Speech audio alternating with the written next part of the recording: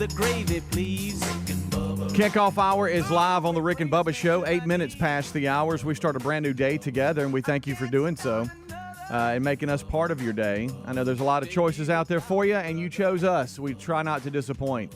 Alapuka is your intern. He's the early one today. Cam Solo joining him shortly. It is the Good Time Gang. I'm Speedy. To my left, Greg. To my right, Helmsy. Rick, Bubba, Adler all join us in 1 hour from now for the main show.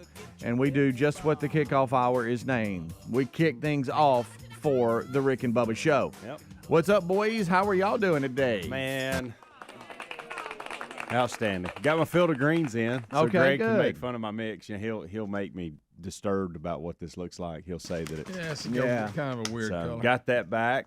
Well, So good deal. I expect to be. Y'all think I'm full of energy now. Just wait till this kicks in. Oh, boy. Watch out. Out of my element yesterday, and we got to talk about that Okay. at some point. Didn't like it, but it's fine. It's part of it. I How was was your talking. day? I was talking to Dad yesterday because he was wanting to know. SEC Media Days for football is going on this week, and Nashville. it's a 4-day event in Nashville, and the schedules were out or is out for today. I think on the docket is Vanderbilt, Georgia, Auburn, and Mississippi State. Tomorrow it's Alabama, Arkansas, Florida, Kentucky. Thursday it's Ole Miss, South Carolina, Tennessee. And he was wanting to know when Mississippi State was up and Zach Arnett, the head coach, you just forget because you move on with life that we have no Mike Leach, and it's just hard to believe, but that's the case. And every time, and I know the story gets old, but every time SEC Media Days comes up, I think of us doing the sports show. This is ours. Yeah. And being live from It's there. good You know what times. I'm not going to do this year? I'm not going to bring up when you ignored Dan. Thank you. I appreciate that because you I just did. Yeah. You Not did. bringing it Which, up. by the way, I win my bet. But I didn't bring it up. I told you I'm not going to. But that was a lot of fun. That was always. I mean, that was a cool little deal. yeah, we did that, what, 2 or 3? Yeah, on Radio Row, and I think back to some things that you did, Greg, What and then I think back to Helmsy over here. You talking about trying to be serious about it? Mister, I want to be treated serious, and, Well, and yeah. he just Serious unfortunately situation. was just beat down by the two of us. Now, And we it's just- did act right when we interviewed Mike Slive. Remember that? Yeah. I was a Yeah, I thought- nervous wreck during that. I thought we God had rest good his soul. interviews, but then our it interviews weren't very good. But because what I mean by that, our own style, but because we weren't technically according to really Dan Mullen, they weren't. a really serious sports show that was breaking down the numbers like they ain't nobody else. We were more just entertainment / sports. So We were kinda the had a Rick and different Bubba approach. show that covered sports all Yeah, the time. That's yeah, what we did. yeah. It was our and I wasn't ready to embrace that at that point. Right. I wanted to be serious. But anyway, so that's going on this week, and and I just thought about y'all. See, they rotate now. Mhm. You used to always be here in Yes, Birmingham, right. Hoover. Yeah. So now, but is Hoover still on the rotation? I don't know, Greg. If 'Cause I we did thought the last sports year hours, they I'd had- know. I think they had it here last year. I thought so too. But then they had Atlanta the year before, Mm-hmm. and then they're in Nashville. Nashville's a good spot for it. I think next year it's going to be in Dallas. Now you just add to it, Huh. making it I up. may have made that up. Wow. It was fun. It was a fun little season of life. I'll tell you that. Yeah, I tell you what, it is. It does mark the league's last year of 14 teams before moving to 16, with Texas and Oklahoma joining the fold That's right. on July 1st of playoffs be here, 2024. Yeah, 24 is going to be good. it is. It is. So it'll be interesting to see what happens. I mean, we're going to still have our heavy hitters, but it'll be interesting to see what surprises, because there always are a few surprises in the SEC. Somebody that maybe is better than everybody thought, and then some that aren't as good as expected. So that's football, but college football is not far away. I want to say yesterday, Bubba mentioned like around 40 days or so. In college football will be kicking off. High school football, I know that's full swing. Everybody getting ready for that too. So it's happening. And I just last night I laughed when Dad was asking those questions and just thought about the old sports hours. We had a good time. Had a really good time. Yeah, we did. So you said yesterday you felt a little uncomfortable. Yeah. Is it because you had the way you were dressed? Well, that was part of it. So yesterday I had it was a privilege actually, but and an honor to be able to do this. But at the same time, it's not me. Okay, so Greg Seitz asked me, athletic director at Jacksonville State, and President Killingsworth asked me to come over and be introduced as the new head women's tennis coach during the Board of Trustees meeting. Okay. Now, Where was that at?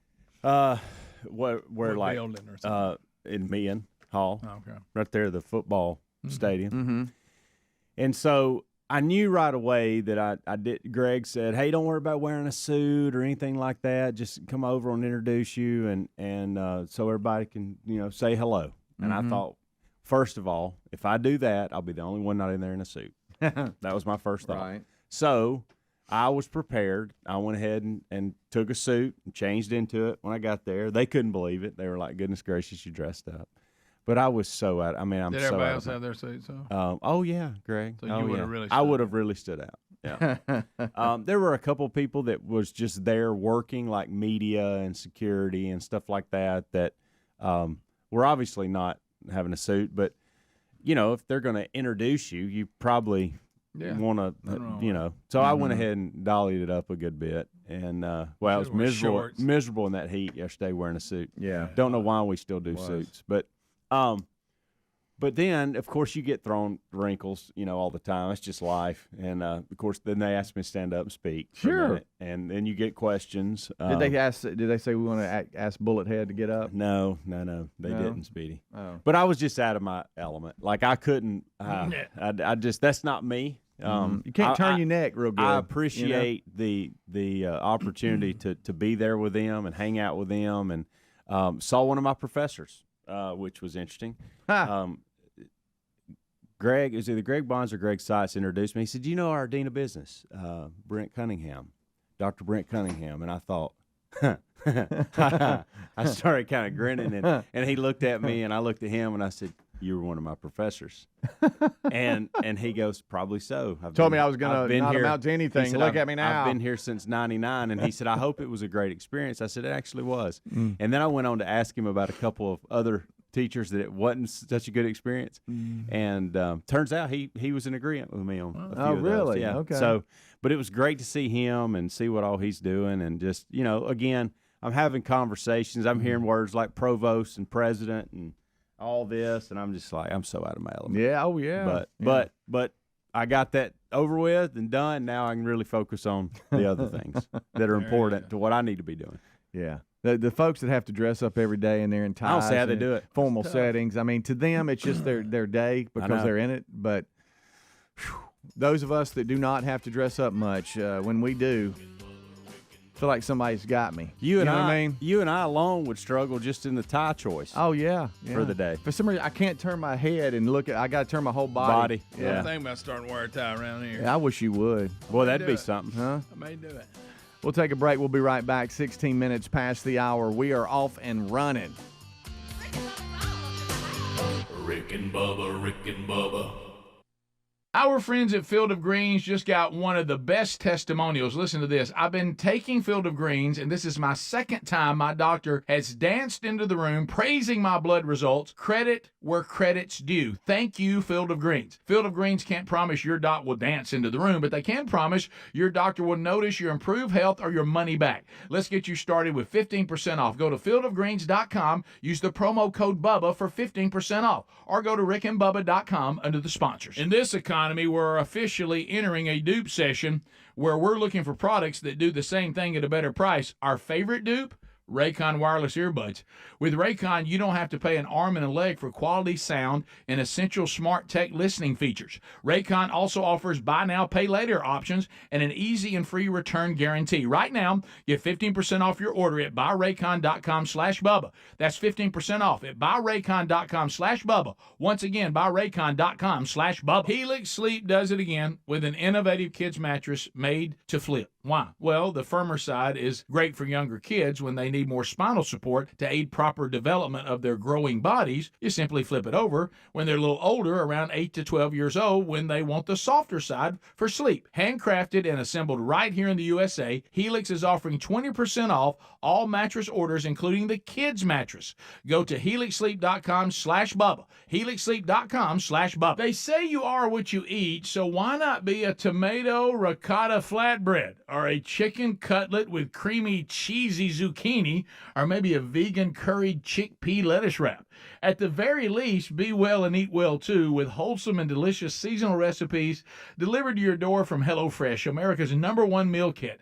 Join today and take 50% off plus free shipping with the code BUBBA at HelloFresh.com/Bubba. That's the code BUBBA at HelloFresh.com/Bubba. All right, folks, you've heard us talking about what Relief Factor can do for your pain for several years now. If you struggle with occasional aches and pains due to aging, exercise, everyday living, consider this. Relief Factor is 100% drug-free.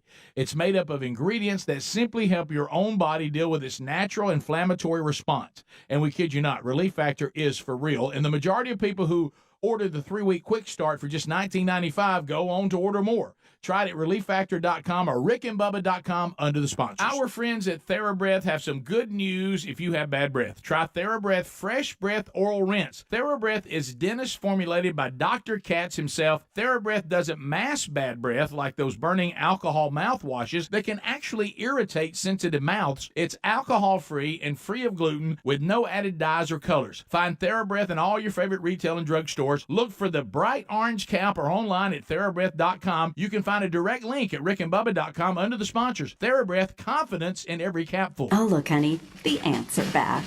Wow. We leave one itsy-bitsy speck of food out, and they appear out of nowhere. Yeah, it's pretty hard to believe we used to try to get rid of these guys. Now they're just part of the family. To be honest, I liked our family the way it was before they came. I guess it's time to call Cooks. You don't have to live with pests. Get proven protection from Cook's Pest Control. Call or go online for a free quote.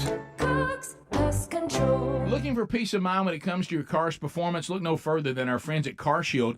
With plans for every budget, CarShield offers protection plans that cover more parts than ever before. Whether your car has 5,000 miles or 150,000 miles, plus they offer plans that come with roadside assistance 24/7, courtesy towing, and rental car options. Call CarShield today at 800-465-6550 to save 20% on your plan. 800-465-6550 or go to carshield.com/Bubba. Our friends at Simply Safe were recently named Best Home Security of 2023 by U.S. News and World Report. So they're probably resting on their laurels, right? Definitely not. They're always innovating, like their new 2-in-1 smoke and CO detector. It's hazard detection. It distinguishes between fire and cooking smoke, so you get fewer false alarms. Get 20% off at simplysafebubba.com. That's simplysafebubba.com for 20% off your new system, or visit rickandbubba.com under sponsors. There's no safe like Simply Safe. Attention, all you coffee drinkers. There's a brand new brew that you definitely want to make part of your daily ritual. If you enjoy delicious, good coffee like us, My Coffee needs to be your new drink. It's organic, which is so important because if not, then it contains chemicals banned in this country decades ago. You've heard us talk about MyPillow for years on this show, and now they've got My Coffee direct from the MyStore.com website. Go to MyStore.com, enter the code BUBBA to save 25% off your order of My Coffee, or find a link at rickandbubba.com. Rick and Bubba's in Ohio. Rick and Bubba. Pass the gravy, please. Rick and Bubba. Ooh, it brings me to my knees. Rick and Bubba. I can't start another. It is 21 minutes past the hour. Thank you so much for tuning in to the Kickoff Hour. We are off and running for this Tuesday edition. Rick and Bubba join us here, as well as Adler at top of the hour. Alapuka, your intern here during the Kickoff Hour. Cam Solo will be joining him soon for your interns today, getting their degree in common sense. We have Senator Coach Tommy Tuberville scheduled for the show in a couple of hours from now. We'll talk about him, the DOD holdouts, as well as NIL legislation that he's moving forward. So we'll catch up with Coach Senator Tommy Tuberville here on the Rick and Bubba Show today, representing Alabama in the U.S. Senate. All right, so we are discussing a number of things from yesterday. One, Helmsy being out of his element. I totally understand that. I get that 100%. Because it's just life. If you normally don't do something and you're off in a tie or dressed up, it's just, wow, get me out of this, you know. And it also looks like the tide is, you know, yesterday we talked briefly about the young lady that went missing, Carly. Yeah. And details behind it, and all we knew was a certain amount, and more coming. I've noticed that a lot of supporters are turning on her a little bit. We do not know the details. We're not accusing her of making everything up, but I guess I don't really know if it's official word that's leaking or if it's just assumptions, because the story's not adding up. But I've noticed the tide on social media, at least, is turning a little bit. It's not good. And I hope some of the accusations. First of all, we're glad she's safe and she got home, no matter what if it was made up, if she was doing something else, or if she was actually we're glad she's okay. Let's just get that out. But the details now swirling around what might have happened, or what might have happened, or what might have been portrayed as happening and didn't, are somewhat disturbing. And so people are like, hey, we really exhausted a lot of effort in that 48 hours. And I saw the police statement. They're going to take their time and look at all that evidence and try to piece together what happened. Yeah. So we understand. We're getting emails from all of y'all going, hey, this is what we know. And we're going to try not to jump off in that, because we truly don't have official word. But it's not, I don't know. It's just let me just say it, just something doesn't smell right here. You know what I mean? Yeah. Well, it's, we kind of said that yesterday. But it doesn't look good. Doesn't look good at all. No. Not at all. Also, Greg, I know you love stuff like this. Alex Murdaugh. Yeah, he is a convicted murderer, and he was a big part of this show. Of his wife and his own son. Yeah. It's very sad. But he now claims he didn't do it. he wants to take selfies shirtless from his prison cell, apparently, and hey, he's looking good. Yeah, I don't know who he. I know you love that. You don't love Alex Murdaugh. I'm just saying you love stuff like this, where this is such a you story here. There he is in prison with his goofy. He has appeared shirtless in leaked images taken on a prison issued tablet. Was he got a fans only account? Well, I guess I don't know. I guess he can. The prison issues tablets to them, and he can play games on it and make FaceTime calls with it. Well, and dozens if you're in prison for killing people, you shouldn't have nothing. I agree. I agree. Piece of paper and a pencil if you want to draw. Yeah, dozens of images that leaked from the tablet were obtained by a YouTube channel, and according to the New York Post, they gained access to the photos through a Freedom of Information request to the South Carolina Department of Corrections, and so here they are. So now it's a Fox News story. And as you talked about, he was sentenced to not 1 but 2 life terms in prison on March the 3rd for shooting and killing his wife, Maggie, and his son, Paul. And just sad stuff. But here he is laying there shirtless. And I don't know what he's doing here. I don't know what that is. Did you see that? Huh? In the world. Oh, Murdoch. And this story here is just so bizarre. We also saw where they had the people read the story, the boat crash, the girl's family. Oh, yeah. Yes. They won millions. I don't know how they're going to get it. And should have. Did they really? But okay. To your point, how they get it is against the Murdoch Paul? estate or whatever. Okay. Yep. Oh, wow. Horrific story. Speaking of that, did you see this story? What we talked about prior to the show? Horrific story. California homeless woman killed in gruesome lawnmower mishap. So we're going here. That's a rough one, buddy. Well, yeah, it's. I hate to. Let's just say you're cutting a green field and there's a baby fawn in the green field when you're bush hogging and you don't know it. You've heard horror stories. Well, apparently that happened to a homeless woman in a park. Speedy, that's terrible. Why are you? Goodness. No, but I mean, it's a look, guys. It's. I'm not. No, I didn't search this story out. It's the family's actually demanding answers.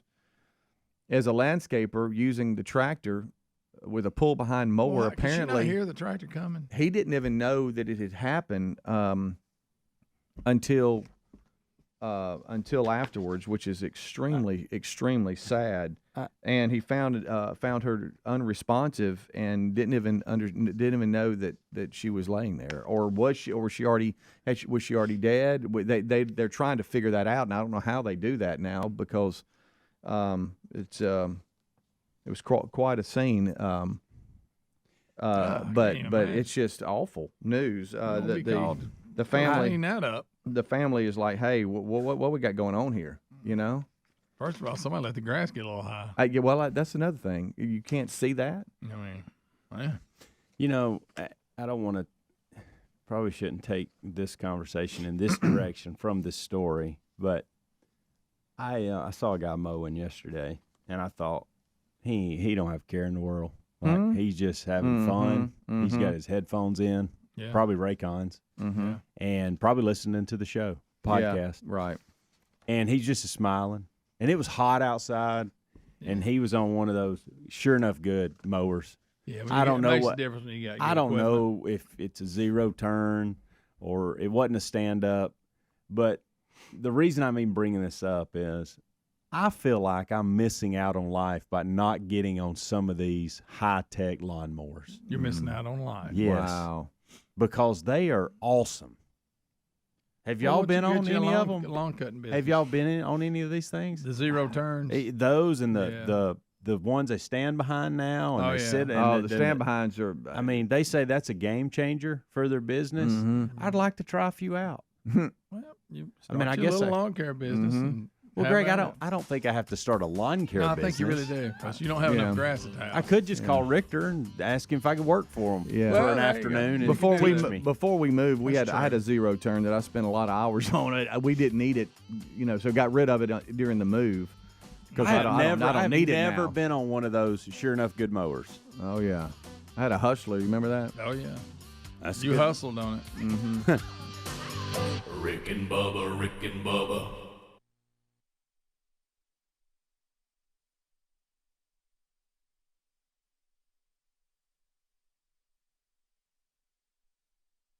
If you're a frequent listener, well then, you've probably heard us talk about Simply Safe. You know they were named the best home security of 2023 by U.S. News and World Report. So they're probably sitting around resting on their laurels, right? No, definitely not. They're always innovating, like their new 2-in-1 smoke and CO detector. It's next generation hazard detection that distinguishes between fire and cooking smoke, so your home is protected and you get fewer false alarms. With Simply Safe's 24/7 professional monitoring service, trained agents stand ready to respond to an emergency. Monitoring service costs under $1 a day. Simply Safe is easy to set up yourself, or you can have a certified technician install it for you. Financing through a firm, you can secure your home today and pay over time in installments that fit your budget. Right now, get 20% off when you sign up for interactive monitoring. Visit simplysafebubba.com. That's simplysafebubba.com, or visit rickandbubba.com under the sponsors. There's no safe like Simply Safe. Folks, we've been talking about Relief Factor on our show for quite some time now. Do we guarantee Relief Factor is going to lower or eliminate your occasional aches and pains? No, we never make a claim like that. But what I can tell you is that the majority of folks who order the 3-week Quick Start Pack for only $19.95 go on to order more. Now, what we really like about Relief Factor is it's 100% drug-free. It's a supplement that's made up of ingredients that simply help your own body deal with its natural inflammatory response. For a lot of us, that's very important. Getting older, working outside in the warm weather, even exercising can cause frustrating aches and pains, or maybe it's the occasional back, shoulder, or hip pain that's bothering you. Relief Factor has helped us and so many of our friends, so when you think of it this way, is $1 a day too much to see if you can get out of some of that frustrating pain? To order this 3-week Quick Start Pack for $19.95 plus shipping and handling, just go to ReliefFactor.com. That's ReliefFactor.com. Let's see if we can get you out of some of that pain. Also, you can go to RickandBubba.com. Look under the sponsors button for a link. Are you looking for peace of mind when it comes to your car's performance? Well, then look no further than our friends at CarShield. We know that auto repairs can be a headache, especially when they come out of nowhere. That's why we have CarShield. You don't have to worry about the rising cost of car repairs. Plus, you can lock in your price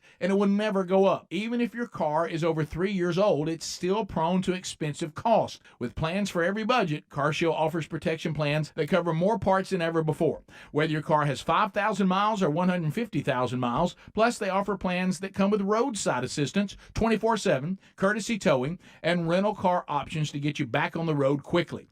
CarShield is dedicated to protecting what you drive because it's just a matter of time before you're going to need repairs, so don't wait till it's too late. Call CarShield today at 1-800-465-6550 to save 20% on your plan. Lock in your price and it will never go up. Call 800-465-6550 or carshield.com/Bubba to save 20%. Our friends at TheraBreath have some good news if you have bad breath. Try TheraBreath Fresh Breath Oral Rinse. TheraBreath is dentist formulated by Dr. Katz himself. TheraBreath doesn't mask bad breath like those burning alcohol mouthwashes that can actually irritate sensitive mouths. It's alcohol-free and free of gluten with no added dyes or colors. Find TheraBreath in all your favorite retail and drug stores. Look for the bright orange cap or online at TheraBreath.com. You can find a direct link at rickandbubba.com under the sponsors. TheraBreath, confidence in every capful. Attention, all you coffee drinkers. There's a brand new brew that you definitely want to make part of your daily ritual. If you enjoy delicious, good coffee like us, My Coffee needs to be your new drink. It's organic, which is so important because if not, then it contains chemicals banned in this country decades ago. You've heard us talk about MyPillow for years on this show, and now they've got My Coffee direct from the MyStore.com website. Go to MyStore.com, enter the code Bubba to save 25% off your order of My Coffee, or find a link at rickandbubba.com. Have you tried the innovative Helix sleep mattress yet? Well, nothing beats a great night's sleep, the kind you get with Helix. So we love them, and Helix has over 12,000 five-star reviews with customized mattresses that fit your sleep needs because they know everyone is unique. They even have big and tall mattresses and mattresses for the kids.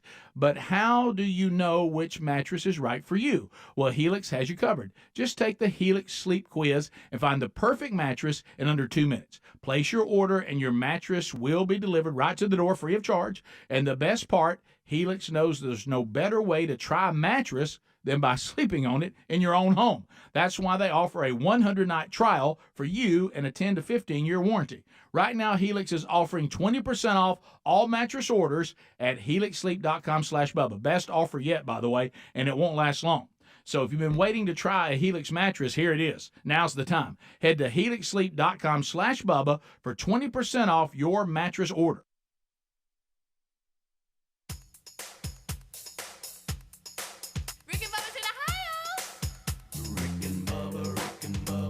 Pass the gravy, please. Rick and Bubba, Rick and Bubba. Ooh, it brings me to my knees. Rick and Bubba, Rick and Bubba.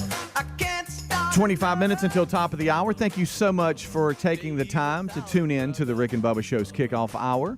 Rick, Bubba, Adler all join us in about 30 minutes for the main show. Alapuca, look at him, stapling show prep right now and on the phones as well at 866-WE-BE-BIG. If you ever want to chime in on the Good Time Gang conversation, feel free to call, and you can be screened up by Alapuca. Cam Solo joins him for the main show as they're the two interns today getting their degree in common sense. A little bit later today, Coach Senator Tommy Tuberville will be on the show talking about DOD holdouts as well as the NIL legislation he's trying to move forward. That's today with Coach Tommy Tuberville on the Rick and Bubba Show. All right, as we come on back, I heard this story briefly on the way in today. We talked about Luke Combs last week, and Greg, you have an update on the song that he redid and the controversy around it, or people, the ones that they're trying to push forward. It makes no sense. It makes no sense. You know, he's recorded Fast Car, Tracy Chapman. She had that hit in Give Me One Reason and the other. You know, very successful in her time. Sure. Okay. Well, now that we've come out, and there's a group called the Black Opry. It's an organization for black country music and singers and fans. Didn't know we needed an organization for that, but okay. They come out and they're saying basically that, listen to this statement now, that if Chapman would have tried to, being a black queer woman, would have zero chance of the achievement in herself in country music if she would have sent it out herself. Well, you're right. Because, one, first of all, it was a success when she released it. Very big hit for her. Secondly, she's not a country music artist. You know, Luke Combs could put a hip-hop album out, but I doubt it would be accepted in the hip-hop crowd, right? It's no different. Or even if she would have been a country artist, whether she's black or not, if it's a good song, people would have liked it. Yeah. It's just ridiculous. I don't understand. First of all, she's benefiting from this. They also made this they said they're disappointed at Chapman being a middleman for a white man's success. First of all, Luke Combs is very successful before he ever put a Tracy Chapman song out. Yeah. Second of all, she should be thanking him because unless she made a bad deal, she's reeking in the money again. It's coming in big time. Yeah, I'm sure she really enjoys this. So I'm missing how she was the middleman for his success. He's already successful. He didn't need her song to be successful. He plays stadiums. Yeah. How about you ready for this quote here? The Black Opry co-director Tanner Davenport, he also argued that Combs' success kind of just proves that when you put a white face on black art, it seems to be consumed a lot easier. But yet her song was a hit. It probably was a #1 hit. We're acting like that this was an obscure song that she tried to put out that nobody liked. Right. Yeah, you know why? It wasn't on the country charts then because it's not a country song. He took it as a country artist and made it a country song. Okay, right. Well, not really. He sings it like the same style that it was originally recorded, might be a which crossover is good. song that's crossover. But it wasn't then. But it wasn't because of her color. Because again, if we want to go that route, like I said, Luke Combs couldn't go to R&B or hip hop. I doubt if he had an album that particular crowd would embrace him either. No, they wouldn't. Right. But who cares? That's why we have different music. Yeah, and we can all like it. Yeah. And we don't need an organization. But to sit there and say that she was the middleman for a white man's success, a guy who's extremely successful and didn't need this song. No. She is the only one who gets an extra benefit. Yeah, I'm sure. Because I haven't heard from Tracy Chapman in a long time. No. So this is a check for her. So she should be patting him on the back and thanking him. I don't know the inner workings of. And it has nothing to do with what color he is or what color she is or whether she's queer or not. Right. So I don't know. That's her words, queer. You can say Greg. queer. Yeah, Greg, you don't have to say it over and over. Yeah, they love it. Yeah, you said it 4 times. There's a definition to it. It's a little odd. I can't figure it out. But I don't know the deal that was made or that was struck, but I'm sure before recording this, they had to come to some type of an agreement, correct? So I would think that everybody's probably happy on both sides. Well, they even said, although we're happy, we have to be a victim. Somehow we got. Here's a woman making probably millions of dollars off of this release, and she's somehow a victim. Now I'm missing that. Her music, which is going to make people go back and listen to her other music, it's going to introduce her back probably to a whole audience that she never had access to, going to benefit greatly from it. So instead of saying that and going, hey, you know what? She wrote a great song, people realizing, hey, listen to all this other stuff she's did. Instead of going that route, we're going to say she's some victim that somebody took advantage of. That's ridiculous. My goodness. People are beating them up about it. I mean, again, that's when she sang the song, huge hit. Right. They act like that, well, it's because she was a black queer, Greg, female, and nobody liked that until Luke Combs sang it. No, they liked it. They liked her other song, too. She had another big hit. I mean, come on. You know what, though? Her career, just like others, it doesn't last forever. Yeah. But I bet this, hey, guess what now? It's getting people talking about her now. A whole generation of fans that didn't know who she is, they know who it is now. But Luke's the man that's benefiting, not her. Watch out, Whitey. Not that, a fat Whitey, too. Yeah. Come on. Some folks are getting eat up on social media from their claims because, they're claiming just what you said, that, Chapman would have almost zero chance of that achievement herself. People are responding going, Fast Car was one of the biggest songs of that decade. Yeah. It was a huge hit. Are you delusional or just ignorant? Exactly. So they act like she had this obscure song. Yeah, that nobody liked. Nobody just didn't know. It was because a huge she was hit. black and queer. There's then, 5. And then it's 8. Well, that's their whole argument. Ocho. Yeah, that's their whole argument. Yeah, I understand. Right. Ridiculous. Can we the victim stuff? Can we let that go? I've never seen a victim who's full time this soon. Yeah, right. I mean, but we got a person whose career is probably going to be rejuvenated from this, who financially is going to have a windfall, and she is somehow a victim. Right. Now figure that one out. You got to thank Big Luke. Yeah, to your point early in the conversation, this one says, hey, y'all, Tracy Chapman was not a country artist, so of course she wasn't going to place on the country charts. She wasn't a country artist. Exactly. Like I said, and Luke Bryan's not going to be on the hip-hop chart. No. That's not what they do. No. It's just But it ain't because the hip-hop fans don't like him because he's white. No. That ain't his style. No. Come on. And how about this, by the way? Hey, and if you want to go the gay route, there's plenty of gay musicians in country and pop and rock and everything. Nobody shunned a gay person if they can sing. Freddie Mercury, everybody loves Freddie Mercury, and he's about as gay as it gets. So, just saying. This one here on social media said, I know we like to leave out the facts. They said Elton John. Chapman had a huge record sale. Debut album alone sold 13 million copies. She sold 13 million copies. Total career sales around 30 million. Do you realize the elite company that she is in? So to say that she didn't get any credit at all or any traction on the original was the hit. middleman but now don't see when they tried to go this route. Yeah, but he's benefiting by taking what she did. No. He was a superstar way before he said, let's sing Fast Car and say I'm a checkout girl. He was way ahead of that. So the original Fast Girl by Chapman was nominated for 3 Grammy Awards, including Record of the Year, Song of the Year. She won Best Female Pop Vocal Performance and Best New Artist. She has 7 other nominations for Grammy Awards and 2 wins from this song, Fast Car. So to say that she didn't get any traction is a lie. It was a huge hit, great for her career. She had another great hit. All that had died down like it does. Right. He brings this attention back to her work.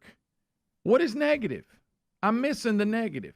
Chapman was actually. How can you find anything negative out of this? She was actually quoted. I didn't even know this. In a statement to Billboard, Chapman remarked, I never expected to find myself on the country charts, but I'm honored to be there. I'm happy for Luke and his success and grateful that new fans have found and embraced Fast Car. So she's happy. And let me she's happy that. for it. And nowhere in this article is it her saying, this is when people try to be mad for you. That's it. That's according to what I'm reading. Let me make that clear. Yeah. Tracy Chapman in this article is not quoted as saying any of this. No, I'm offended for you. Yeah. That's what they're doing. That's what it is. It's not her. And people are calling them out on this because they're like, this is ridiculous. And this is where they just try to come up with something, to have a controversy over when really there's no justification for it. She seems to be happy. I bet. She's quoted as being happy. Like I said, unless she sold her publishing and all that, she's rolling it. There's different genres and different formats, right? I mean, if you tune over to a radio station or you are streaming a certain radio, format, I mean, there's different formats. So, I mean, of course, a country song on a country station is going to be in the country charts. Yeah. If it's not country, then and this unless it's has a also crossover become song, a crossover. It has. Has. Right, and it might be on a pop station or a top 40 There's nothing station. but positive coming from this. Yeah, I see no negative in this for everybody involved. Oh. All right. Anyway, it does get in your head. It's a pretty good song. Yes, it does. Mm-hmm. I'll be singing and it. Good for her. Going to the bathroom on our long walk, I'll sing it the whole way there. Well, she had to be the middleman for Luke's success. Because, he had none until he had this song. Nobody knew who he was. I don't know why these people keep showing up to stadiums. Rick and Bubba, Rick and Bubba.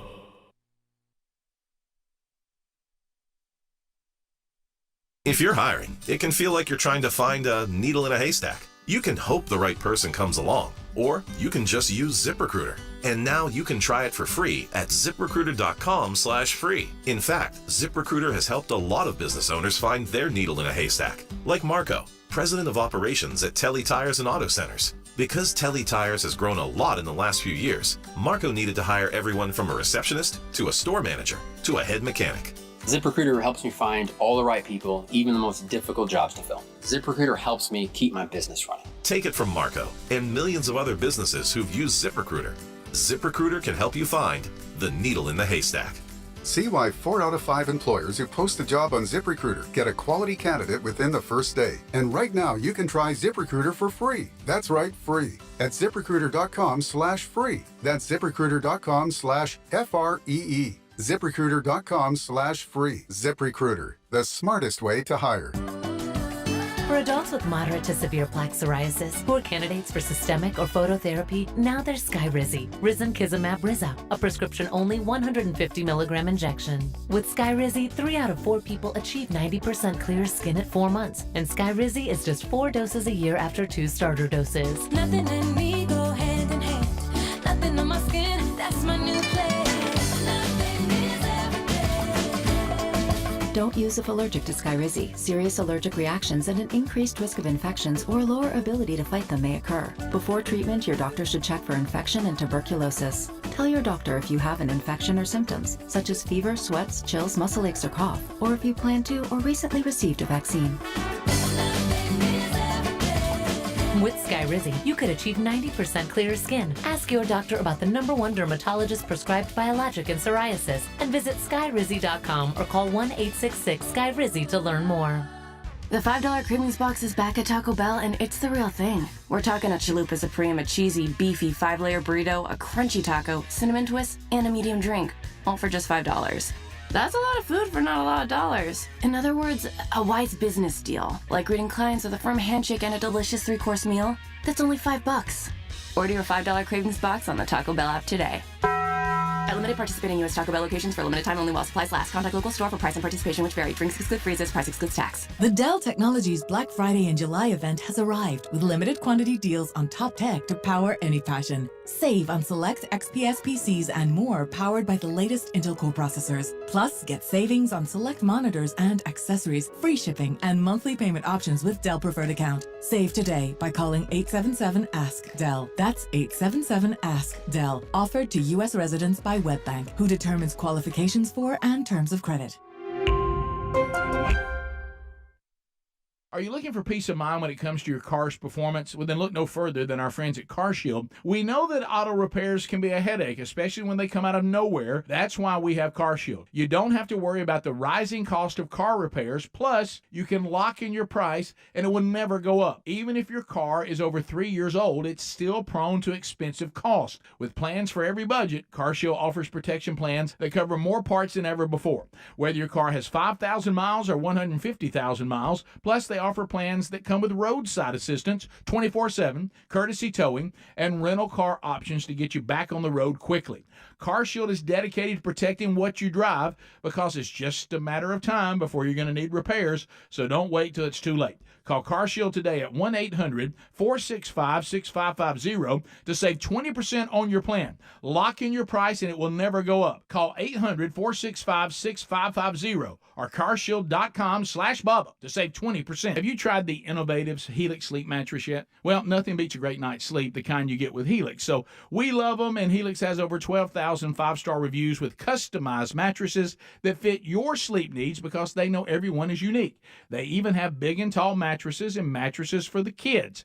But how do you know which mattress is right for you? Well, Helix has you covered. Just take the Helix sleep quiz and find the perfect mattress in under 2 minutes. Place your order and your mattress will be delivered right to the door free of charge. And the best part, Helix knows there's no better way to try a mattress than by sleeping on it in your own home. That's why they offer a 100-night trial for you and a 10 to 15-year warranty. Right now, Helix is offering 20% off all mattress orders at helixsleep.com/Bubba. Best offer yet, by the way, and it won't last long. So if you've been waiting to try a Helix mattress, here it is. Now's the time. Head to helixsleep.com/Bubba for 20% off your mattress order.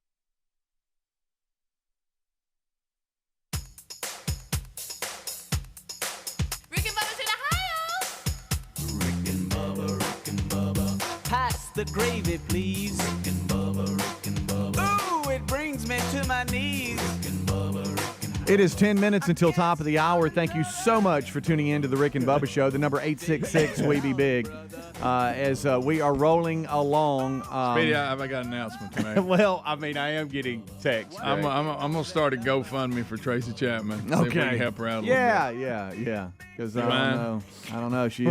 She never could get any success or anything on fast car. Oh, and guess what? Oh, wait, no. We take that back. She won all kinds of things from it. And guess what? Getting to do it again. Yeah. And by the way, she's really excited about it. You will hear a release from her, a new song before long. Oh, probably so.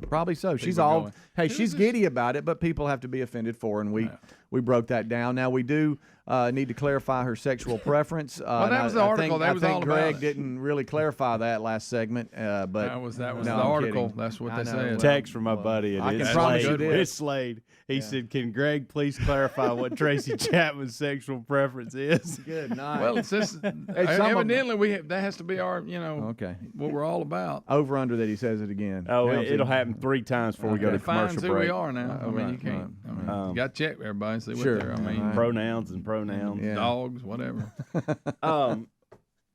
Can we? What do y'all? We can go about 10 different directions. Which one you want to go? Well, I mean, I've got some QFTAs. But I love the audience. I love the audience questions. Let's get off the Tracy Chapman. Are y'all clear on? That's what I'm trying to do. Are y'all clear on that? Hey, got it.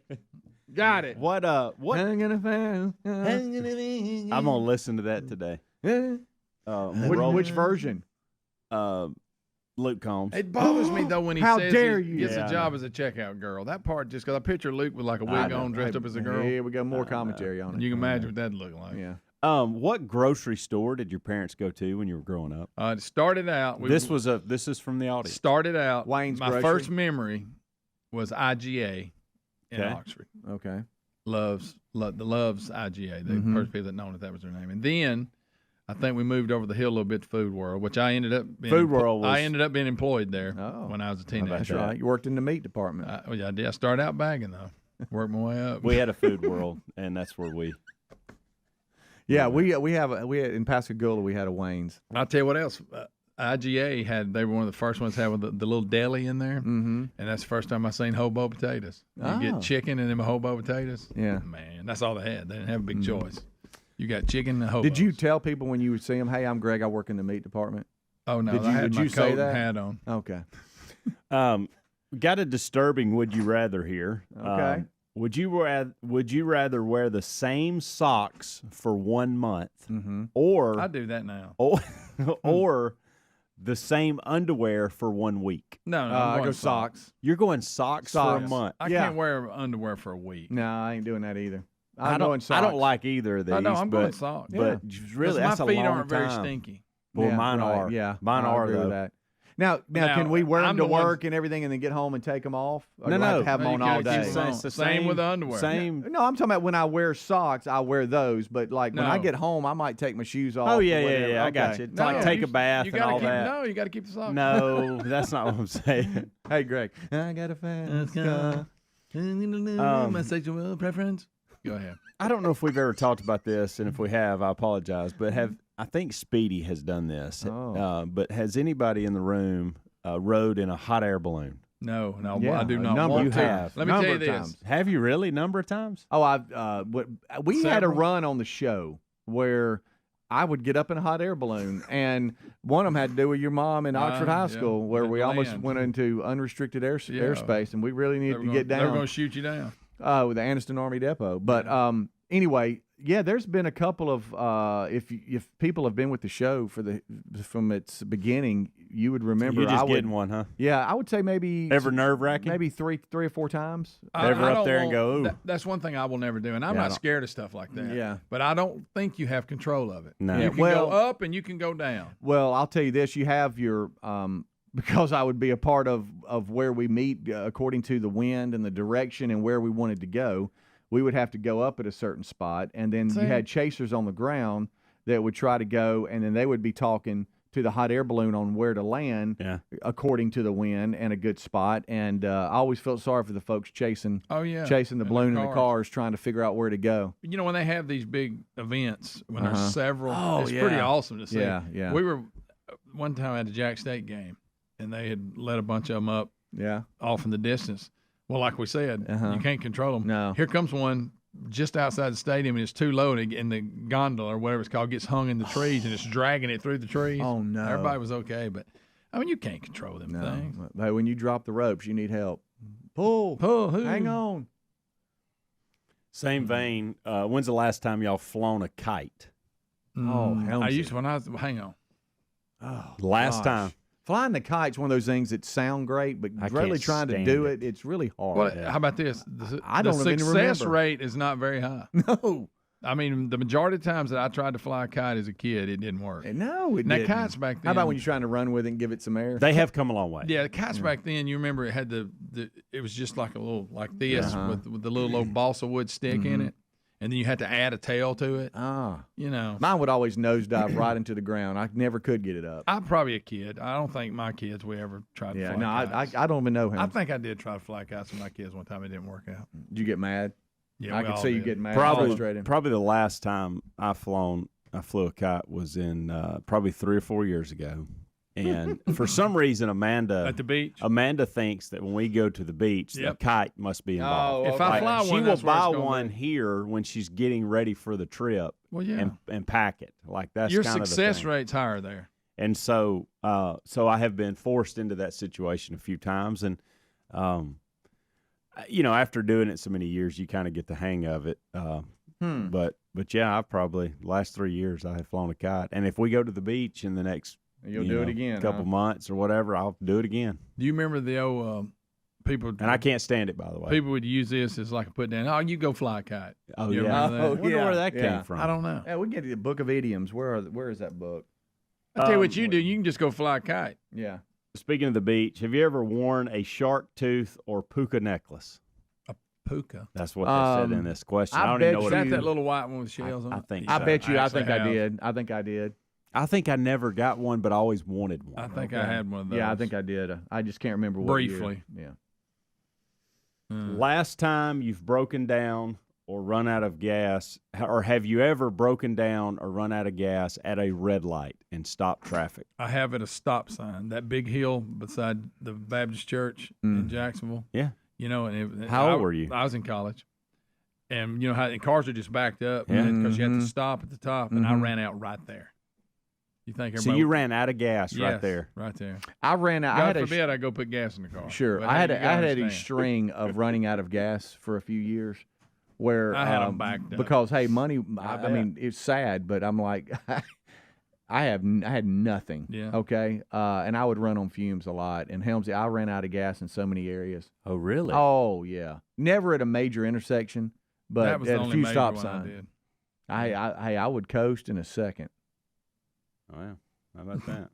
Oh, I can remember that. Hoping I never had no run speed out. to make it to the gas station. Yeah, when come they on, ran come on, out. come on, come on, come on.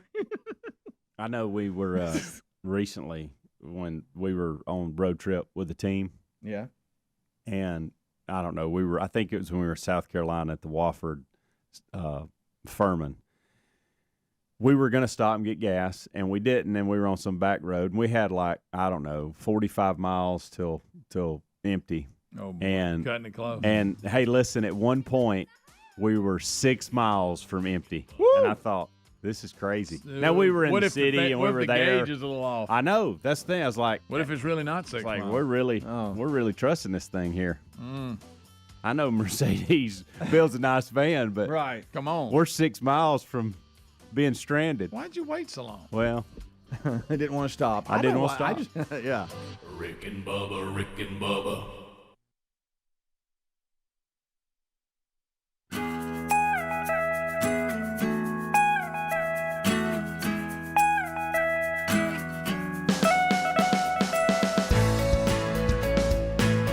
I was looking at some of these stories today. You know, we did a story, gosh, it's been years ago, and it plays back on a lot of the best of moments, and that is the one where the kid on the Super Bowl, it was a Super Bowl Sunday, and he tried to get out in the washing machine or the dryer. I can't remember what it was. It and, was a dryer. In the dryer, and he got stuck in there, and we even Trying talked to scare his mom. Yeah, we even talked to people that had to go out and help him get out, and Mama. all this.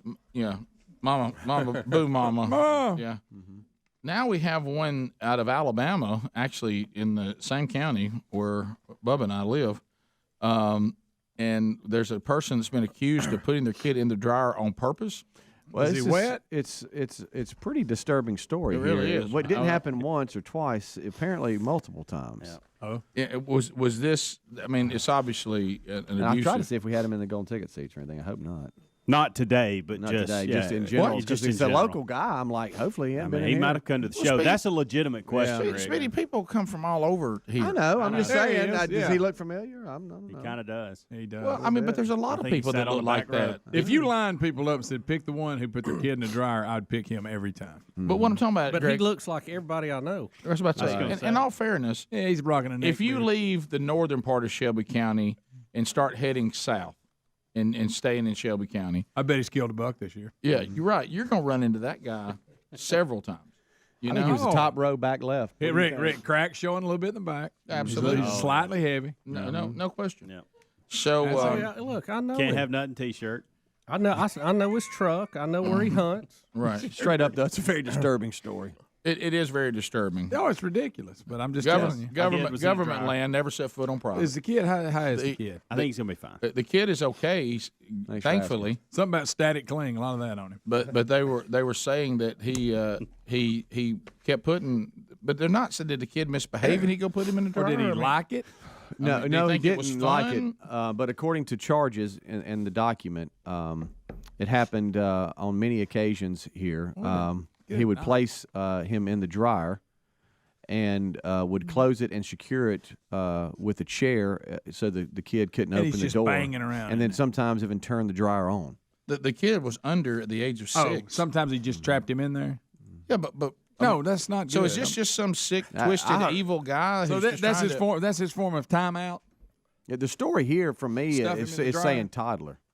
Yeah, it says under 6. Mm-hmm. That's all it says. They ought to put this guy in a dryer and turn it on. Well, you need a big one. It had to be one of them It'd have to be- industrials, Rick. Yeah, it had to be industrial. Mm-hmm. Yeah.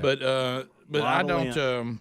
Yeah, it doesn't really say. I mean, it's wrong no matter what. But is this guy just do this because he's getting some kind of bizarre? Is he punished? Is that why he thinks that's punishment? It doesn't say that in the story, but Greg, it's wrong no matter what, No. and it's And here's but it just you'd like to at least hear some. Yeah, I sort wonder what he is he was doing thinking. it? Is he doing it for kicks? Does it, that's the Here's what makes it even weirder, if it could be the victim is a child under the age of 6, like Rick said, but they say that he is the father of a 3-year-old. So So it was wasn't this his child or It's a very someone confusing else's? story. It's a very very confusing journalism story. is over. You can't get a story that makes any sense anymore. Right. But how about this? We got a guy that was doing something that's heinous to a small child, and he's going to pay a price for it, and he should. Yeah. And I hope the Absolutely. kid. I hope the Aggravated, kid yeah, that's he going is. that's going to be a kid we're going to have to work with, and is going to need some help. And from the trauma of all this going forward. Numerous occasions. Speaking of babies, now let's get down to babies. And Greg, of course, we just had a celebration. Sure we did. How about Texas? Everything's bigger in Texas. A Texas mom has given birth to a 14-pound, 13-ounce son. Wow. That's twice the size of my grandson. It's as big as That was- Adler. You know, twice the size of my grandson. That's a long recovery. Yeah. Mm. Sorry, Ad. They said it in a bizarre case. You don't see this very much. The baby actually drove his parents home. right. That's so good. He pushed his mom out in the wheelchair. Yeah. Right. You know it's big if it comes out. Hey, wearing Mama, a- sorry about that. If it comes out wearing a youth medium, you know it's big. Yeah. You know. None of these clothes are going to work. You know, I'm searching in here, and I know it's not right. I got to know where That's this. a big one. I got to know where this was C-section or not. Oh wow, that's It's a got. if it It's wasn't. got to be. It's a big window. It's got to be. Even C-section, you're gonna have to give him some room. Oh man. It is. It was C-section. Had to That's a be. hoss. Had to be C-section. Had to be. And you No- knew this nothing was natural. And you about knew that. this was coming. Texas has already offered him a scholarship. Yeah. That's a lie. Yep. He's already put himself in the transfer portal. So wow, that's. I mean, yeah, guys, that's a lot of That's baby a right big there. one. You think it came out and went, whoo, thank you. You know? It's tight in there. Probably. Night. Wow. Also, Paris Jackson, Michael Jackson's daughter. You know, we had a story yesterday saying that she's mentally unstable and needs help. She's clarifying today, saying she's happy and healthy, and that these reports that are coming out, and we had one yesterday, is exaggerated. She says, as usual. She said, I've taken a break from work and social media. Oh, she took a break from social media. What? And my phone. I was wondering what kind of work she did. Yeah, it can be too much at sometimes. Everybody needs a break. I'm happy. I'm healthy. I'm feeling better than ever. And she said, so the reports you had that I was in some sort of bad mental state are exaggerated and untrue. Well, you know, there's two sides to that story. You figure anybody that grew up the way that she grew up is going to be wound a little tight anyway. I mean, you know, that's Weirdville to start with. Right. But the flip. It is 6 minutes now past the hour of the Rick and Bubba Show. Brand new hour is underway from the No Name Studio, and it starts with the national anthem.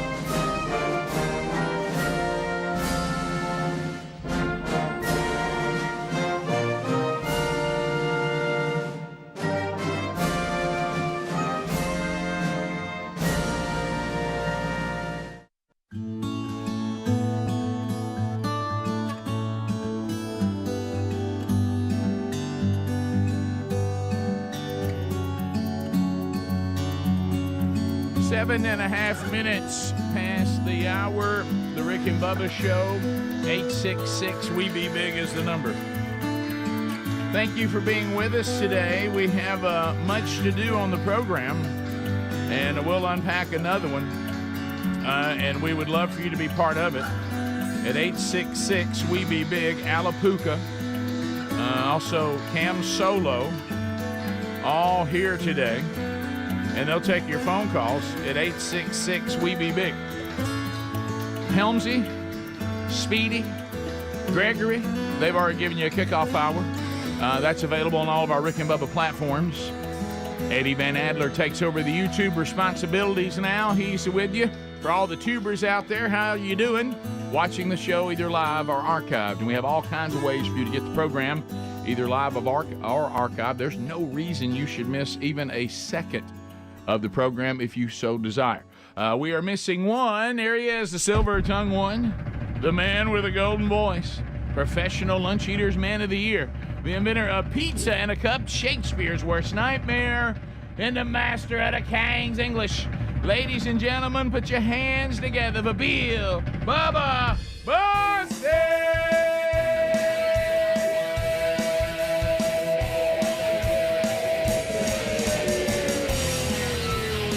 Howdy, Bubba. How about it, Rick Burgess? Friends, neighbors, associates everywhere, welcome to Rick and Bubba.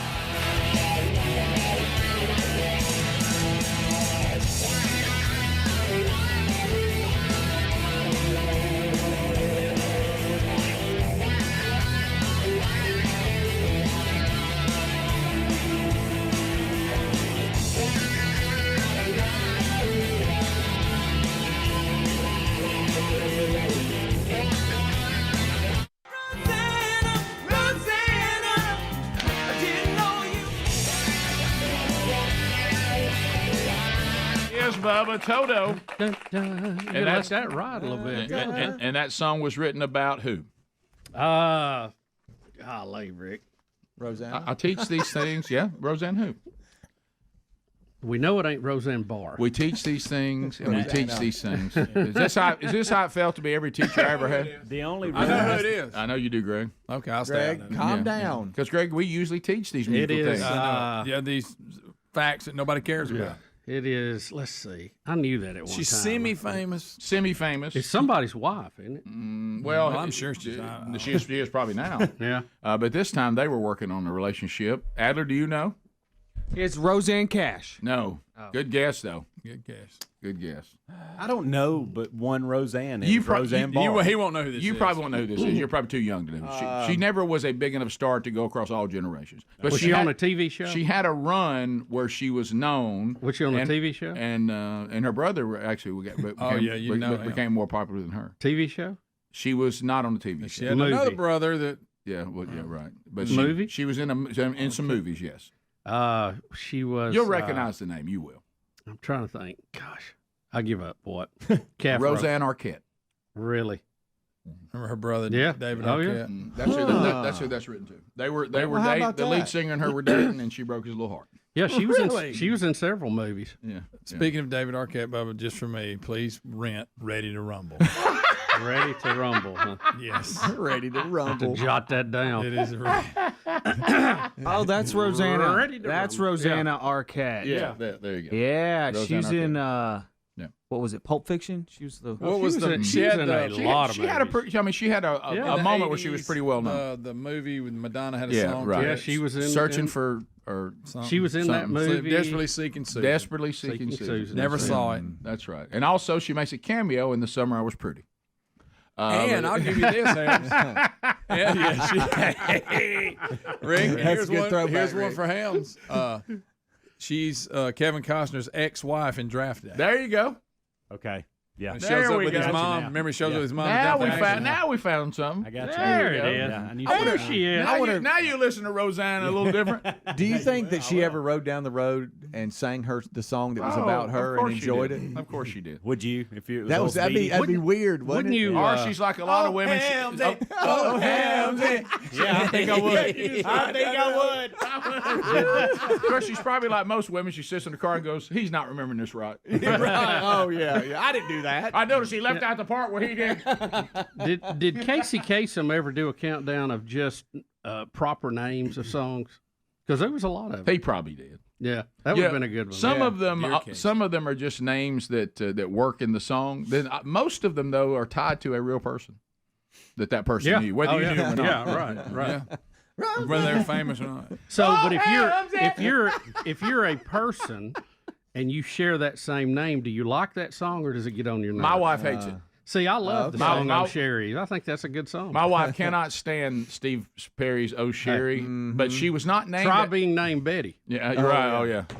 But did you know? Interesting. Lamb, a lamb. Whoa, black Betty. Interesting white fact. Betty. Betty said she'd take "Oh Sherry" any day. I bet she would. I bet she would. Instead of Bam the Lamb. Ricky, don't forget Betty Lou's getting out tonight. Oh yeah. But a few of them. But Betty Lou's got a new pair of shoes. Watch it. Remember that one off Eddie and the Cruisers? Yeah. Take a sip. But anyway, interesting Rick and Bubba fact. Sherry, of course, obviously wasn't named after that song because it came out after she was already alive. Right. But she was named after the Four Seasons. Sherry, baby. Really? That's what she's named after. Her daddy heard that on the way to the hospital. All right now. And they actually had another name for her. Huh. And he was singing Sherry Baby because she was a baby and he named her Sherry. Well, how about that? That's true. How Absolutely. many of those can you think of right quick? How many songs that are people's You had names? Roxanne. Oh, there's so many. Oh, Sherry. There's so many. Gloria. Gloria. Gloria. You had Jane. Jane. You had Sarah. Sarah. Yeah. Remember one day on the show we actually researched which name is in a song the most, and I think it might have been Sarah. Sarah was one of the top ones because there's so many songs. Gets a lot of There's Billie Yeah, 'cause Jean. you got Sarah Smile. Billie right? Jean. Billie Jean. Billie Yeah. Jean, and then Allison. Allison. I didn't know that one. How I had to go What's his again? name? What's his name? Elvis Costello. Sweet Melissa. Sweet Melissa. Come on Oh, now. that's a great song. That's a great song. There's a bunch of them when you really get down to, and we've just scratched the surface. There's people pounding the steering wheel right now. Slim Shady. My name is Slim Shady. That's a name song.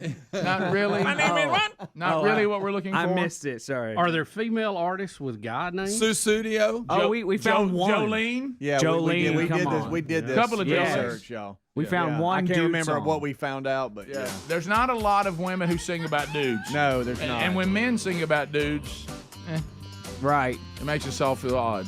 Eric. Oh, Eric. It doesn't sound very good. No. No. Yeah. No. There was a song came on by Heart the other day, and I thought, did the Burgesses like Heart? Did y'all like I the- loved Heart, You especially did? before they got too poppy. Okay. I have an interesting heart story. Do you? Yeah. Okay. We'll be right back. Rick and Bubba.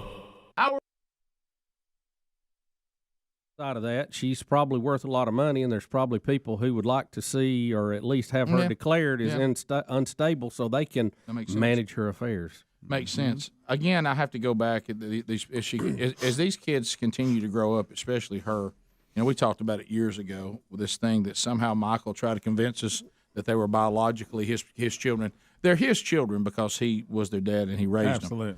But guys, I know that Michael wanted us to believe that he looked the way he looked. That was all manufactured. Go to Off the Wall. And catch Mike on Off the Wall album cover. Michael Jackson. Or the earlier years, any of that stuff. And usually when there's a mixed race group of children, you see both races represented.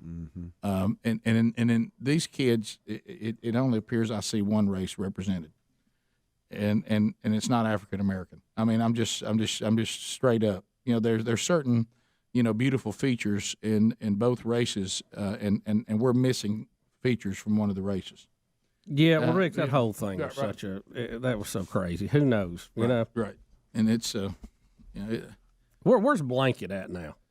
You didn't hear a lot from him. He's the youngest one, right? And Blanket almost looks kind of Asian. He does.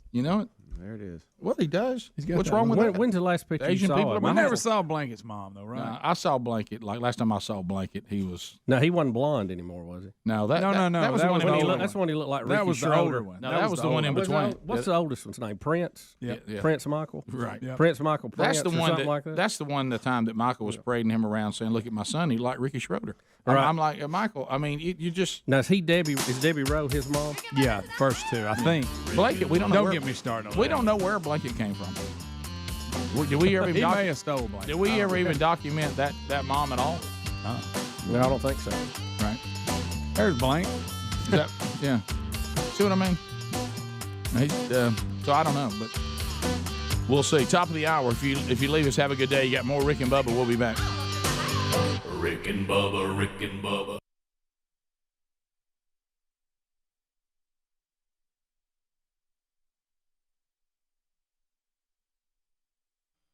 Story the other day about the driver that went down the sidewalk yesterday and tried to mow down. Oh yeah, three young people. Well, undoubtedly, drivers. There's a lot of this going on, leaving the road, trying to be sharp. Now, here's the problem: a driver in Kentucky met a rude awakening.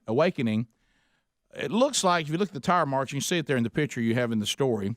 Undoubtedly, there was some snow there, and some house had built a snowman that was a pretty big one out there in the yard, and I guess this idiot decided they would go through the people's yard and then plow over the snowman in their car. Ha, ha, ha, we keep going. The only problem is the reason why the snowman was so big is the snow was piled up on a tree stump. That's a good one. The tree stump was the foundation of the snowman. Gotcha. Rick, why in the world would you? I mean, you're going down the road one day and you go, "Well, there's a giant snowman. I think I'll drive over it." Right. I mean, what? I don't even. That doesn't even. It doesn't even come up on the options from A to Z of what I'm going to do in a situation. There was a time I would have done it. I love that he was named Frosty. By the way, he's over 9 feet tall. He's a big one. Over 9 feet tall. And the people who built it said this was the most snow. This is the most snow we'd ever seen. We're from Mississippi, so we'd never seen this much in our entire life. The other person said that they were from Buffalo, so this wasn't a big deal to them. But they're both coming to the conclusion that the car that rammed into this giant tree stump, they're calling it instant karma. What goes around comes around, and they said it was hilarious. And they said they hope that the person who tried this learned a valuable lesson from Frosty.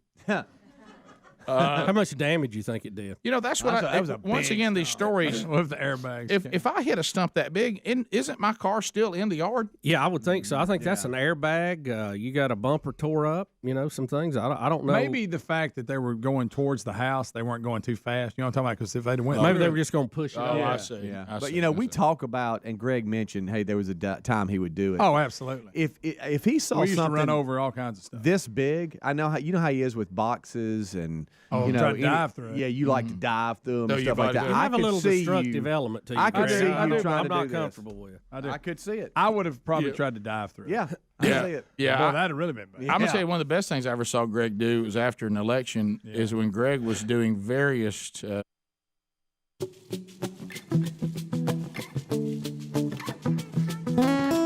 21 minutes past the hour, the Rick and Bubba Show, 866 We Be Big. So, and I think I've told y'all this story before.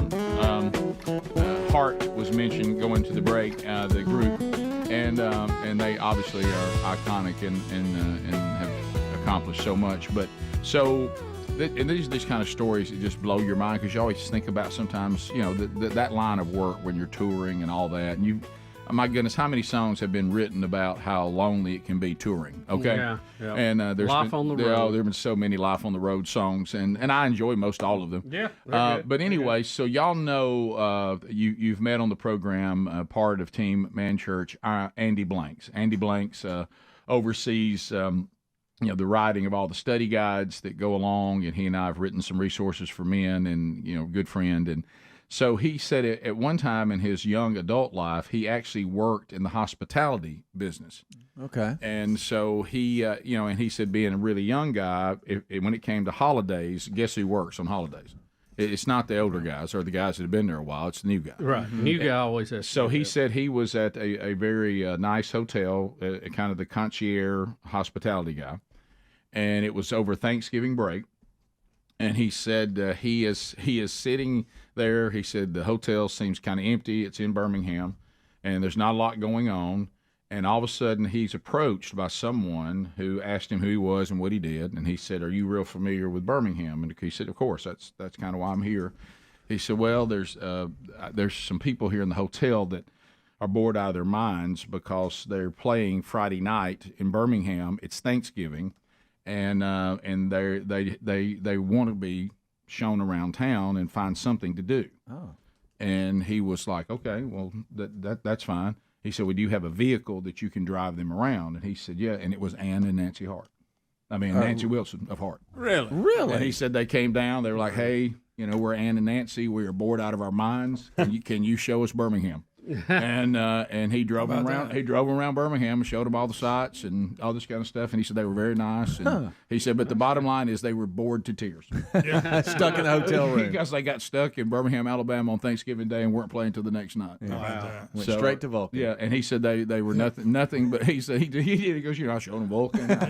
He goes at one time, Ann and Nancy Wilson were looking over the up at Vulcan. How about that? but Vulcan has hosted many. Yeah, but he said they were very, very nice and very, very kind, and couldn't have been more. What a cool story. Yeah. So he said wasn't any kind of party and thing or anything like that. Yeah. They were just two sisters bored. So anyway, Taylor Swift. Speaking of women in music, Taylor Swift now has more #1 albums than any woman in history. Gosh, I thought she already had that record. Right. I mean, didn't you? Yeah. So. More #1 albums than any woman in history. That's quite an accomplishment, and I know that the tickets. You know who she beat out, don't you? No, I don't. Yeah, yes, just take a guess. Madonna, Barbra Streisand. Barbra Streisand. Okay. With 11. I thought my Madonna guess wasn't bad. No, that was a good guess. Yeah, that's what I. It was not great. But, I didn't think Barbra Streisand had that many, really. I mean, well, that's one of those things because it wasn't our style of music. We don't give like musical icons credit because it wasn't our thing. Mm-hmm. Right. But Barbra Streisand was quite the musical icon. Oh yeah, yeah. But look, Taylor breaking records like that is something. But her concerts, and I know that's where artists make money. Now it is concerts. Now now it is. Yeah, yeah. It was the other way around before.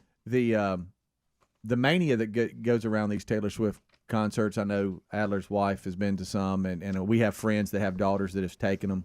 It's really something else. It's like the surrounding blocks around wherever she's performing shuts down. You can't get in or out. No, it's crazy. It's absolutely crazy. Did y'all see last week? And I'm trying to get the exact story on it, where the cities where her concerts were actually changing the whole economics of the area. No, I'm sure. The Federal Reserve was measuring her impact where the concerts were. Nice. As a matter of fact, Joe Biden says because of her, people's wages are going. Well, he can say a lot of stuff. Right. I don't know if y'all know that. We'll do that story here in a minute. I'm just trying to imagine the deal that she struck for those events. When the Federal, especially when you have those kind of numbers that you can throw out there. That's guaranteed money. When the Federal Reserve put out their report, I guess it was at the end of last week, Taylor Swift was noted in that because of the economics surrounding her tour. Wow. It's the singer's first global tour in 5 years, and it's taken the world by storm. It has become an economic phenomenon. Yeah. Well, and I will say this: it's not my cup of tea. Obviously, because I'm a grown heterosexual man. Right. But I will say this: as far as me, as someone who has always felt called to the entertainment business and loved the entertainment business, with all the good, the bad, the ugly. When with the people who love what she does, the effort that she puts in, no matter all the things that she and I would not agree on, I'm strictly talking about her as a performer. When you go to her show, if you are her fan, I understand she delivers. Yeah. You're talking about a Swiftie? Did you hear about the flight delay or something that all the Swifties were on? Imagine being on a flight where there's a delay and where everybody's on the plane, they start singing. Bubba was talking. Speedy was a Swiftie. Bubba was talking about the economics of it. This is just a flight. This is just a random flight, but you got it? Oh, it's actually. So this is after the Denver concert. These are just people flying back to Salt Lake City, and it's just an airplane full of Swiftie fans. We were both young when I first saw you. I closed my eyes. Can you imagine being on that plane?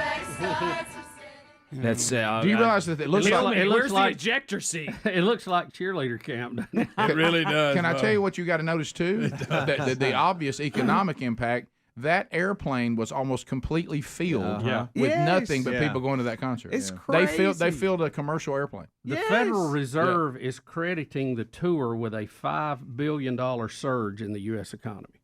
Yeah. Good. Wow. Well, that's some impact. That's that win-win that you're looking for, and if that's the bad thing is when you have this kind of success and people come to see you and you don't deliver. So she gives them an incredible show. She certainly invests back in it again. But I mean, she's at that point now, Speedy, where the promoters know they're going to sell out. Mm-hmm. So she almost now what you have to watch when that ticket price gets really, really high.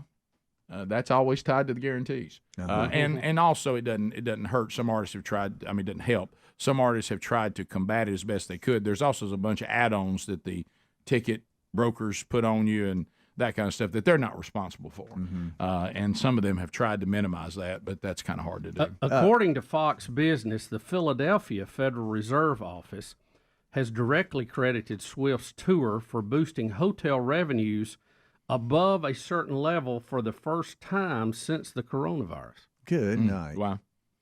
Does she have an opening act, or is it just her, Adler? Do you? I think it's on this one. I think it's just her. Just her. Okay. I don't know. I didn't go. Yeah. You know the opening act thing. Now I'm not talking about when they try to group a bunch of bands together so they hope you'll pay the price of the ticket and feel better about it. Yeah. But most of the big artists, when we were coming up, all of them had an opening act, and that's one of the ways people get started. They don't do that as much anymore. I know. I'm very They do wrong. double bills some now. I'm very wrong. Yeah, They said when she was in Cincinnati, or Swiftinati in this case, Hamilton County hotel revenues were up $5.3 million in that county alone. Yeah. Good night. Yeah. So it's a win-win for everybody. And it looks like acts like Paramore, Phoebe Bridgers, and Haim or however you say that chick rock band. Anyways. All right. So she does have one. She does have some. We'll be back. Rick and Bubba, Rick and Bubba.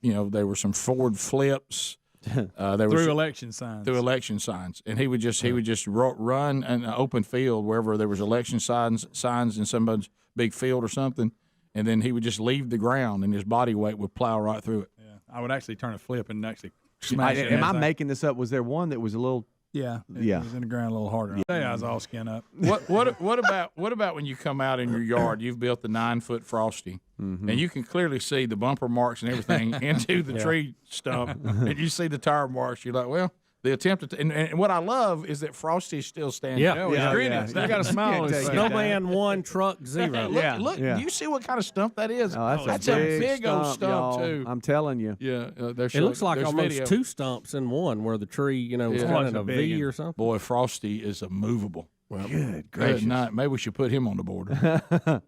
That's a big one. Over in some kind of celebrity news, and when you see this, I know it's.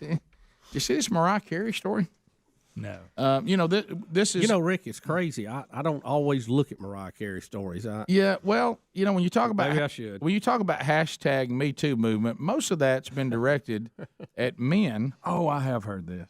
Here we have a former assistant, and there's a lawsuit that has been filed by Mariah Carey against the former assistant, who is alleging sexual harassment and trying to blackmail Mariah to pay me, or I'm gonna go out and say things. So now Mariah Carey, was going to try to go against blackmailing, and they're going back and forth. They're suing each other. I sue, you sue, here a sue, there a sue, everywhere a sue. So Mariah Carey has filed a $3 million suit against her former executive assistant, and I no way can I say that name. Leanna, boy, look at that last name. That's a dandy. For violating their non-disclosure agreement, the ex-employee fired back with a lengthy lawsuit of her own, accusing Kerry and her former manager of a litany of alleged claims. Here's some of the things that are claimed: wrongful termination, retaliation, failure to prevent discrimination and harassment, breach of a covenant of good faith and fair dealing, racial discrimination, sexual harassment, failure to pay earned wages upon termination, breach of oral contract, and then taking the contract back, violation of the Bain Act, violation of the Unruh Civil Rights Act, intentional infliction of emotional distress, and to wrap it all up in a nice bow, a little battery in there. Mm-hmm. So I don't talk. So Did y'all hear all that? Immediately, I think if anybody would file that many charges against somebody, they're nuts. Yes. Maybe just wrongful termination, I think you've overdone it here. Well, It's it going to make lot. you look like you're a goofball. It's almost like this ex-assistant is saying, I have a handful of lawsuits, and I'm throwing them all at the wall, and one of them's going to hang there. This is not the Nuremberg trial, okay? We're talking about Mariah Carey. How much damage can she do? That's Good good. night. So anyway. How many charges was that? Did you? What's all right, let me see if I can count them. All right, let's go. 1, 2, 3, 4, 5, 6, 7, 8, 9, 10, 11, 12, 13, 14, 15. I'm sorry, it's actually 14. But They couldn't have filed that many charges on Jim Jones or when he did. you're right. The big mass suicide. Did you mention what she was paid annually? I did to be- not. How about to be Mariah there it Carey's is. I see it. assistant? I see it. $328,000. That's pretty good. That's a good salary. But she said the demands were. Well, I think that. Unbelievable.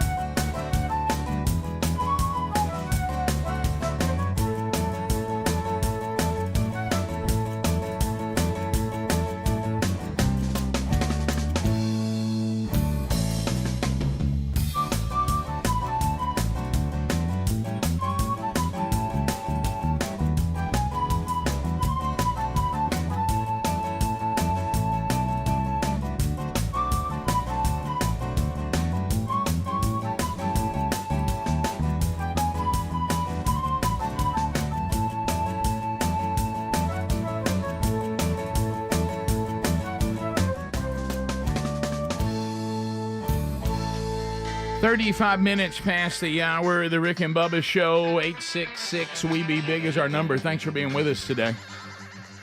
Carshield.com/Bubba. Are you driving an automobile right now, listening to this program, and that automobile has no warranty left on it? Well, let me tell you something. If something goes wrong with that vehicle, zowie, you're going to pay for it.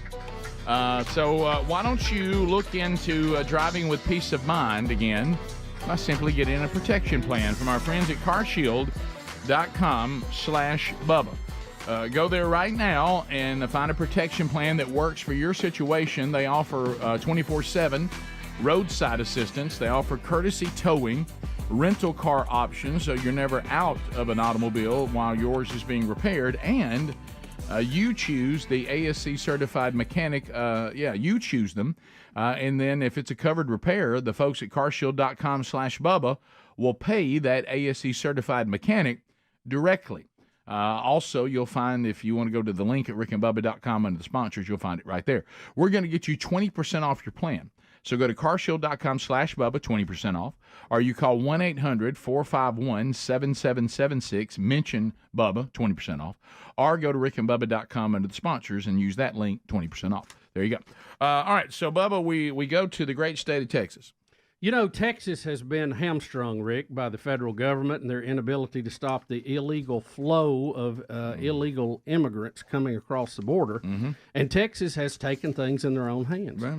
And some of them have been struck down by court, some have not, shipping these folks all over the country. They've also tried to shore up their border. They've tried to put walls up in some places that the feds did not complete. And the latest, Rick, is they are now deploying a floatable barrier in the Rio Grande. Have you seen this? I see it now. It's like giant balls that are connected together, and they're covered with razor and barbed wire. Mexico is not happy about this, Rick. They have sent a diplomatic note to the U.S. government saying that the Texas deployment of floating barriers along the Rio Grande may violate treaties on boundaries and water. According to the Associated Press, Mexico is sending an inspection team to the Rio Grande to see if any part of the barrier put in place to deter illegal immigration has extended into the Mexico side of the river. They began rolling out these floating barriers in early July. Now get this, migrant advocates have voiced concern about drowning risk from the buoys. Yeah, that's why they're there, to keep you from crossing. Are they concerned? And the fact that you will drown if you try to swim under it or go over it. What about the fact that did they ever have any drowning concerns of just jumping in water and trying to get from one country to another? You know, well, again, this kind of proves Mexico and their government has no concern with stopping this. I think they just kind of give it a yeah, and move on. How about giving us some money? Yeah, and move on. They're not really serious about it. And I still, for the life of me, I do not I understand everybody wants a better way of life, and I have compassion for that. Sure. And we know people who have come here legally, and it's made a huge difference in their life. No question. But I don't. And our country. I don't understand this concept of just anybody can come in any time, and we don't even control our own borders as a country. Well, there's a logic that's missing there. Yeah, there's a logic. Yeah, that's missing. that doesn't even. I mean, you can have your heart just bleeding all you want to, but as we've said, don't be so open-minded that your brain falls out. Well, I think that's the case. Yeah, you can't be a country of law and order with a border that is not secure. No one can. Well, let me any ask you country. this: if so many people in northern Mexico want to be part of the U.S., why don't they vote and ask us to annex them? Right. Yeah.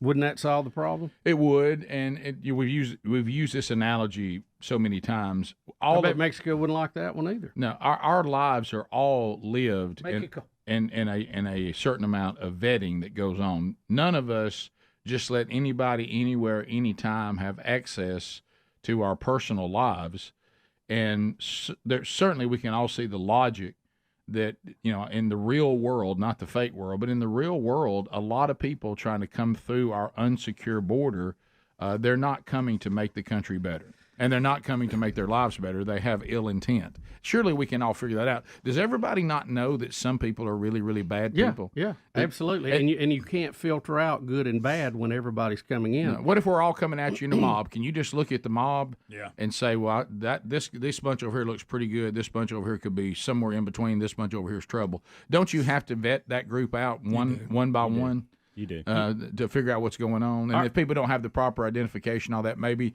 that's probably not a good sign. Life is about controlled access. Mm-hmm. We have doors and locks on our home. We have them on our cars. We live in a world that has walls. That's and right. Someone has to be on those walls. And look, I hate to point this out. Heaven has a wall and a gate too. Mm-hmm. It's also access control. Everything we do is about access control. So I don't know why this particular part has to be Katie bar the door, anybody come that they want to. I don't think that is fair. I don't think it's honest, and I think it is a crutch. Yeah, my favorite is when you get some of these woke pastors that talk about somehow that there's a spiritual component to just let people roar into the country unvetted, and then they'll do this very moving series, and they'll be obsessed over the story of Nehemiah. And I'm like, do y'all know what Nehemiah was doing? Yeah. I mean, you know why he went and asked that he could leave and go back to his country and to secure it? Yeah, to secure it. How can y'all teach both control lessons? access? Right. Yeah. Rick, control access goes. I just back. really am moved by the story of Nehemiah. You talking about the guy who went back to help make sure the wall got built back? Rick, let's take it a step further. Control access to the Garden of Eden. When Adam and Eve was put out, they had control access. Everything in our life is control access to one degree or another. Yeah, sure. And I don't know why this particular part of it has to be wide open. Well, it's just it's logical too. This is not a moral issue. It's logical that a country would vet people out coming into their country from God knows where.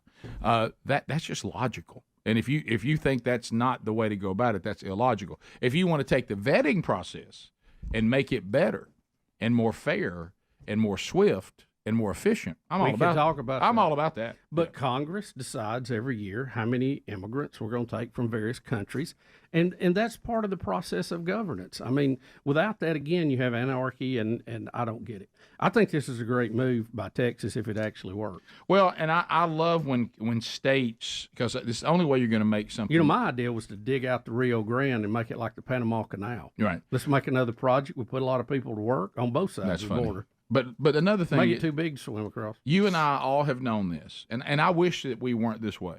Okay, but governments are just made up of people. Okay, a lot of times you can't get people's attention. It's the same thing with disciplining children. Discipline must be consistent. And look, not that I always did this. I know this is true whether I did it or not every time. It must be consistent. It must be swift. Yep. Okay, and so and it must be severe to the point that everybody gets the message. Get your attention. Not to abuse people, but to get their attention. Yep. Well, this applies to all of life.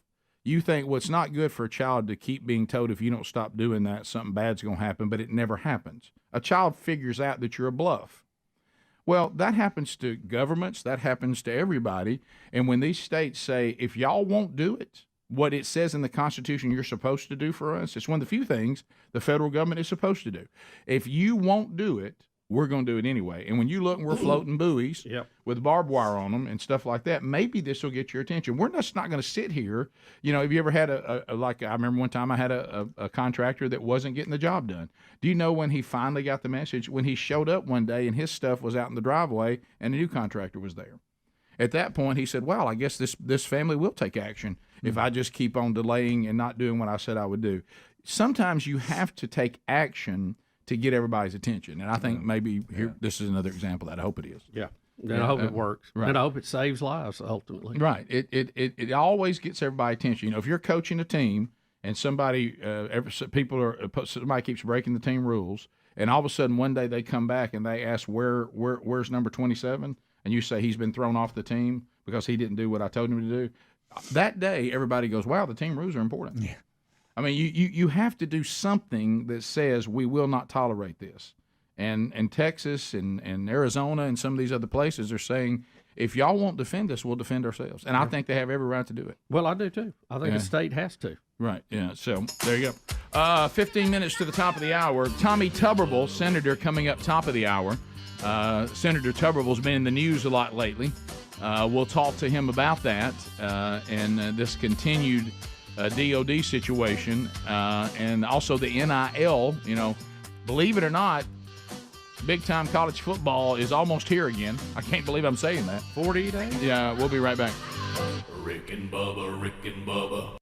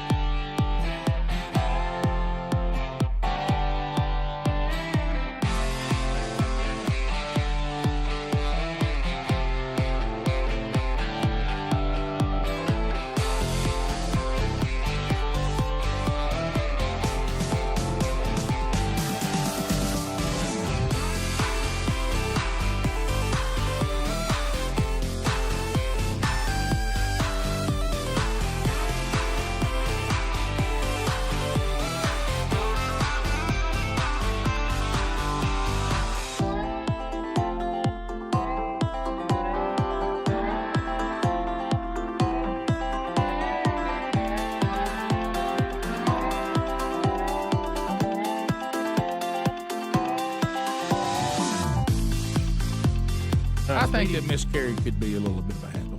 Oh, yeah. Yeah, you talking about diva with a capital D. Yeah. But, now, get this, too. This is what's strange. Allegedly had an oral employment agreement to be paid $328,500 annually. Yeah.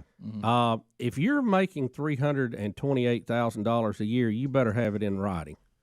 I don't know too many oral agreements for that kind of money. She alleges that y'all? I don't. That the manager of Mariah Carey, she alleges that person subjected her to severe, pervasive, sexual, derogatory, offensive, physically abusive, and outrageous conduct. And also said that she called her a blanking Armenian blank. Yeah, I saw that. It said that so we're going to throw some racial element in there. She's accused of making offensive, sexual, and derogatory comments regarding her Armenian heritage. Correct. I didn't even know we had... Rick, I'm not familiar with how you offend an Armenian. Are you? I don't even know what the... I don't know the stereotypes there to run with. I don't know. But anyway, I guess the fact that when she called her this, she said she included my race in there. and that means it makes it worse. I guess. I don't even know if that, there's certain, with other stereotypes, there's things that people say to be hurtful or whatever. Sure. Yeah. I don't know that Armenian it doesn't get high enough on the. Yeah. If somebody tried to say, well, I'll tell you what you need right here, right there is going to draw some Armenians, I wouldn't know what they were talking about. No. I wouldn't get it. No. Would y'all? No, that's what I'm saying. I didn't even know that there was a way to offend Armenians. That's commonly known. Yeah. It's clear. This person's Armenian, if you know what I mean. Yeah. What does that even mean? I don't even know. Yeah. So there you go. Bottom of the hour. Phone calls available to us coming up at 866 We Be Big. But we have an unnamed intern. We got to dive into that when we come back. We'll try to get him a nickname before we're done. And we have to make the decision, is sockeye salmon now off the table since it's already been voted down? Rick and Bubba, Rick and Bubba.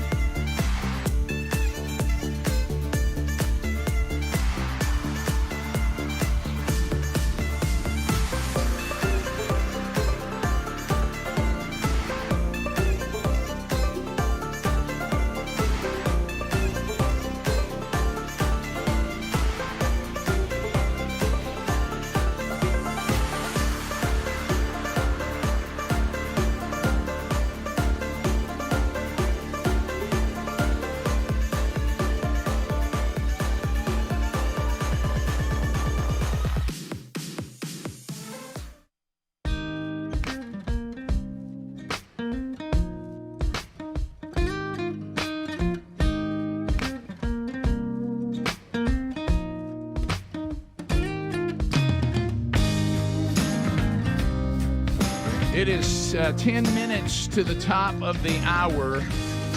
Rick and Bubba Show, we're back. 866 We Be Big. Thank you for being with us. Things that you need to know. If you'd like to be part of this weekend's Rick and Bubba University, the podcast, we call this episode Letters from You. And we're going to take emails that you send, and Bubba and I will answer, or we will tell stories on things you want to know about. You send emails on what you'd like Bubba and I to cover in this week's Rick and Bubba University.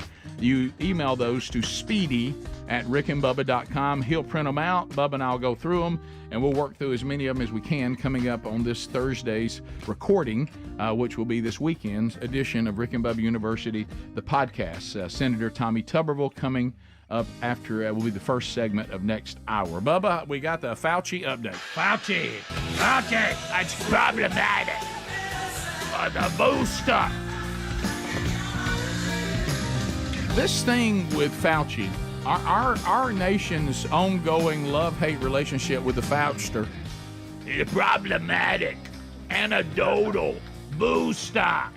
So, Bubba, what's the lay? Rand Paul's furious. Rand Paul is on Fauci like white on rice. Okay. Rand Paul told Sean Hannity that he will be sending a letter to the Department of Justice asking for a criminal investigation of Dr. Anthony Fauci, or what is commonly called a criminal referral. Yep.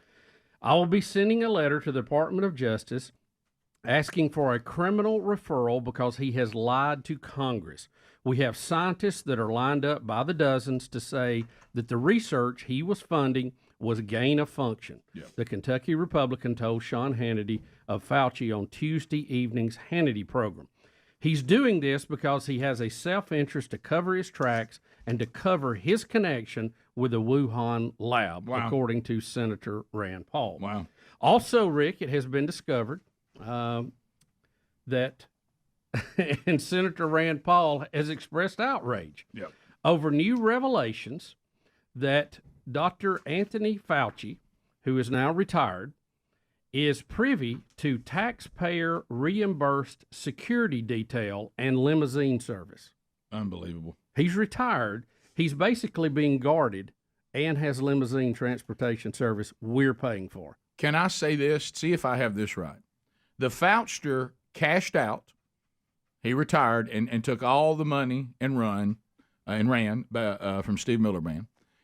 And he leaves, I'm talking about a wealthy, wealthy, wealthy man. Not only have we discovered that a lot of what he was shoveling was garbage, we've also looked, and he looks real, real dirty in all this. And what he gets in return is to be independently wealthy and us provide security and limousine service for him. Do I have that right? He's also got a pocket full of various, what am I trying to say? Patents? Patents and things that he can cash in on pocket, later. Are you talking about a pocket full of patents? Yeah, a pocket full of patents. On Jesse Waters' Primetime, host Jesse Waters said a source tip led him to a request to the federal marshals that reveal that the security detail is indeed in place for Fauci. Now, he was told that he was questioning the HHS department about this, usually where this would come from. HHS came back and said that they haven't been paying for it since January. But then it was discovered through a Fox Freedom of Information Act, and a judge forced these documents open that while HHS hasn't directly been funding it, the U.S. Marshal Service was funding it. So they're moving it around. They're playing a little shell game with who's taking care of Fauci. Wow. This Fauci character, I'm telling you what, I mean, you almost want to applaud his scam because it worked flawlessly. Rand Paul went on to say, we are protecting Fauci like he is being treated like the president. That is hilarious. Anybody that retires, I don't get this. If you're not high-level president, Congress, and some of that probably goes too far. But Fauci? How does he warrant this? I mean, where is this in the well, somebody's taking care of the Fauci. Mm-hmm. I don't think the Fauci's done all this on his own. I think he's got people taking care of him. I think we got a little circle going here. Hey, let me ask you this. Please tell me, have you any research, or has Rand Paul done any research? Please tell me that his limousine service all electric, right? No, I guarantee it's not. I guarantee it's Is it not. all electric vehicles so we can save the planet? Yeah. I hope he's not out there just cranking out carbon emissions, and I hope that. All right. This is where most Americans get so frustrated. Sure. Because only a select few are ever being held accountable. Mm-hmm. It just seems like, there's news, there's information, things are stirred up, and then it just goes away. Nobody's ever held accountable. In certain situations or certain people just get passes. And it's just so frustrating, extremely frustrating, because we all know what should be done, but it just won't be done. Well, here's the thing. I think you're right, Speedy, because here's the question I would ask you. So, Fauci, you think Fauci's dirty.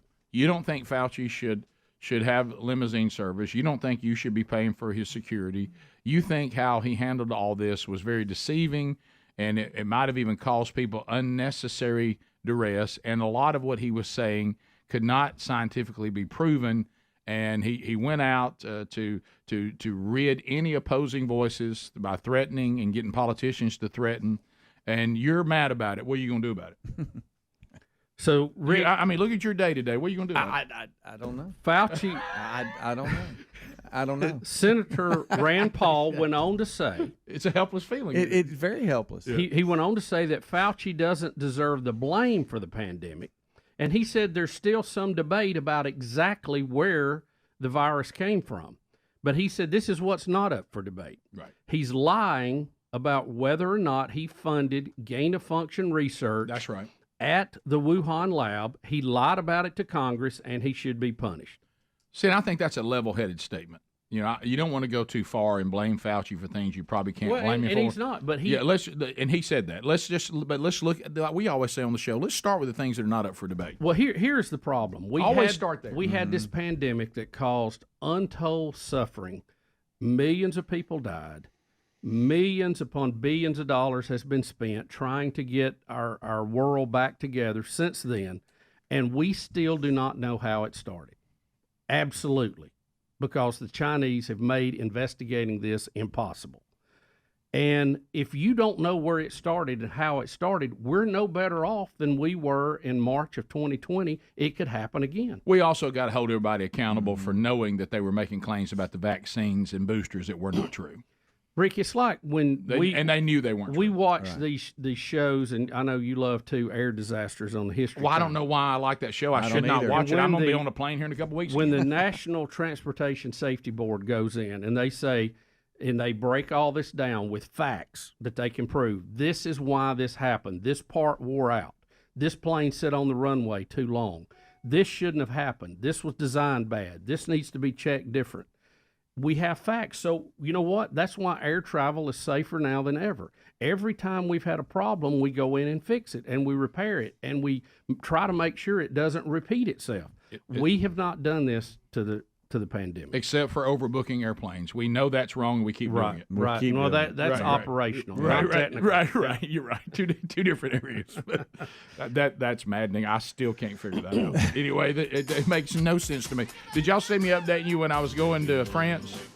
They ended up having to come up with $4,000 a person to get off the plane and American Express gift cards. So how do they make money on that flight doing that? You know? Why did you ever overbook it when most people can't get a refund anyway if they don't show up? I don't get it. Top of the hour, Senator Tommy Tuberville next. Rick and Bubba, Rick and Bubba.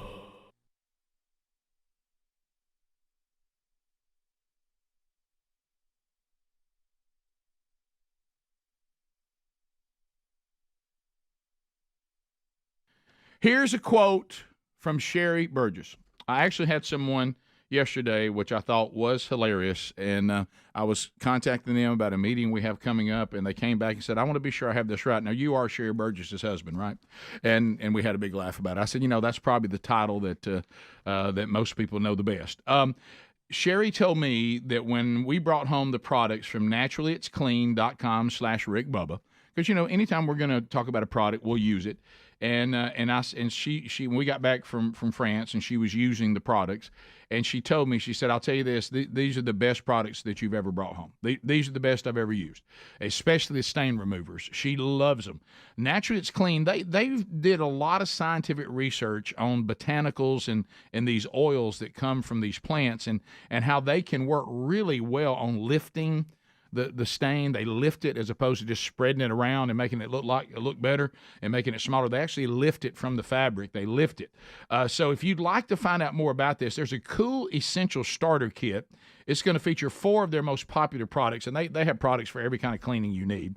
It's one of their top-selling items. You can get 15% off for a limited time when you go to naturallyitsclean.com/RickBubba. Now, when I say naturallyitsclean.com, don't think this is some woke company that's trying to save the planet and all this, and they want to take away your livelihood. This is not the these are. It's a company support conservative values. They're gonna have the same worldview if you're a conservative that you do, but they do think, like we do, that we are called to be good stewards of the planet. And it's a great product that just happens to also be clean, and it doesn't have some of the chemicals, let's face it, that none of us are all that crazy about.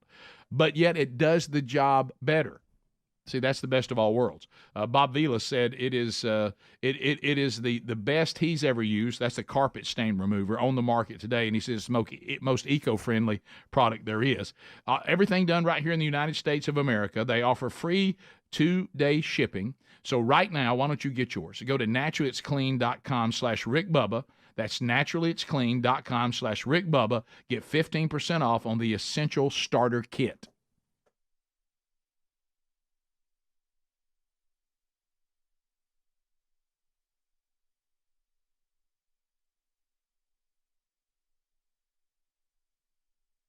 I don't know how many times I can say it, Madam Chair. We did not fund gain-of-function research to be conducted in the Wuhan Institute of Virology. In our health lead, we now know that a bat coronavirus was enhanced in a lab. NIH and NIAID categorically has not funded gain-of-function research to be conducted in the Wuhan Institute. The National Institutes of Health acknowledged that it funded research of a virus that was studied at the Wuhan Institute of Virology. The experiment unexpectedly, we're told, made a bat coronavirus more contagious than the original naturally occurring one. Dr. Fauci, knowing that it is a crime to lie to Congress, do you wish to retract your statement of May 11th where you claimed that the NIH never funded gain-of-function research in Wuhan? Senator Paul, I have never lied before the Congress, and I do not retract that statement. A new letter raising questions about experiments in a Wuhan lab. Let me finish. You take an animal virus and you increase its transmissibility to humans. Right. You're saying that's not gain of function? Yeah, that is correct. And Senator Paul, you do not know what you are talking about, quite frankly. And I want to say that officially. You do not know what you are talking about. For years, the National Institutes of Health provided grant money to the EcoHealth Alliance Research Group, which conducted experiments with bat coronaviruses in Wuhan, China. And if anybody is lying here, Senator, it is you.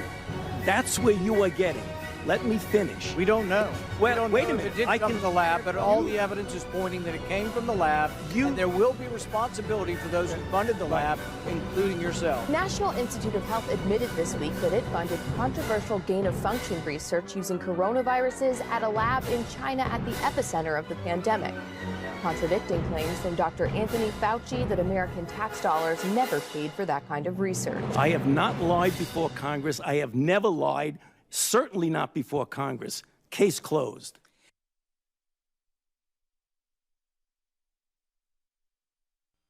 Bubba, now, when I say ex-NFLer Richie Incognito, do you? Now, was he the guy that he was with the Dolphins that got caught up in something, wasn't it? Was he bullying, or did he get to crying about something? What was it he did? He bullied another player. Oh, the other guy got to crying. He's also had another incident after that. He's did. kind of been in the news. Well, now he went at a wedding or something. Somebody came to him, or was it a wedding, or was it at the hospital? No, his funeral, his dad's funeral. I don't know. He got arrested he went crazy on everybody. Well,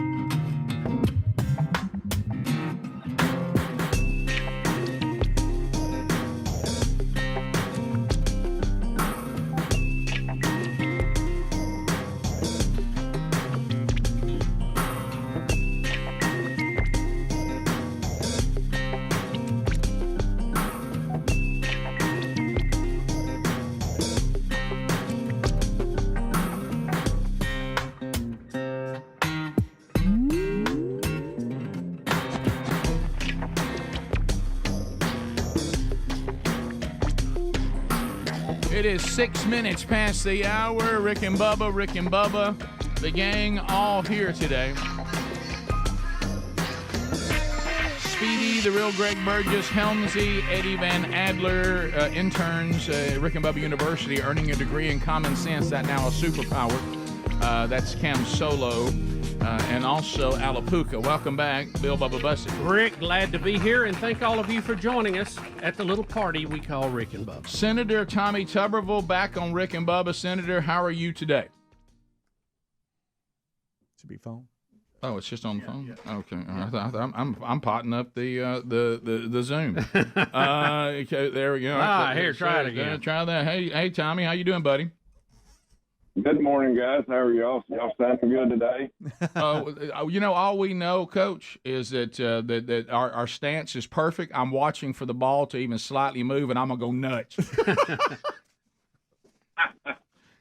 Well, and football season is getting close. Media days this week, big week. Yeah, that neutral zone belongs to whoever wants it, and guess what? I want it. Oh yeah. Oh yeah. All right, so let's talk a little bit. I know CNN has had a blast with you lately with the term white nationalist. They're mad at you about the DOD holds, and they're somehow they've taken this down the road that you withholding these promotions has some kind of racial element to it. So, and that you're also crippling our military. Do you want to take that on a little bit? Take that on. Oh my goodness. The mainstream media wants to suppress the truth. That's all they do up here. And so, with all these holes, and we've been pretty successful with it going on 6 months, and they hadn't gotten their way, and that they've gotten their way for the last 2.5 years. The Socialist Democratic Party, and so they just try to divide you. They tried to paint you as a racist and somebody that just hates America. And of course, y'all know me. Y'all know me for a long time. I'm totally against racism, okay? And white nationalists and extremists used to be the point of a group of people that only wanted to be in the United States by themselves. Well, they totally changed that because they don't like to use the word racism because it didn't poll very well with their voters. So they changed it to white nationalists, and I've been called that many times since I've been here, from the media to the senators on the floor. January the 6th, my first day here, it was just out of control. And, white nationalists to them means if you're a Christian, if you're a conservative, if you're a Republican, or if you're a Trump supporter, that's what you are. I mean, 100%. And so that's all I was doing. I was fighting back and saying, listen, y'all spread the rumor here of everybody in the Republican Party being a white nationalist, and that's not true. There is a group that's racist that used to be called that, but not anymore. I mean, it's basically all of us that loves this country that are, and it's not just white people. It's anybody that likes Trump or conservatism or being a Christian. That's what you are. You are a white nationalist, and it's wrong. And I stick it back in their face all the time, and they don't like it. Senator, when it comes to the holds, and let me see if I can quantify this here. You are holding up these nominations because you feel like the policy that the military has put in place of paying for transportation and paying for abortions violates law that is already on the book that says the government will not pay for abortions. Is that correct? That's correct. It's Section 1093, Title 10 of U.S. Code, and it was passed and voted for in the Senate. Joe Biden voted for it, so there will be no abortions in the military unless it's for rape, incest, or health of the mom. And basically, after Roe Wade, they said, we can't control everything going down in the states, but we can control anybody that works for the federal government, including military.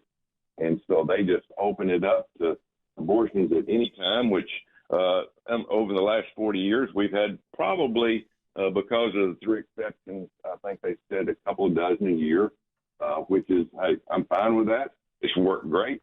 But Biden and Inspector Austin said, no, if we're going to change Roe Wade, we're going to change everything in the military. So they abortion at any time, which Pentagon actually did a survey on it, and it will go from a couple dozen to 4,000 to 5,000 a year. And then you're going to pay on top of that the travel, and then you're going to give 3 weeks off paid leave, not counting against your health leave. So it is just a total debacle, and I'm not going to allow it. Now, I'm not holding up the nominations. They can do them one at a time. They just want to do hundreds at a time, and I'm not going to allow that. They got to go through regular order. And, we could have voted on that Marine Commandant the other day. They didn't want to because they wanted to stick it in my face, let everybody know, well, I'm holding these up. We hadn't had a Marine Commandant in it's been filled for hundreds of years, and now it's not because of Senator Tuberville, which was BS all the way.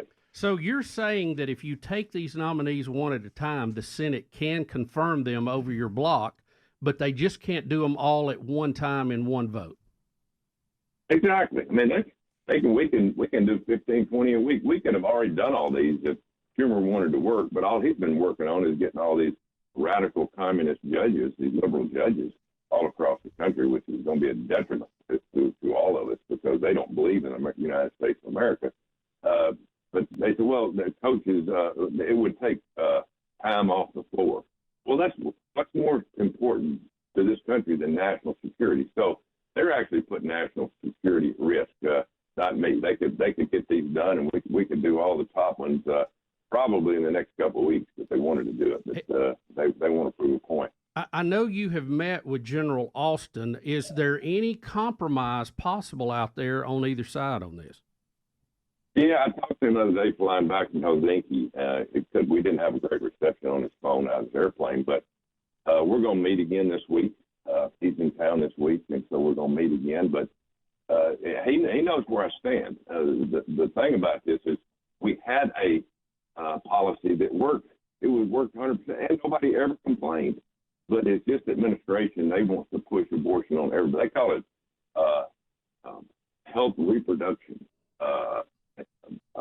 Women's health or whatever. I mean, women's, and they don't like abortion because it sounds bad, but on my watch, they're not going to be allowed to kill 4,000 to 5,000 babies a year, and that's exactly what they're going to try to do, and we're going to fight back against. So coming up, we got SEC Media Days happening. College football, what'd you say, Bubba, 40 days? 40 days, I think. Yeah. The NIL, all the coaches, everybody's saying, look, something's got to be done. This is out of control.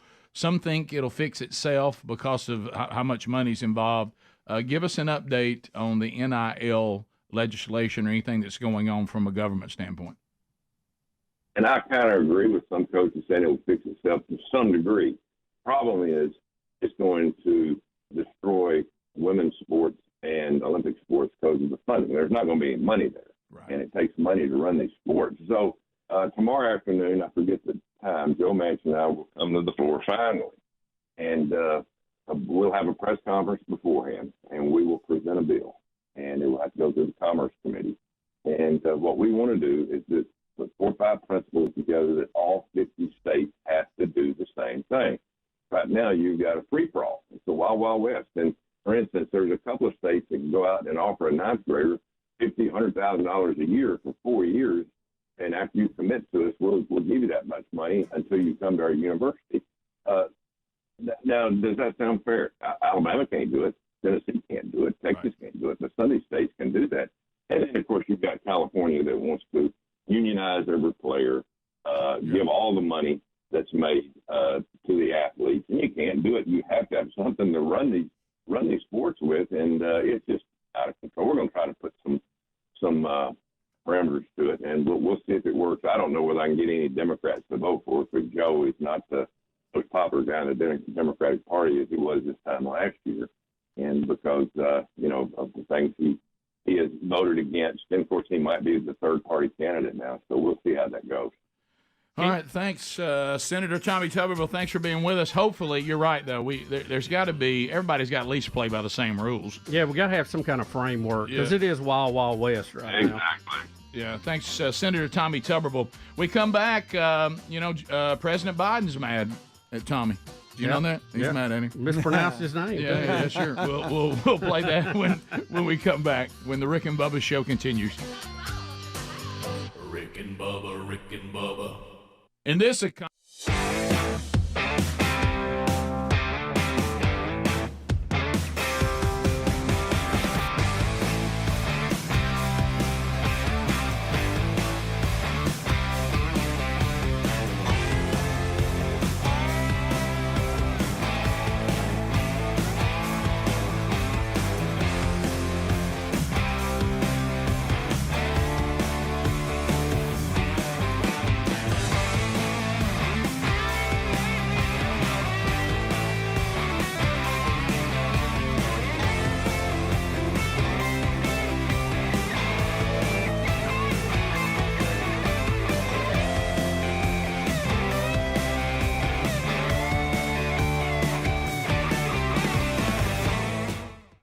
believe it or not, Richie Incognito had to go into hiding because he had an online threat by a teammate that he allegedly bullied in the past.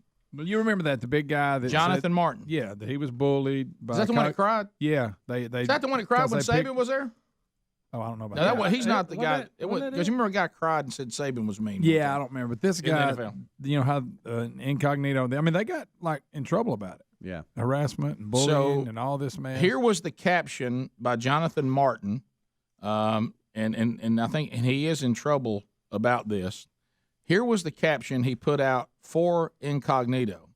When you're a bully victim and a coward, your options are suicide or revenge. And then the media post, it even caused the FBI to put together a safe house for incognito with his dad, brother, and dog.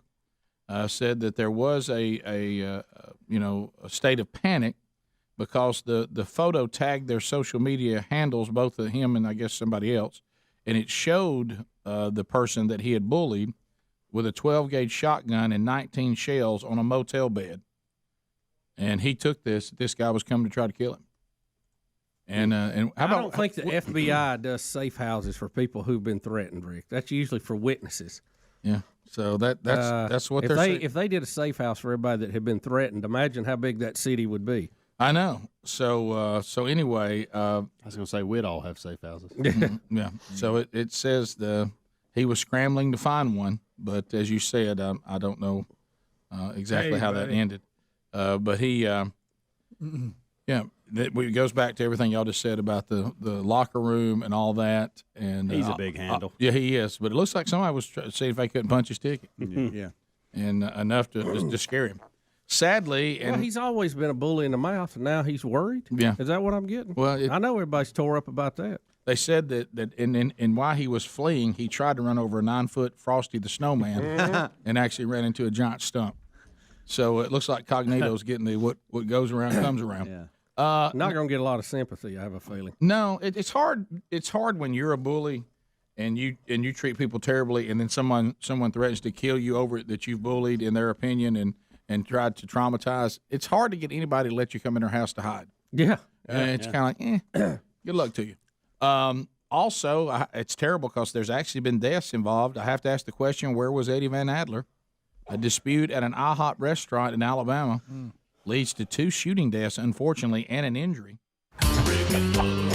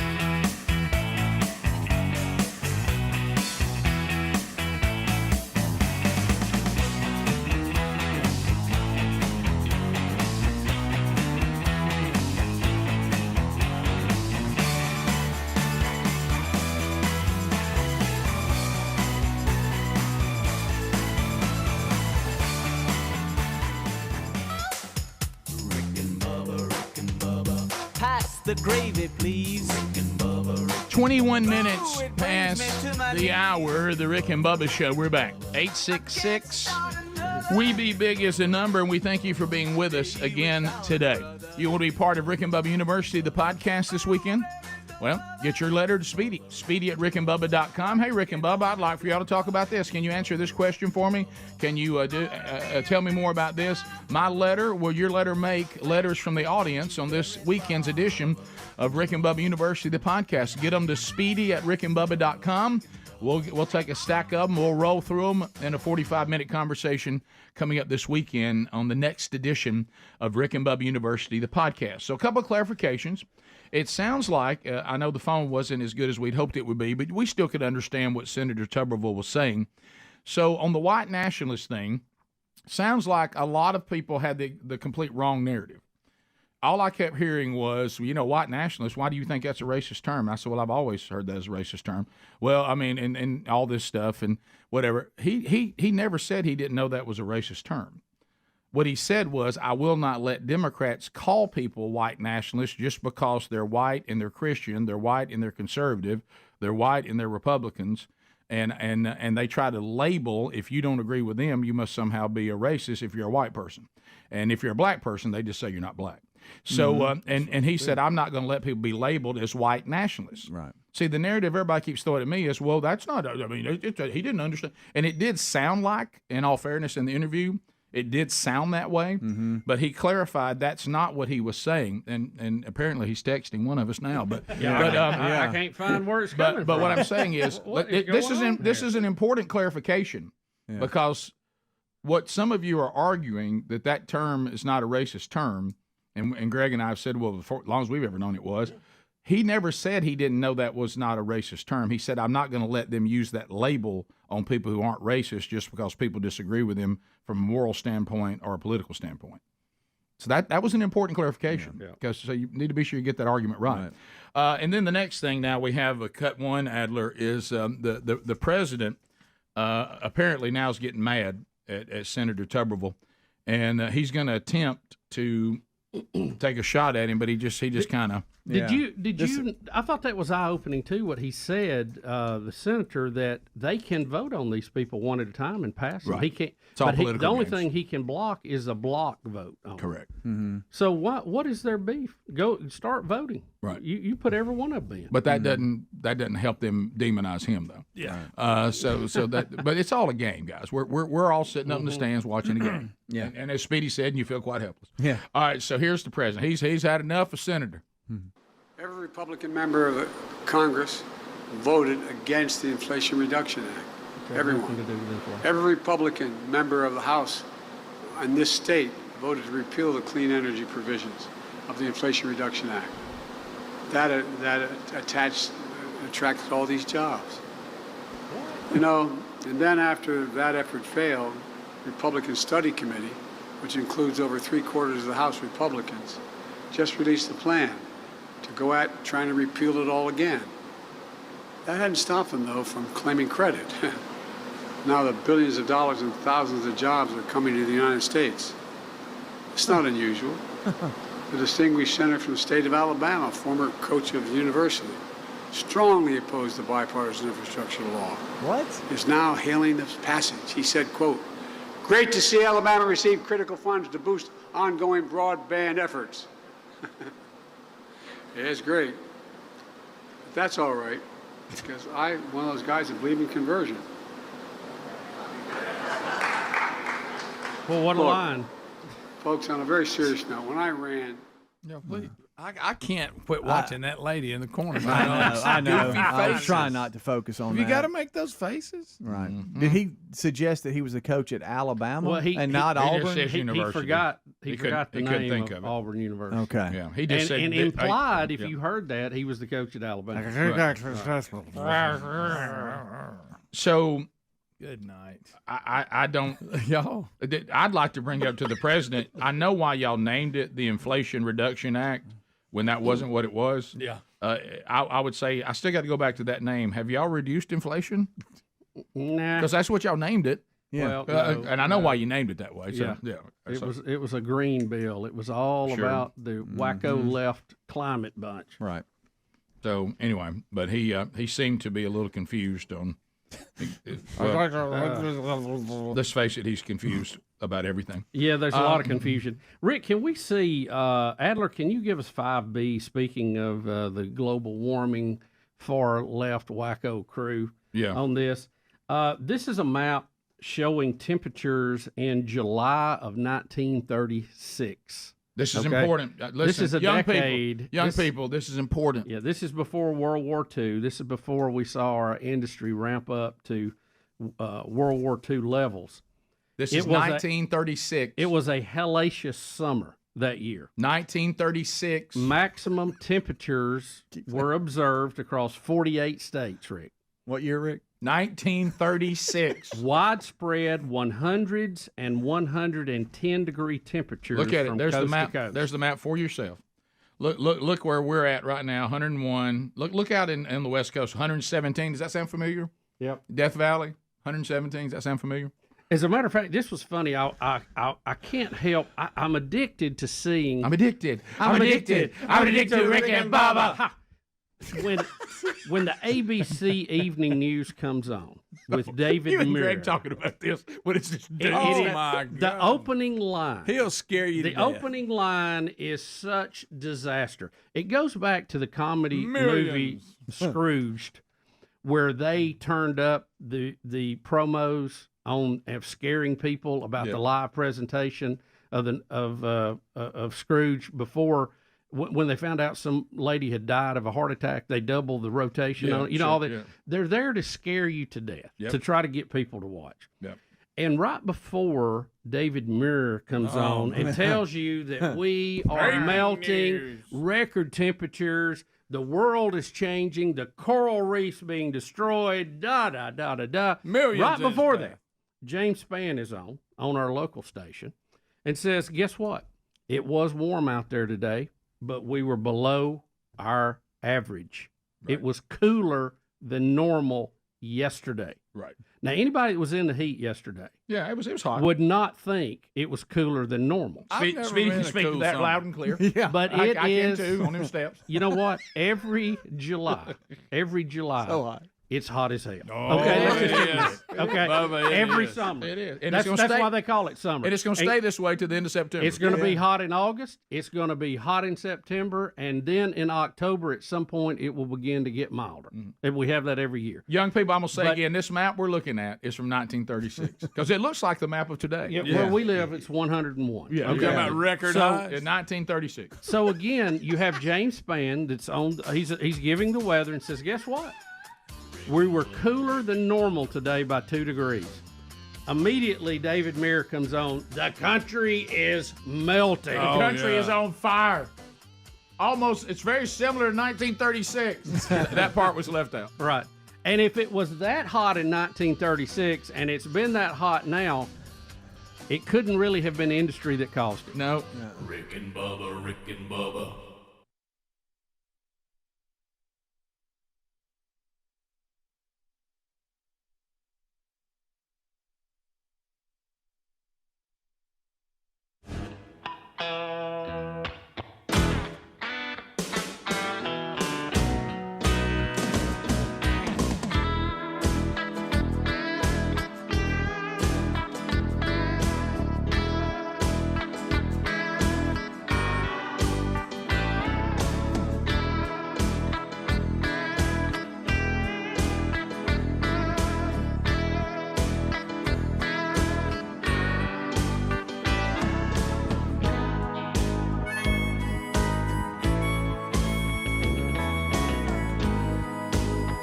Nothing wrong with that. Quite a blowout there. Yeah, and Adler's dad actually led and arranged that. I remember so vividly, somebody had put in requests yesterday about it, and I said, you know, it's getting time.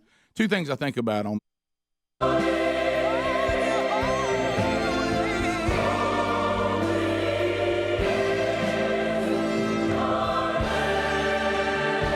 you're holy. This one done by the Shades Mountain Baptist Church Orchestra and Choir. Ain't nothing wrong with that. Quite a blowout there. Yeah, and Adler's dad actually led and arranged that. I remember so vividly, somebody had put in requests yesterday about it, and I said, you know, it's getting time. 2 things I think about on that when I hear that song. Number one, it reminds me of what it must have felt like for Job, even though he was hearing it directly, when God said, if you'll sit down a minute, I'll give you my resume on who I am, and then we'll come back and see if you still want to come against me and grumble against me. Yeah. And the other time is, I remember this vividly. of course, with the anniversary of this tomorrow, it wasn't long after we'd gone through, the tragedy that happened 11 years ago tomorrow. And I remember being in church, hearing this same orchestra and choir do this song. And as they were rolling it out, and that resume was coming, I'll never forget it. I literally, and I know we joke a lot about that I've never cried and all that, and it's fun. I literally remember tears coming in my eyes, and I looked at Sherry, and I said, I cannot believe I ever had the audacity to ever sin against him. I mean, when you figure out who he really is, and then you start to understand the level of the mercy and grace, and how dare us even remotely have anything against him. It's quite an awakening. It's referred to as poor in spirit. Correct. And, boy, we all can use a little more of that. Yep. And stop being grace abusers. But the good news is, as long as that resume is on the throne today, and he is, everything's going to be all right. 16 minutes. No furloughs in heaven. No furloughs in heaven. No government shutdown. No. But they do have a wall and a gate. If you're listening or watching today and you're distant from him, he hasn't moved, you have. 16 minutes past the hour. 866-WE-BE-BIG is the number. More of the Rick and Bubba show coming your way right after this. Trump update. Would you mind? Deal or no deal? I don't wear a toupee. It's my hair. So I was sent this in text yesterday by a friend.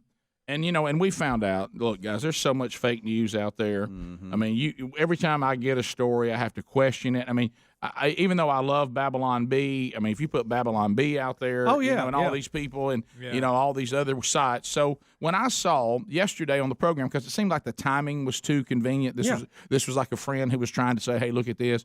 Because one of the things that we said when we were unpacking the standoff about the border wall and our government workers who have been furloughed, we were talking about the way this should work is Congress is going to have to start feeling the sting themselves before we're going to get them to a deal. Because they're not in the vice right now. They're not feeling the pinch, so there's no press on them to negotiate, even though there's other people who are suffering and will suffer even more. Yeah. But, I know the president doesn't listen to this show to get advice. But it was strange, I thought. This one... This is Donald Trump, President of the United States. Honestly, I think this is the first radio show I've done as president, if you want to know the truth. And you're listening to the Rick and Bubba Show. So, first radio show I've done as president. Yesterday, we talk about make Congress feel the sting, especially those who oppose you, and it might get them to the negotiating table to talk about the wall, and then this story. I thought it was a fake story. I did too. When I heard it, Rick, I started laughing because I thought this is exactly what we need, and we need a lot more of it. Yesterday, as a congressional delegation headed by Nancy Pelosi was the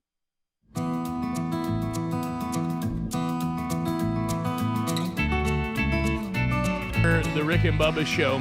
866-WE-BE-BIG is the number. We're so glad that you're here today. HelloFresh.com/Bubba. Somebody say, come on. Come on. Come on. Hey, is that cloud hanging over you? Hey, what we going to have for dinner? Hey, while you're out, can you go buy, well, what are we going to cook? That chicken thigh thing I do? What I need? Let's see. Get some beans, get some chicken thighs. Or how about this? You could just be sitting there going, I know exactly what we're eating this week. And I've got all the recipes, I've got all the ingredients, and it costs less money. My overall food bill is better. We could just have something come to the door. Okay, what they charge you on the stuff that comes to your door as if they're driving a gold-plated automobile.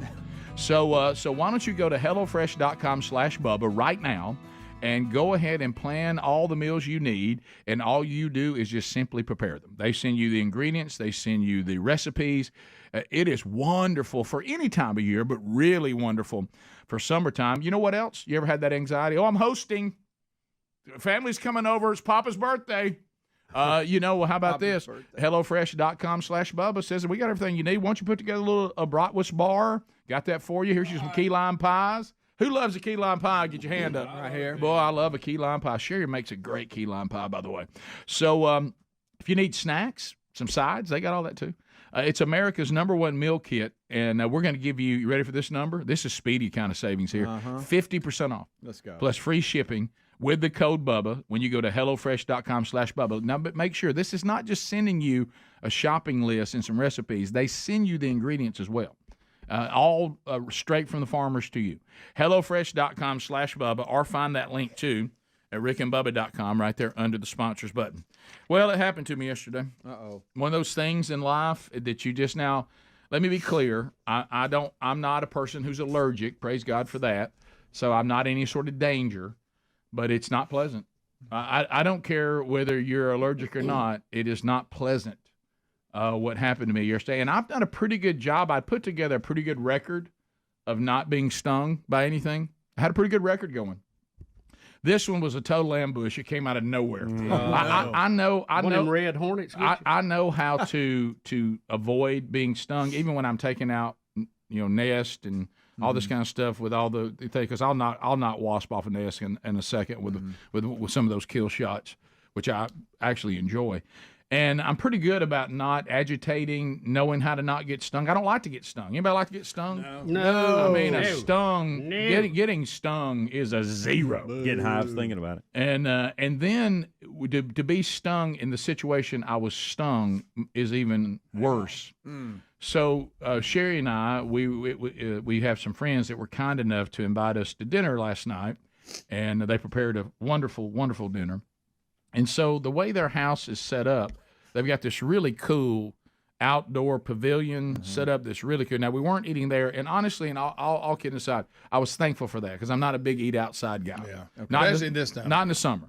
Now, you want to take me on maybe a crisp kind of cobalt blue skies, no humidity, high of 70, I'll eat outside. Okay?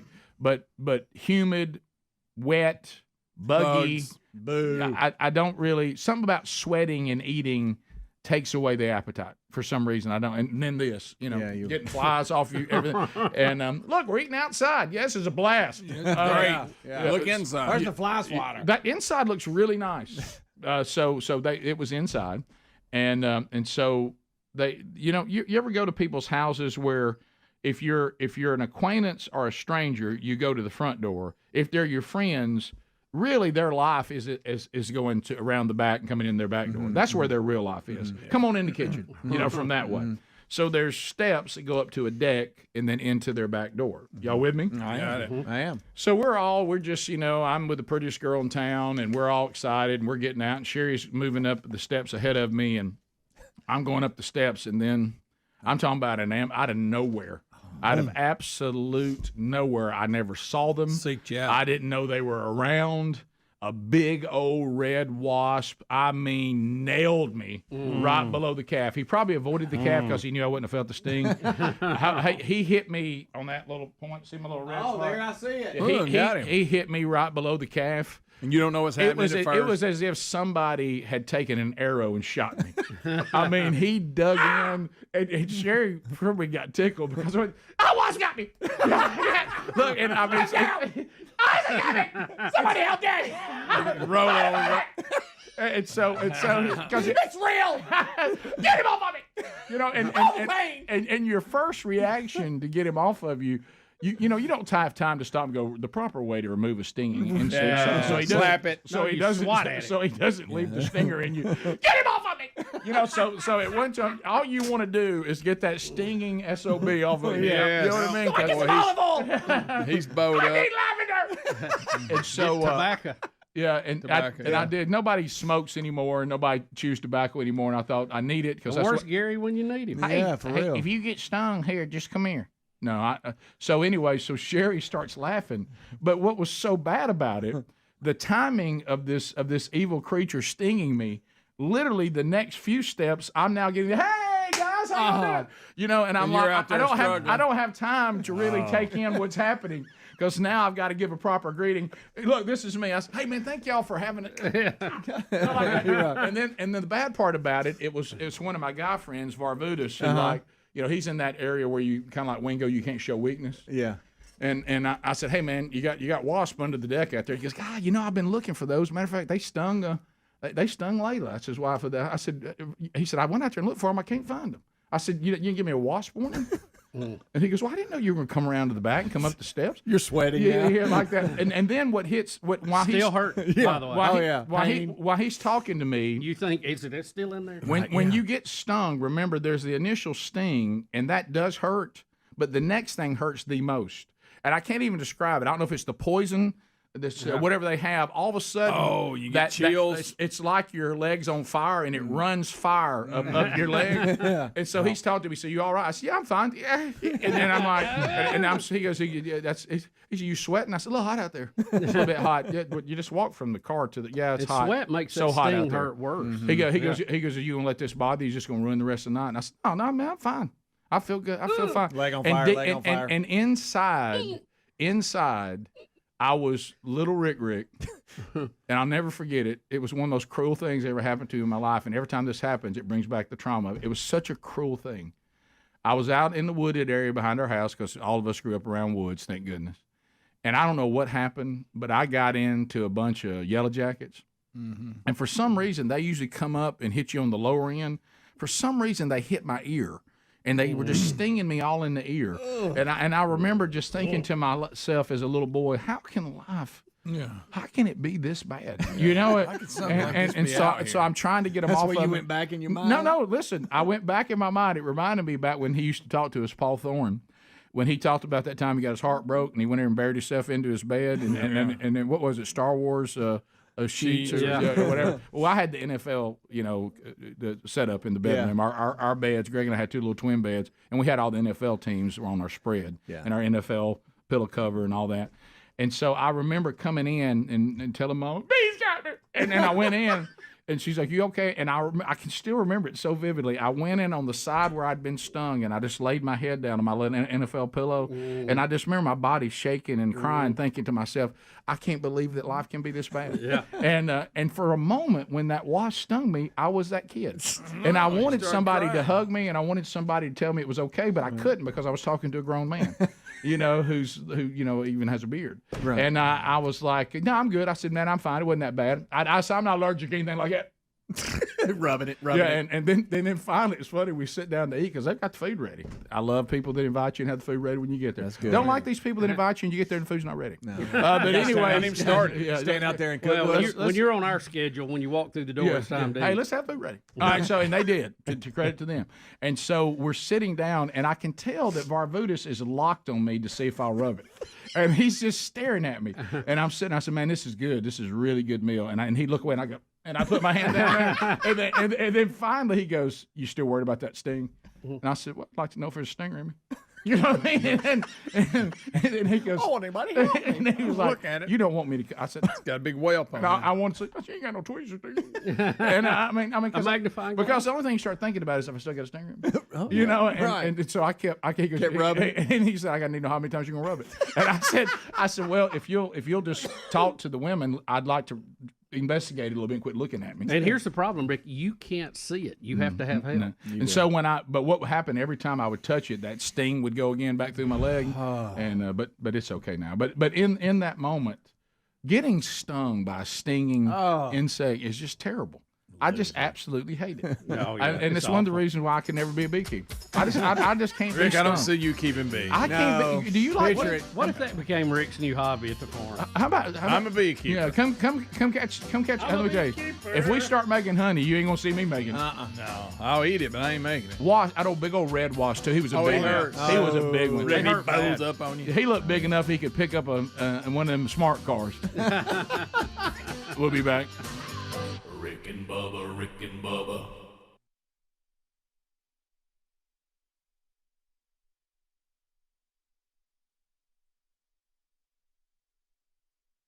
To embark on an overseas trip to Brussels, Egypt, and Afghanistan. They got word that plane had the whole trip had been canceled by the president in light of the shutdown. And all of that transportation apparently is under the executive branch, and he has authority to do that. And Rick, you may want to read the little note that came with it. But I heard, and I don't know how close it was to them taking off, but I heard one report that said that they were literally arriving at the tarmac to load the plane. Well, if it was an hour before they were supposed to leave, probably so. Yeah, pretty close. Because that's when they tell us we're leaving. They say be here about usually 30 minutes to an hour before we leave. Well, it's probably a little different with them because it's a military plane. They probably drive right up to it, but all their handlers have to have time to get all their luggage on and all that. I'm sure it takes a little while to do all that. I would say if you're flying, even the times we've been able to fly private, they don't want you to show up like right when you're leaving. You got to allow time, and they got a lot more to do than we'd have to do if we were just jumping in a little plane to go to something that didn't have luggage. So when Nancy got there, she was greeted with a little information from the president. Y'all, I honestly thought this was a Babylon Bee article. It's so I honestly did. Okay. I hope we don't find out it's fake news. I do this too. Is well, precious. New York Times has got the letter. Fox has got the other. So we've got it's legit, guys. Yeah. Okay. So here is the letter that Pelosi received from the President of the United States. Right. Dear Madam Speaker, due to the shutdown, I'm sorry to inform you that your trip to Brussels, Egypt, and Afghanistan has been postponed. We will reschedule this 7-day excursion when the shutdown is over. In light of the 800,000 great American workers not receiving pay, I'm sure you would agree. Oh, that's when it gets crazy in your head. I'm sure you would agree that postponing this public relations event is totally appropriate. I also feel that during this period, if it would be better if you were in Washington negotiating with me and joining the strong border security movement to end the shutdown. Now, obviously, if you'd like to make your journey by flying commercial, that would certainly be your prerogative. I look forward to seeing you soon, and even more forward to watching our open and dangerous southern border finally receive the attention and the funding and the security it so desperately deserves. Sincerely, Donald J. Trump.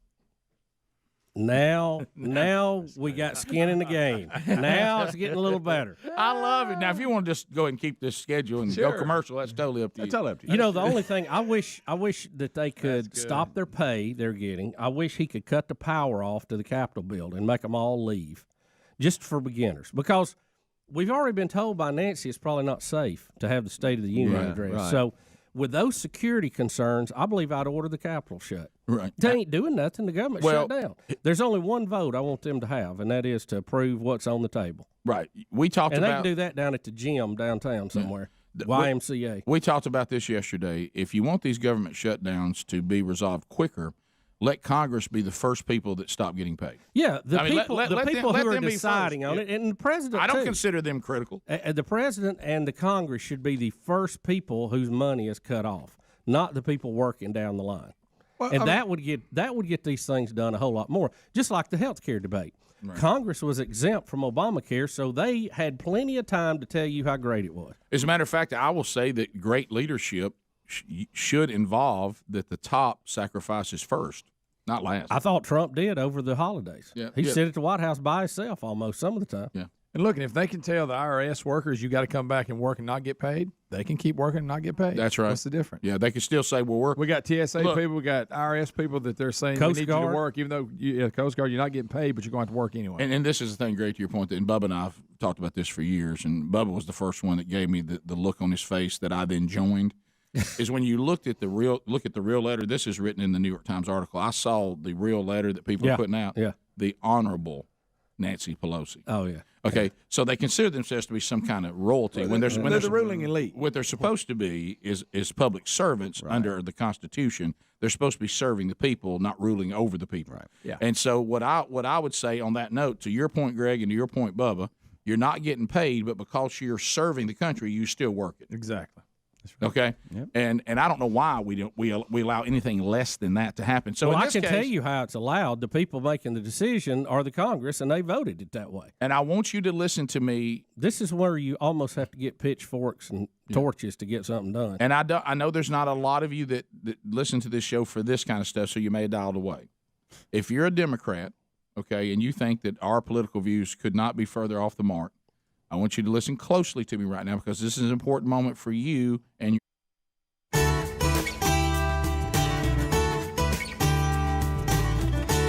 9 minutes to the top of the hour, the Rick and Bubba Show. Thank you for being with us today. As we work our way back, some man churches coming up this weekend. First Baptist Church, Crestview, Florida. It'll be a breakfast this Saturday with Andrew Barbudas, who I actually had dinner with last night. Does he need to work on his wasp nest around his deck? He does. But he'll be there coming up this weekend. Also, the 25th of July, next Tuesday, Rich Wingo at Linden Baptist Church, their whole association will be getting together. And they're all going to hear a presentation from Rich and also consider implementing the men's discipleship strategy from themanchurch.com with all the men's ministries represented there. So Rich will be your speaker there. And then on the 28th, Emmanuel Baptist Church, Crestview, Florida, Blake Prime will be there as they kick off the men's discipleship strategy. And then August 4th, I'll be headed to City Reach Church in Austin, Texas, and be speaking there, Lord willing, on that Friday night. And I look forward to being with all the men there in Austin, Texas. On the 6th of August, Starkville, 96.1 is the station. First Baptist Church is the church. Scott Goroski will be bringing the message there for their man church in Starkville, Mississippi. West Mobile Baptist Church, Mobile, Alabama, Tim Ashley on the 19th. Brian Gunn at Hickory Hill Baptist Church, Westville, Florida, on the 19th as well. So all those can be found at themanchurch.com under upcoming events. Now, Bubba, this story, who is this person? And what Rick, did they so this is kind of funny, and possibly we know why now. Janet Yellen, who is the Treasury Secretary, 76 years old. Now, we may not agree with all of her policies on money. Probably not. Probably not. But she is very laid back. We see her testifying before Congress quite a bit, and she goes abroad and meets with other people who handle the monetary policy for their country. Well, she was recently in China, and she is there meeting to talk about monetary policy. And we can't help but notice, while she's usually very conservative in her movements, and very stately, I will give her that. Okay, even though we may disagree on her policy, she appeared to be acting kind of strange when she met her Chinese counterpart, and it is against protocol for U.S. officials to bow to foreign dignitaries. I would hope so. Okay. So, and I don't know who made that up. I don't care if they do or not. You remember Obama did it to one of the Saudi guys, and everybody got all tore up about that. So, but watch her when she comes in and meets the guy, and I'm not even going to try his name, from China. No, please don't. And watch her, she bows, shakes, bows, bows, bows, bows, and then finally somebody has to grab her, much like they do with Biden, and try to escort her off the other way. Right. And they said that her behavior was kind of bizarre during all this. Of course, the person who has to look after Biden said it didn't look bizarre to us. Right, yeah. Well, come to find out, "Our father?" she had a traditional Chinese meal that she had ordered 4 portions at the dinner before this meeting. And according to experts on this dish, that it contains mushrooms that could be psychedelic. Oh, my goodness. There we go. Oh, my. And now they're wondering if she's high while she's meeting her Chinese counterpart. Okay, all right. Now, this traditional dinner, which I'm not even going to try to say, they said that the mushrooms do contain I can't say hallucinogenics. Hallucinogenics. Boy, Greg. Good job, buddy. But and she's washed it down with a little sake. if they're not cooked properly all the way through, and now there's speculation that maybe she had a little buzz going from the mushrooms. Well, I didn't really believe. Now, if it was Hunter Biden, you would expect it. Well, this is out of character a little for doobage. Well, I didn't really believe you on this. I thought maybe we're being harsh until I heard her talk about that Biden's economy is really good. Right. And then I thought, then you know she's high. Yeah, she's high. She's clearly high. Yeah, I wasn't buying the whole hallucinogenic mushrooms thing until she was like, "Me so trippy." Okay. What are you doing? What are you doing in there? We go to our hallucinogenics expert. Yeah, there he is. We're going to talk hallucinogenics. Let's pot up Adler's mic. Right. Checking in. Let's hear from the hippie. An expert told CNN, they said that he had a friend who had mistakenly ingested these mushrooms before, and that he was high for 3 days. Wow. 3 days? All right, let's hear her comment. Yeah, here we go. Still lots of job openings, but wage growth is moderating and inflation is subsiding. So I think we're in a good path on the United States. Okay, she is high. Okay. She's absolutely Rick, high. she's tore slam up. She's tore slam. She is sloppy drunk. I'm kind of making this up. I'm just communist and inflation's over. And Hunter Biden didn't have cocaine in the White House. It was actually mine. Yes. Hunter Biden said this meal was great. So, yeah, I didn't think she was high until she made that comment. Now I'm convinced she is. She couldn't pass the driving test. Man of 1,000 Faces does Janet Yellen. I didn't know that. Yeah, that's pretty good. Feel a little off right now. Not myself. Greg, I'm afraid that's the museum go round. It is exactly who it is. From Mr. Rogers' neighborhood. King Friday. Never can think of that puppet's name. I know what is his name, by the way. God, it scared me. Did you know it was patterned after like an ant that? Really? That We he all had? had that Yeah, ant. sure we did. I mean, once he said that, I said, "Yeah, I know her." I get that. Yeah, we all. Of course, her got- mouth don't move. but that's Loud, always wears a short haircut. Oh, got it, and got it it. doesn't work for him. No, For some reason, I don't know why they think it looks good. You know, and that's all they've ever had. That's all they've ever had. I think they just want low maintenance. Lady Elaine Fairchild. There it is. Elaine Fairchild. Okay. Scared me as a kid, Yeah. too. Oh, Terrified. I hated her. And speaking of the economy that Secretary Yellen was commenting on, did you see the comments from KJP on this too? I think they've just decided, look, we're just going to tell everybody what we want them to hear. They're not going to fact check us. You know, we have the main media in our back pocket, so let's all get out there and say the same thing. Is this her on 2A? This is her on 2A. All right, here we go. Everything that you are seeing with our economy being stronger, wages going up, unemployment going down, staying under 4%, something that we haven't seen in 50 years, is because of Bidenomics, as you've heard us talk about. It's because of the work that this president has done. Okay, she's taking the mushrooms too. Yeah, I guess so. Is everybody eating the mushrooms? Because most people don't fact check them at all. They just listen to the sound bites and move on with their day. Have you noticed the But ones that prices are up 16 over what? Over 16%. Yeah, So that doesn't matter. 16.6. Yeah, So real we just wage. gonna say something. Real wages are down 3%. Prices are up 16 over 16%.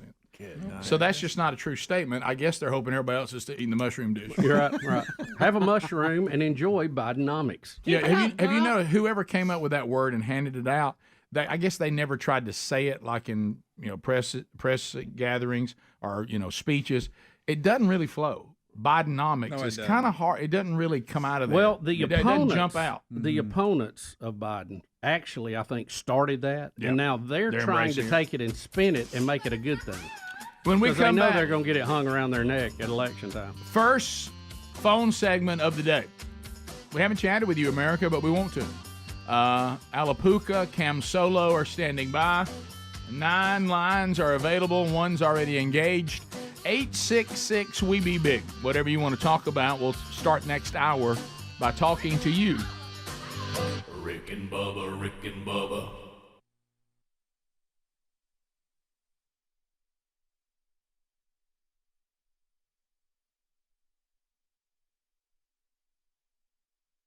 Two words, fatty liver.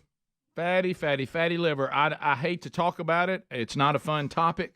But I will tell you this, if you have fatty liver, and there's about 100 million Americans who do, that you're now 3.5 times more likely to have heart failure than those who don't. And there it is. What do we throw at our livers? Our livers, they have over 500 key functions that they provide for us every single day, okay? And the problem is we turn around and treat our livers poorly with high cholesterol, many times overuse of alcohol, toxins of every kind, overuse in Tylenol, statin drugs, cigarettes, and the liver's just going, hey, thanks. And, of course, what else does sluggish fatty liver do? Makes us lose weight, and it also causes us to have no energy. But you could help your liver. There's a solution. It's called Liver Health Formula.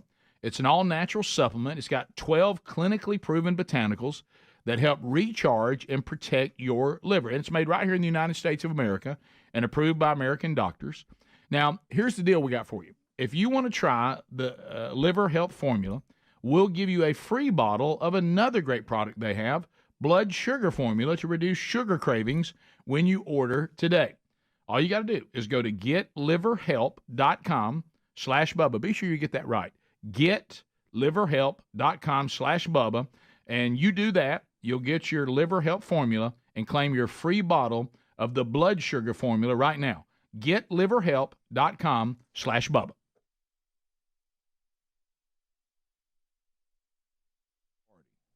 Why did the president have to tell Nancy Pelosi not to take this trip when it clearly says it was a public relations event?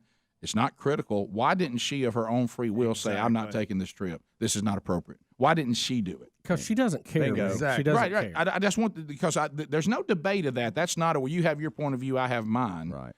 If you are, especially if you're on the left, and everything that you think that you don't want words are so important. Words are important, and you don't want to be hateful about anything, and you certainly don't want anybody to be mean ever in their whole lives ever. Yeah. That's what you claim, even though you can be some of the meanest people I've ever encountered. But here's what I would like to say. Do you think it's appropriate? Forget Trump, and you can say he's grandstanding, whatever. Let's push that over here. Okay? We're not talking about the other guys. We're talking about your guys. We're not talking about Trump. Does it bother you that Nancy Pelosi was going to take this trip if the president didn't stop it during a shutdown while 800,000 plus Americans are not getting paid? And can you imagine how much it costs to fly her privately to Brussels, Egypt, and Afghanistan with security and everything and get back? Rick, it's a delegation. There's a bunch of them on the trip. For a public relations trip? Yeah. Do you think public relations trip warrants? Is that more important than a TSA inspector looking for a bomb in luggage getting on an airplane today? Right. I don't think so. This is the kind of stuff we got to have right here. That's right. Well, it's we need a whole lot more. Yeah. I mean, this is just warming the water. We need them to feel some fire. But Nancy Pelosi should have come out, got to the microphone, and canceled it herself. Right. She should have, but she doesn't care, Rick. Yeah. I also feel that during this period, it would be better if you were in Washington negotiating and joining me to get a strong border security. She has one goal in this, so does Chucky. That is to stop Trump from getting something he promised he would get done. That's the bottom line. They were all for the wall, Rick. This has nothing to do nothing to do with Trump, nothing to do with the Republican Party, conservatives, however you feel about those people or us. Do you think that your party should be vacationing in Puerto Rico during the shutdown and going on public relations trips? They're not canceling any of that. You think that's right? Rick and Bubba, Rick and Bubba.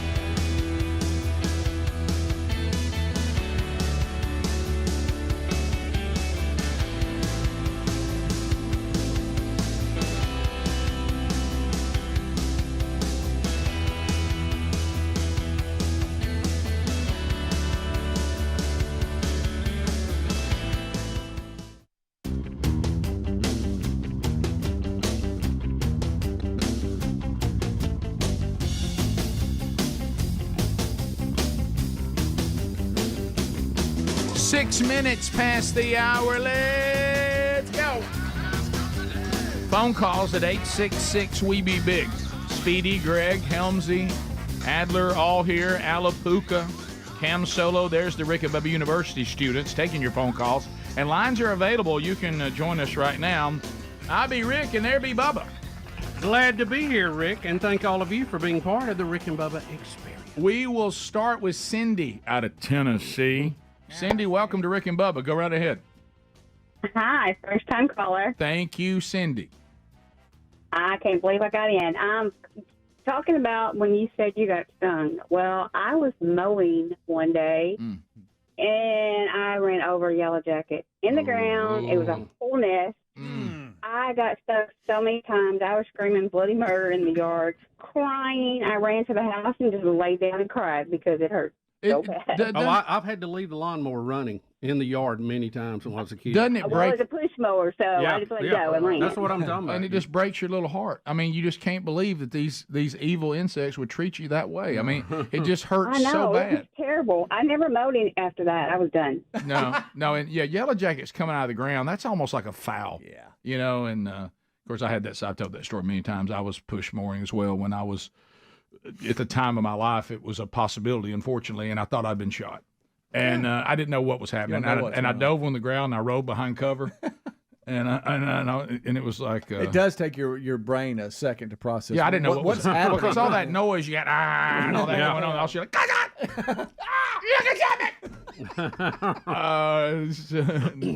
Matthew, Huntsville, Alabama, 100.3 The River. Matthew, go ahead. How you guys doing? We're great. We're great.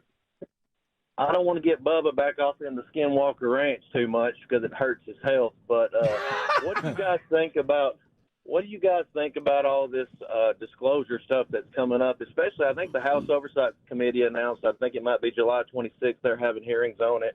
You even got the Democrats with Schumer involved in it, saying that they're going to get to the bottom of it and straight up telling Americans that they're getting lied to. So I didn't know if you thought something would come of this. I was just kind of interested in your thoughts. Over the past couple of years, it seems like we've had a lot of UFO, UAP stuff kind of come to the forefront, but it's a lot like the election claims.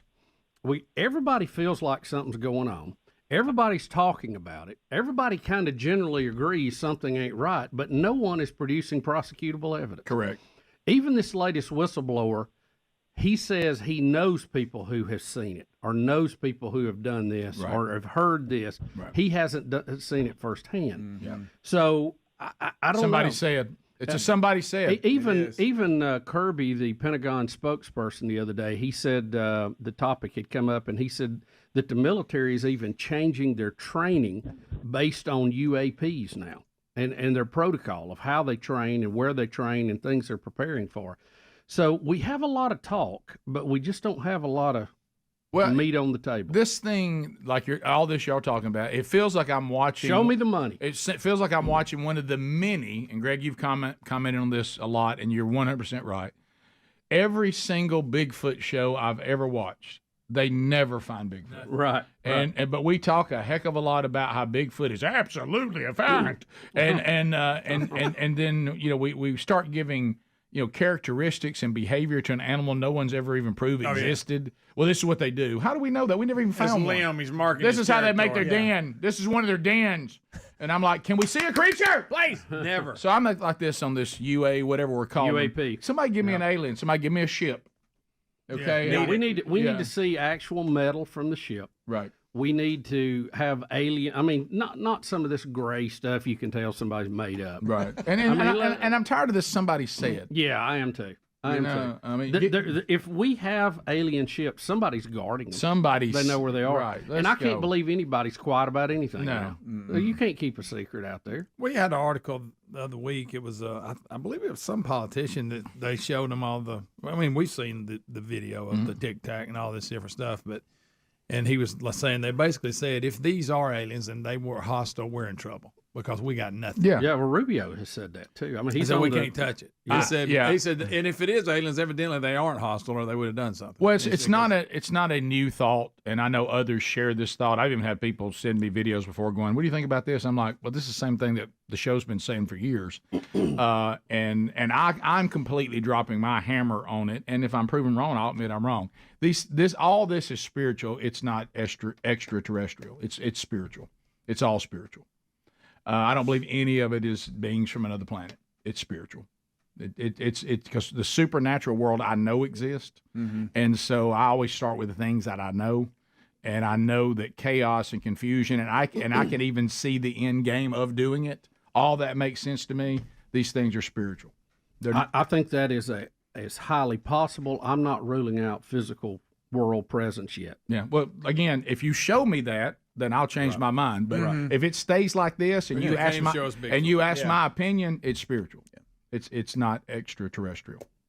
Decatur, Alabama. Wade standing by. Wade, go ahead. Wade. Hey, I was just wondering if any of y'all saw the comedian that was on the Wimbledon tournament. I think his name was Josh Berry. He did impressions of all the top tennis players, and he did McEnroe better than McEnroe. It was absolutely hilarious. I know Bubba's a tennis fan. I thought maybe he saw it.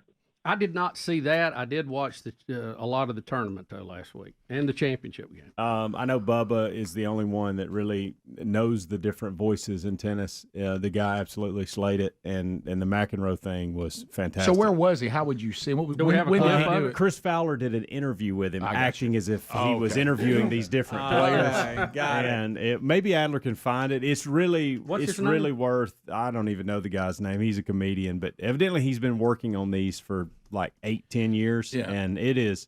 I mean, the way he does McEnroe, that was not an understanding. He does it. McEnroe was like, oh my gosh, like he watched it. You could see him watching it. That would be my only hope. You make a good point. Yeah. It's like, what if there's a comedian that was going around and they said, man, this guy nails every single member of the Rick and Bubba show. He's got them down. Well, if you didn't listen to the Rick and Bubba show or watch it, you wouldn't get it. Yeah, you wouldn't appreciate it. So McEnroe might be the only one I would know. The rest of them I wouldn't know. Yeah. Yeah, Bubba would be like, wow, okay, he has knocked every one of these out of the park. By the way, I saw you touch your Wasp sting. I just check on it. I saw it. JT, Huntsville, 100.3 The River. Go ahead. Good morning. Hope everyone's having a good day today. Yeah, man, thanks. Except for a wasp sting yesterday, I'm fine. Yeah, I'm a beekeeper, so stings, happen occasionally. And one of the primary ingredient in some of this sting relief is baking soda. And so I just an old classic. Some baking soda, make a moist paste, and rub that on the sting. Yeah, I actually feel fine today. So I usually don't have much of a reaction other than just the pain from a sting. But somebody, because that's a little too complicated for me, but somebody sent me one that is very simple, and they said just put a penny on it, and that also does the job. Putting copper on it. Putting copper removing a wart. I'm just telling you, Greg, I thought you'd know this. Did you have a penny in your pocket? No. You know, if you find a penny, pick it up all day long. You'll have good luck. Colton in Mississippi. Colton, hey, penny, say penny. Colton, go ahead, Mississippi. Hey, how are y'all doing today? Fired up, and ready. I'm doing it. Good deal. Hey, I was just wanting to mention that you're talking about extraterrestrial beings. I personally believe it's something demonic. I think that, whenever the good Lord comes back, the Antichrist is going to have to say, where did everybody go? He's going to have to have an excuse. So yeah, we've said that. We've said that on the show a couple of times, and especially going through this study of the Revelation that we're going through right now. It again, you can prove me wrong by giving me a spaceship, and you still got to prove me wrong that this is still not demons that are doing this. But you got to show me something else. But if I can't get that, I think there's more evidence of this being spiritual than there is of it being otherwise. And I can be proven wrong. But that's where I stay until I'm proven wrong. Because the supernatural plan makes a lot of sense. For the point you just made, Colton, for one. We'll be back. 15. Also a good way to get a one world government. We're being attacked from another planet. We all got to join together. Here's our new leader. He's going to see us through it. We'll be right back. Rick and Bubba. and Bubba. John, can you give your thoughts on the matter? Who is the greatest of all time? Well, Pepper, I'm just going to take the mic right now because, who's the greatest commentator? It's me, okay? A lot of people talking about Roger Federer. He's got a great style. He looks fantastic. He makes it look effortless on the court. It's like watching John McEnroe, okay? Karen, welcome to the show. How are you today? I'm good. How are y'all? Fantastic. Getting after it in a three-point stance, waiting for the guard to move. Yeah. No, I was just going to say, you mentioned it right before break, that the Democrats just got back from Puerto Rico on their little excursion there. But Nancy did spend the Christmas holidays in Hawaii, and I heard on the news that she was spending $800 a night for a room. Well, and that's certainly their prerogative in normal times. But if they're talking about a shutdown, it's one thing to say we're suffering on behalf of the workers that have been furloughed. But what they've done is says we'll go party while they're being furloughed, and we'll go down there. The picture that Bubba was talking about in the break, which he's right, and you knew the guy's name. I didn't know his name. Where they show one of the Democrats shirtless ordering drinks in Puerto Rico while the president is sitting in the Oval Office waiting for them to come to negotiate. And I think if you're a Democrat, you have to put pressure on your own party. Do you think this is okay? Is this the way the government, Republican or Democrat, should behave during a government shutdown? And I don't care if it's Republicans or Democrats. I think we, the people, should demand that they work without pay during the furlough, just like everybody else who's furloughed. Absolutely. And I also think that they should be on the VA care just like our veterans. Well, you're never going to get that done, but I agree with you. Remember, the only people that don't like government health care, the people who hate government health care the most is the government. Because they never put themselves on it. So they even gave themselves a loophole out of Obamacare, which was incredibly convenient. I tell you, when you get that kind of power and you get to decide what you have to do, and then you get to dictate what everybody else has to do, it's a pretty good place. And you can be obvious about it. Yeah, and nobody do anything to you. And then here's sneak. No, here's the best part, Greg. I can do this, and then these same people will just vote me in again. Sure. Kevin, listening to Sunny 105 down in Florida. Go ahead, Kevin. Morning, Biggin. Hey, buddy. Hey. Just a real quick comment. I think President Trump made a real bad mistake by canceling the flight. I think he should have waited and canceled the return flight. There you go. That's a good one. Now we're thinking. Yeah. Then you're gonna have to swap that card. Let's go to Ron. Let's see. Ron is listening out of Auburn, Alabama. He's on I-92 WLWI. Ron, welcome to the Rick and Bubba Show. How are you today? Doing real good. I like y'all's comment about Congress ought to fill this pinch too. No doubt. So I thought about something. I think about Social Security all the time because that's the only retirement I got. I've thought about one of the ways I'll let Trump fix the border and I'll fix Social Security. One of the ways to fix Social Security is take the $118,000 cap off and let people that make $100,000 a year pay the 6.2% on that, and that'll get those folks involved in this little situation. Yeah, you remember the first time that George W. Bush, had according to the Democrats, the audacity to say we got to change the Social Security situation and let people privately deal with part of it, and he was treated like that he was Satan himself. That to me, I've never understood why there was such a reaction to that. We got to do better than what we have right now for people. Why can't people take some of this on themselves and even opt out if they want to and handle their own retirement? Well, Social Security was never supposed to be a total retirement plan. It was supposed to be a net to catch, and people tried to make it into a mega retirement plan. It's never going to be that. No. And think about this. The stock market certainly has risk. I understand that. George W. Bush had proposed using 5 or 10% what do you mean the whole thing? Which would have helped the market, too, by putting all that money into it.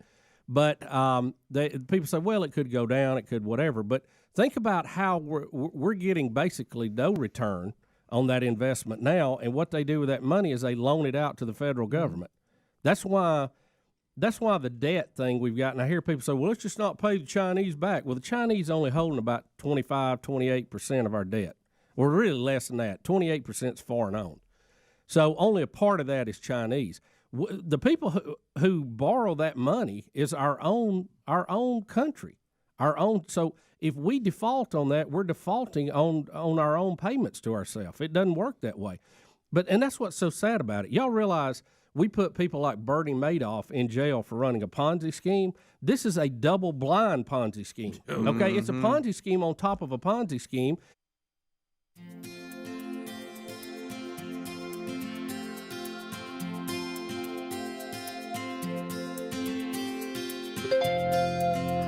It is 21 minutes past the hour. The Rick and Bubba Show, 866-WE-BE-BIG is our number.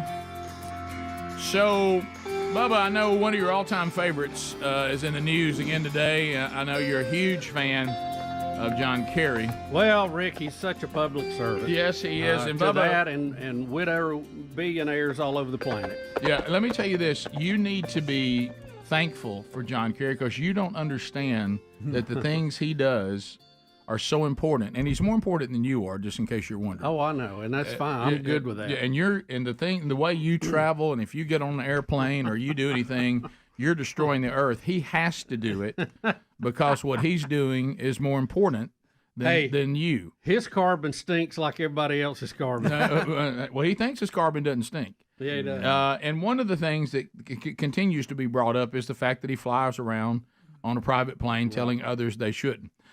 Which really, I will tell you, as we've all learned, that really hurts our credibility. And and so when we tell people they shouldn't do things that we do, as a matter of fact, that's talked about directly in Scripture. But Rick, obviously, he's much more important than any of us. Of course. But with that kind of statue, I don't know why he's sad all the time. I don't either. You because he certainly got a long face. I mean, when you got that kind of standing, I mean, to be that important, why is he so sad? Why the long face? Why the long face? A horse comes into a barn. But anyway, all right, so he is going to tell us now. Now, keep in mind, no one's elected him, but for some reason he was appointed climate bully. So here we go. He's going to let us know that he does not own a plane. He doesn't know why everybody keeps saying that. Well, he personally doesn't. He'll clarify that. Here we go. So I just don't agree with your facts, which began with the presentation of one of the most outrageously persistent lies that I hear, which is this private jet. We don't own a private jet. I don't own a private jet. I personally have never owned a private jet. And obviously, it's pretty stupid to talk about coming in a private jet from the State Department up here. It just, honestly, if that's where you want to go there. A few moments later. You just testified under oath that you never owned a private jet. Mr. Chairman, I'd like to enter into the record article here from February 15th of 2023. The John Kerry family private jet was sold shortly after accusations of climate hypocrisy. Mr. Secretary, do you stand by that testimony that you've never owned or I personally, your family? Personally, yes, my wife owned a plane. Well, buddy, oh my goodness! And how about this? Even if he doesn't own the plane, he's still flying around on it. It really doesn't matter. It doesn't owns matter who has the title to it. You're using it. Yeah, and earlier he said we. He didn't say just him. But He I said will. We don't own. I will it. go back again. I don't know how to. Maybe I know some of these people like John Kerry marriage. Maybe they have all kinds of different versions of it. But most of us agree that when a man and a woman enter into marriage and they become one, that everything is theirs. And that's why when someone separates, they begin to divide up all the stuff. Because why do they divide it up? They considered that they co-owned it. Yes. So if you shared property, if your wife's family had a private plane that was hers and you married her, it is now yours. And you're playing games with us, and we're not that again, back to this, I guess it's arrogance on my part, and I'll acknowledge that is it arrogant for me to not be wanting for him to offend me by thinking I'm just that stupid? Yeah, exactly. I mean, or is that just self-worth, the right kind of pride? Rick, I just don't think I'm that stupid, and it bothers me that you think I am. Yeah, There's a point where you convince yourself that you're so much better than everybody around you, so much smarter than everybody around you. Bubba, you can say whatever you want to, and you just know that people should accept it. And you know what the attitude is there, and you're walking down that road. How dare you question me? Yep. Do you not know how important I am? Yeah. I mean, I can't believe I've been drugging here. It's really, it is a few good men. You know, when Colonel Jessup cannot believe that anybody's going to question what he's doing, and they don't understand how important he is. That's right. And all you've done is make a nation weaker today. Yeah, but you just can't run roughshod and do whatever you want to do. And he's like, I can't even believe I've been brought in here being questioned. Yep, can't believe it. And that's him. He is a climate czar, and he's saving the planet. And how dare you peons question him? He will live one way, we will live another, and we will shut up and not say a word about it. Is that okay with you? Bus? Yes, sir. What's next? You want to discuss my favorite color? I hope you haven't tied these gentlemen. I don't know. I don't have the slightest idea. Foot lockers and travel habits. I hope. Also, did you see Dan Bongino? Did you see him talking about video 4, Adler, where he says that a lot of his former colleagues in the Secret Service, they're embarrassed by the fact that, again, because they know America does not believe they don't know. Right, and they know it makes them look silly. Right. And it makes their leadership look corrupt. Yeah, and this is around 3 minutes long, Rick. Halfway through it, he gets to that part, but the whole thing is about the Secret Service and how silly this is. Okay. There's no way that this should have went down the way it did. And let me just say, as a personal plea to my former colleagues in the Secret Service, who I adore and love, don't do to that agency what the FBI did to itself, okay? If you're not familiar with how Secret Service security works at the White House, without getting into details, but enough where you'll understand what happened. When you go in the West Wing, right, it's totally different than the East Wing. The West Wing is a limited access area. The East Wing is large. They do tours. Thousands of people go through there, okay? Ushers, staff, whatever.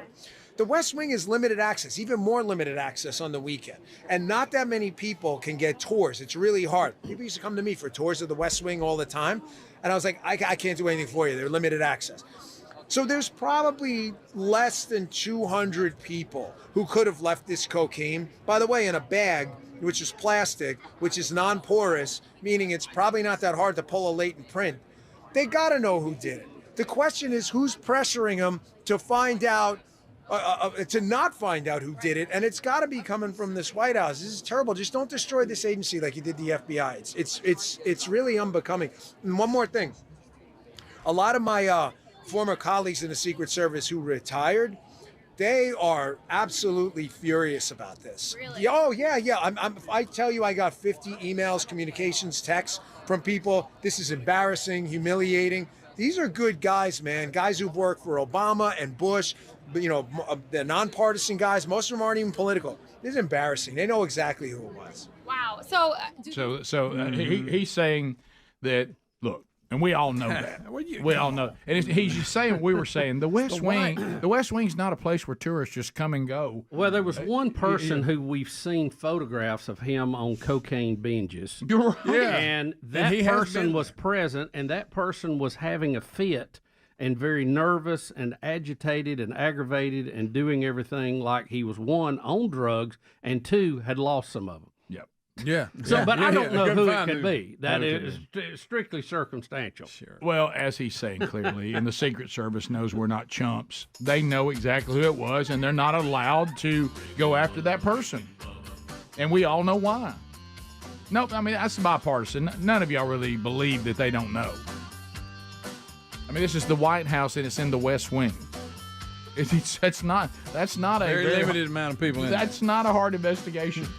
And there's one we know with a past. Right. Bottom of the hour. Rick and Bubba. And we keep electing the people who's doing it. Dumb and Dumber, you remember the case full of IOUs? Yeah. We've got that twice. Yeah. We got it on both sides of the paper, you know. It's the biggest mess I've ever seen. I can't believe it's allowed to continue. Do you think there's part of it, because I certainly would have been in this category at one time, do you think part of it is nobody has said what you've said do you think most people don't understand that? They don't understand how it works? Oh, they understand how it works. Yeah, I'm talking about the government. I'm talking about the people. The government. What are the people going to do, Rick? What are they going to do? Well, they're going to vote somebody in to tell somebody they can't have the candy anymore? Right. That goes well. Yeah, sure. Those people always get elected. Sure. Yeah. I'm going to cut your benefits to everything you've got. Put me in. Right. I think I'm going to go with the other guy. No doubt. You know. We continue, 866-WE-BE-BIG. Let's go to Jason in Florida. Jason, welcome to the Rick and Bubba Show. How are you? Hey, guys. Good morning. How are you guys doing? Good. We're great. Hey, a couple of different things here. I'll be quick with it, though. First of all, the Democrats have no idea who they're messing with. Trump did not expect to win the presidential election anyway. So he's been playing with all cards on the table anyway since he started. He doesn't care. Yeah. He has nothing to lose. Yeah, the most dangerous people you negotiate with are people who don't care. You know, if the worst case scenario happens to Trump, he just returns to his private life. Yeah. I mean, what are they going to do to him? Right. Absolutely. The second thing is the Republicans really ought to go ahead and switch up on their Democrats and bring a vote to the floor to repeal the 21st Amendment that says that they have to collect a paycheck when government furloughs are happening. Yeah, members of Congress still get paid. Is that in the 21st Amendment? I believe it's the 21st. I may be mistaken, but I know it's there was an amendment. No, you're clear here. We don't know where it is. We're not. We can't. No. Yeah, we're just. I just didn't know if we had an amendment that dealt with. Yeah, that. I didn't know that was guaranteed to them. Now, it wouldn't surprise me if it was, because they do things like that for themselves all the time. But so that you're saying there is something you think that is supposed to guarantee they get paid no matter what? Yes, there is an amendment that was passed for members of Congress to actually still get a paycheck. Yeah. Well, how about this? Just like they were. I think the president opted out of the Affordable Care Act. Absolutely. They have to go back and say, "Oh yeah, we want back out." Now listen, I'm not a constitutional lawyer. We just play one on the radio. Mm-hmm. But why doesn't Trump use Nancy Pelosi's own words, where she said it would not be safe to do the State of the Union? Obviously, we have a security problem at the Capitol building. Why didn't he declare a state of emergency and lock the front door with chains? He could do that. I know he could do that. Can I keep people throwing this around? Mr. President, if you're listening, yeah, right. Declare a state of emergency based on Nancy Pelosi's own words and lock the Capitol building with a giant chain until they come to a vote. Top of the hour. We'll be right back. Rick and Bubba, Rick and Bubba.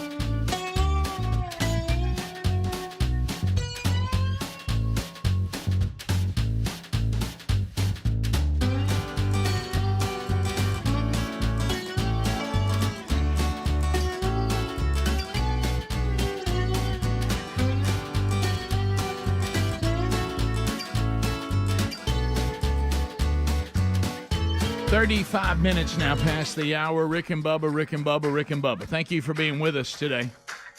MyPillow.com/Bubba.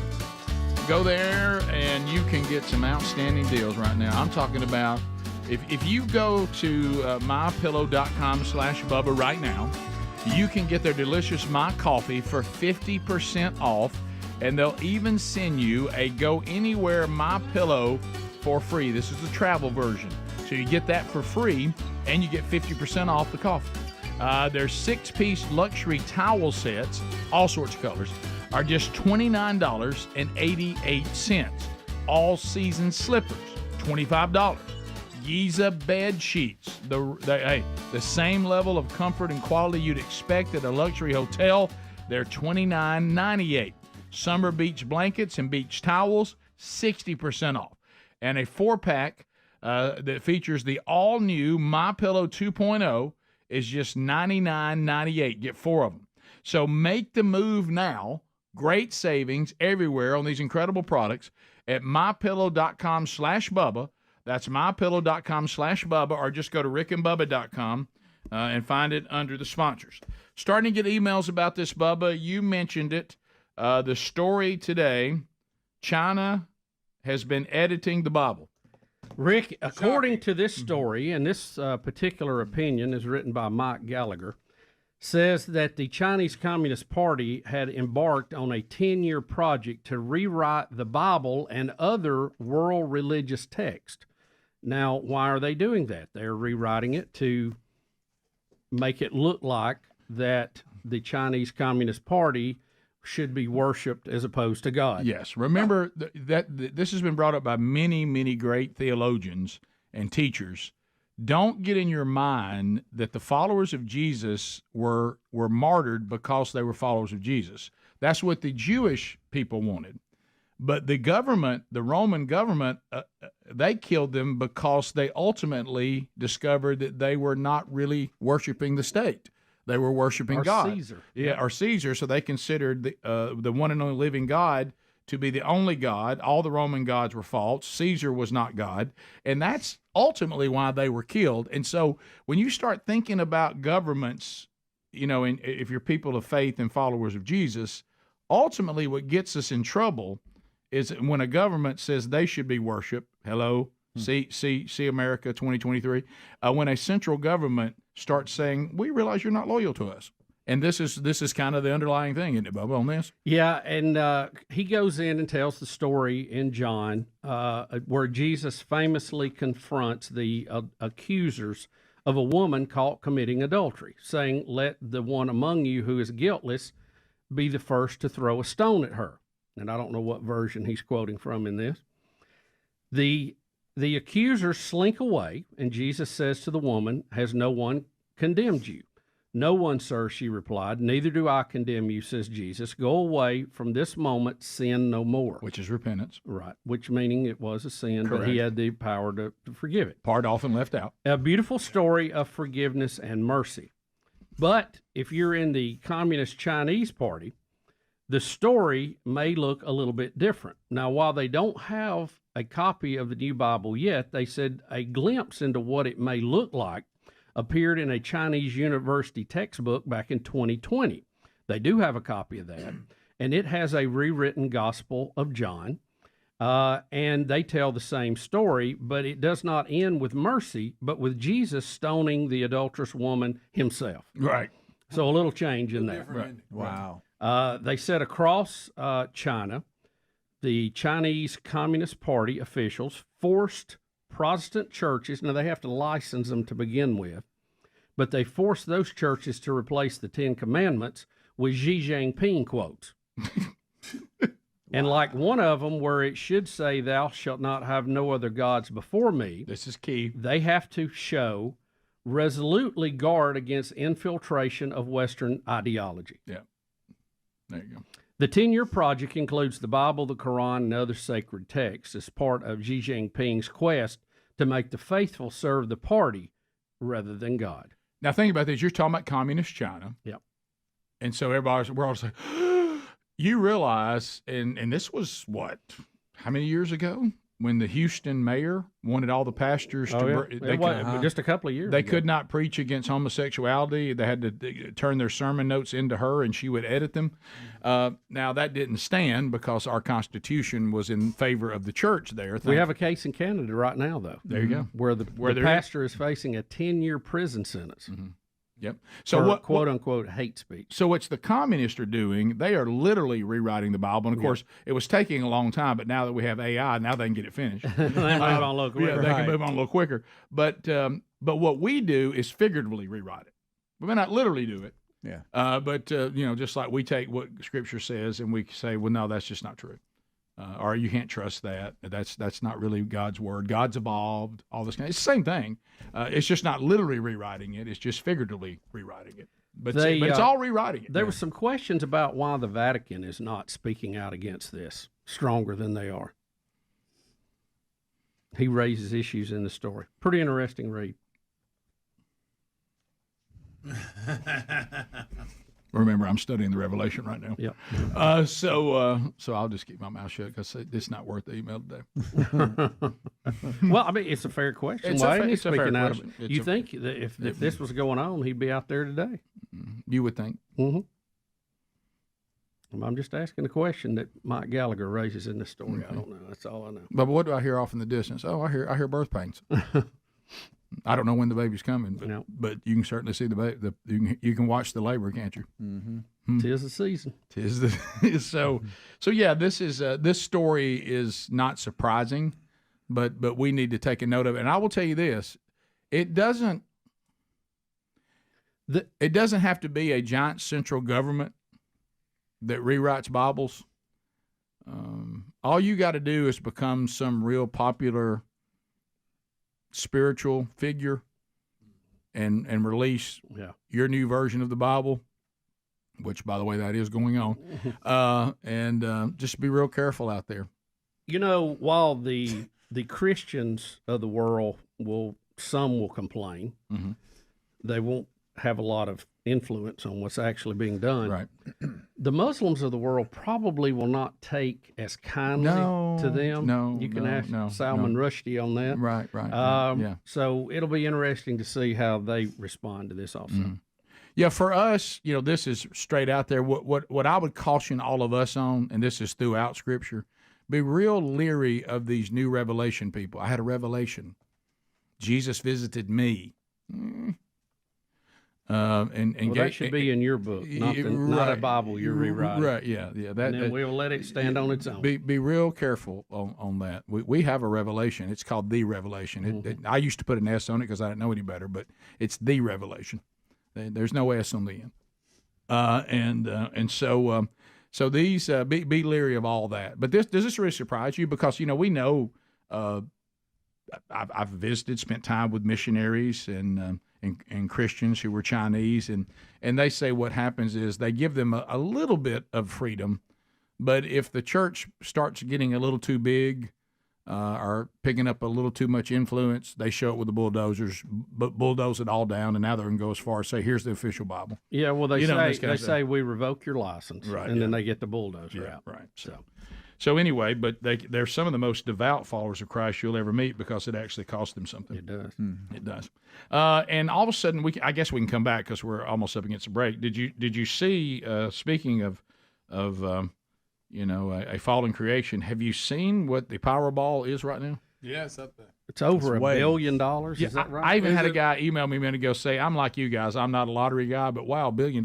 Yeah, I know. Wow. See where they had a couple of small winners, like $1 million or $2 million or something like that, but not the biggie. Not the big one. We'll come back. Your phone calls, and we'll talk about that a little bit here. 866-WE-BE-BIG. We've got Alapuca, and we've got Cam Solo ready to take those calls. 866-WE-BE-BIG. More of the Rick and Bubba Show coming up right after this.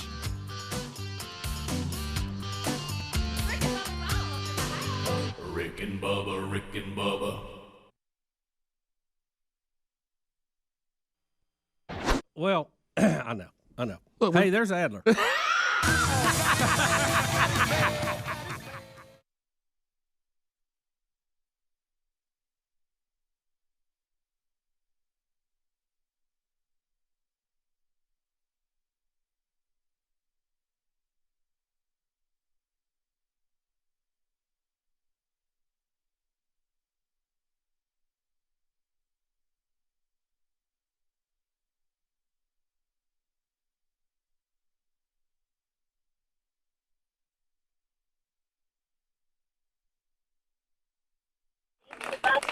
So about 4 years ago, my husband and I drove a trailer. We were moving from Birmingham to Connecticut. and it normally takes about 17 hours. We ran into all kinds of issues, but I wanted to give Adler's wife some advice to go old school and print out her directions, because when we got to New York with all the bridges and everything, we lost GPS service, and it is horrible. So make sure that she prints something out so she knows when she gets there, if she loses service, what to do. That's a great. See, once again, let's talk about this a minute, especially for Debbie a minute ago. If Adler didn't work here, and he did not come on and ask for y'all to give some advice to help, right, we would not have this information. He's helping her again, just like he always does with a servant's heart as a husband. And, think about, she's got some things ahead of her, but she's going to be with her sister. It's going to be a great adventure. He's going to be sitting at home by himself watching UFC and AFC and NFC championship. Well, who's going to have more fun? And that's his wife, and we all know that. And so to have her print out, see, Brittany says, look, I've made this trip before. I headed up to the Northeast from Bama, and when you get to the big cities, sometimes the GPS is a situation. Be sure she prints out old school. Nice. Would we have gotten that information without you working here? There you go. And bringing it up on your show at work? That's right. And Adler, I would carry an emergency bag, some hot hands, water, maybe one of those aluminum blankets you can sleep in case they get stranded. Yeah. Maybe a portable CB radio or something. Nice sweater. If you forgot it while we're saying this, it's because your wife and her oldest sister is driving to New York. Go in a place in a snowstorm that a lot of truckers would not. And that's this weekend. That's this weekend. Yeah. That's, in case you forgot. They've even named it. Yeah. Or you can download, because for a few of my motorcycle trips, I've been out in the boonies or whatever, you can kind of plot your path and then download this area or whatever. You can then save that to your phone while you have good reception. That way, that's an option too. You know what? Your helpfulness just doesn't stop. Well, I got a lot of tips. JJ in the great state of Virginia. JJ, hello. Hey, fellas, how you doing? We're good, man. How are you doing? All right. Green acres and monkey grass. Thanks for the call, my friend. Appreciate it. Go ahead. All right. I'm actually a truck driver, and I've made 5 trips through New York City this week already. Okay. If they do not have an easy pass, they need to go find somewhere they can purchase one before they get up and get on all those turnpikes and toll roads and hook up to it online and put money on it. Otherwise, they're going to have to carry a pocket full of cash, and it's going to cost money. There you go. A lot more than it would for a car to go up there. JJ, you got any concerns? You think you're looking at it's going to be mainly, Pennsylvania, and when you think 1 to 3 inches in New York, that's not a big deal. Now, if it gets a little more than that, you think they're cool on this window? Well, they do pretty good at keeping the roads clear. Yeah. They've already been pre-treating. They just had one storm. I was in there for that one. Just went into Baltimore when they had 6 to 8 inches. You know what? There you go again. Yeah. Look at JJ calling in. Would we have JJ's trucker information if you didn't work here? No. Huh? My wife is going to be fine driving to New York. Nothing City in a to truck. it. Sure, he's a professional driver and's been doing it for years. Sure. But I mean, that's true. JJ, another key though to that GPS, they need to download a truck GPS. Is she driving a big truck, or are they doing a truck? It's the van. It's the smallest, U-Haul or whatever. It's Is the it like an smallest Isuzu type? Yeah. It's not. Is it the box truck, It's not just an the little SUV. one? It's the smallest box truck. Smallest box truck, like a JJ. van body with a box truck on the back. It's still taller than most vehicles, so they need to check heights on routes for bridges and things like that. Oh yeah, look at you the don't bar. end up in Rosebud and can't get across the bridge. That's a No, great I don't point. want that. Have y'all seen these videos of the? Thanks, JJ. There's like a certain. Are you listening to what he's saying? This is No, all no, stuff no. he's- JJ And sounded I'm like glad. he didn't know what he was talking about. JJ sounded like he didn't know really. I gotta tell Oh, you didn't give JJ money.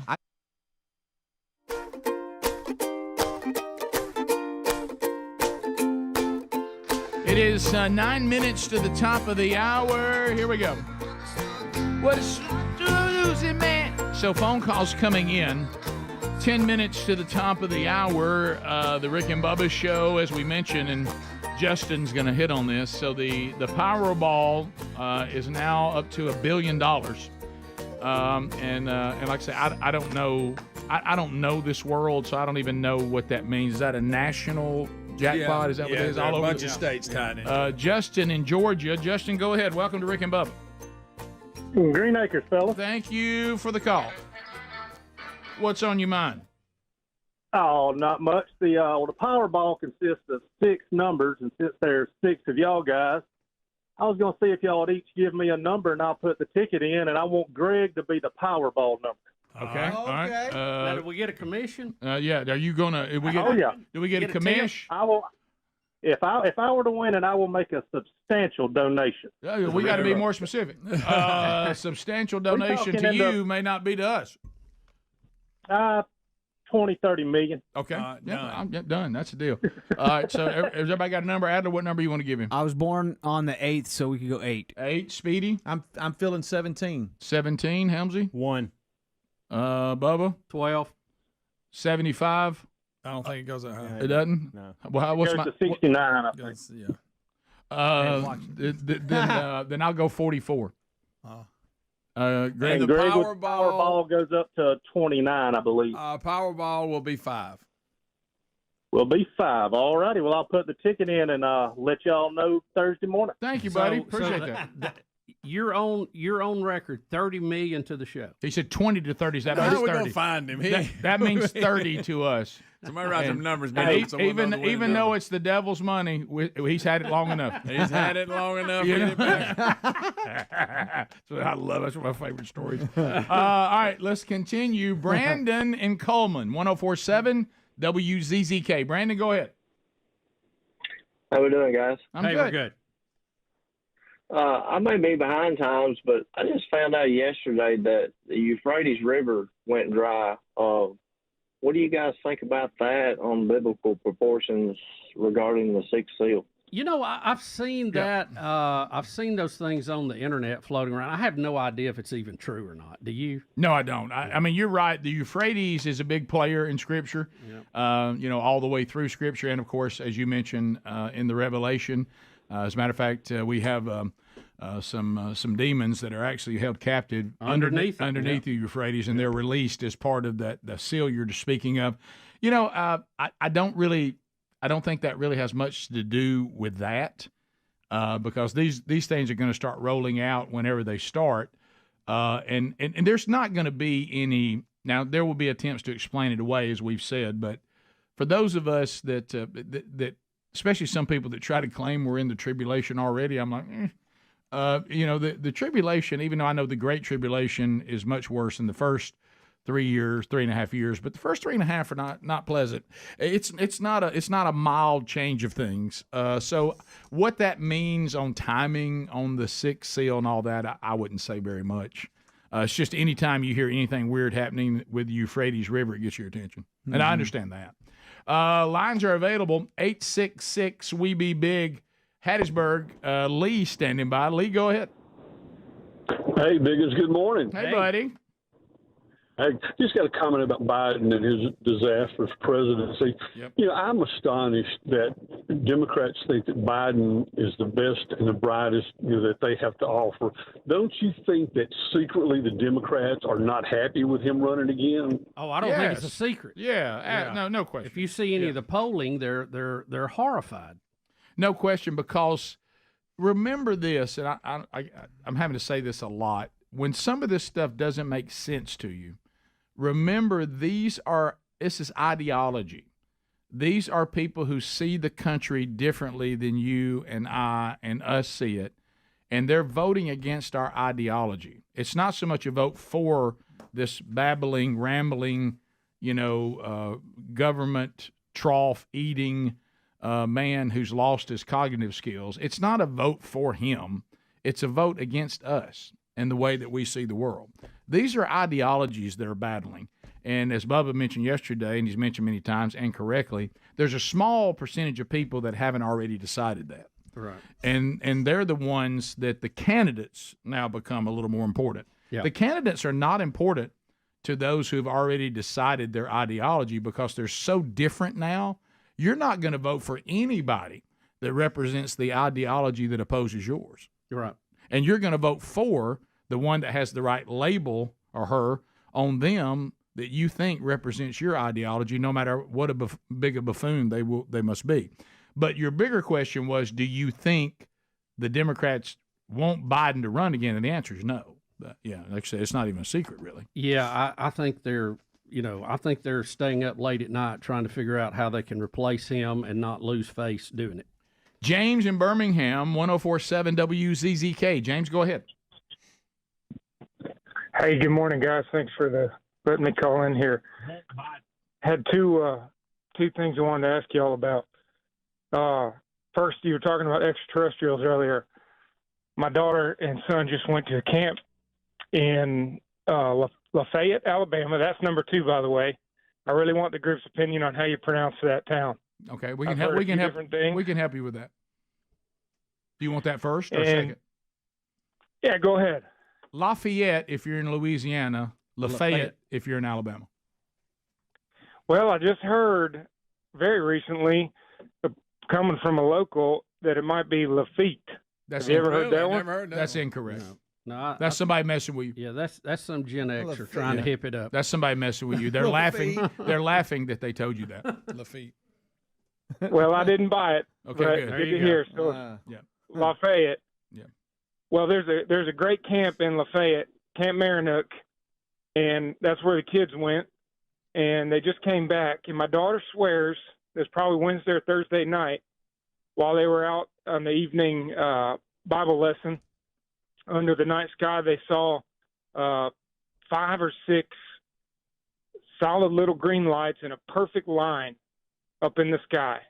Mm-hmm. And yeah, according to her, it didn't look like a plane. Nobody in the group really thought it was a plane or anything they could identify. So just curious if y'all heard anything or if anybody else listening maybe heard or saw anything on that topic. What it sounds like you may be describing is seeing the Skylink. Is it Skylink? What Elon's bunch? What's it called? Starlink Satellite. constellation. Yeah. They appear to look like a string of pearls in the sky at various times. There you go. And they're in low Earth orbit and they're moving pretty quick. And depending on where you are, where the sun is, and the time of day, those will show up from time to time. Yeah, that's likely what that is. Yeah. Let's go to Renee, but no one else has mentioned it to your other question. Renee in Russellville, Alabama. Renee, go ahead. Hey, guys. Have y'all seen the parody with Dana Carvey and David Spade about Fauci? Oh, yeah. We played it on the show. It was okay. It was probably Yes, what? very Was it funny. before I went to France or when I got back? Yeah, it was right before the 4th Vacation. of July break. Yeah. Oh, yeah. And it is hilarious, and it feels good, doesn't it, Renee, to see some of those that are in the entertainment business that even they themselves want to save face a little bit and not be robots and can't speak against Fauci because I'm the Hollywood left. It's they're like, look, this is absurd. And I love that. Sometimes some of the greatest truths are said. Was it Shakespeare said that in jest? Yeah. And I don't know who's credited with that, but I remember that. But yeah, this thing with Fauci is so absurd now. Have you noticed too? Like, I heard somebody mention something about going to get a vaccine the other day, and I said, "For what?" And they were like, "Well, COVID." And I was like, "What?" I was like, "I don't even hear the commercials anymore." I did hear that there were some reads that people did in the state of Alabama, like somebody said during some baseball games for Alabama, which I thought was bizarre. But you don't even hear anybody talking about it anymore.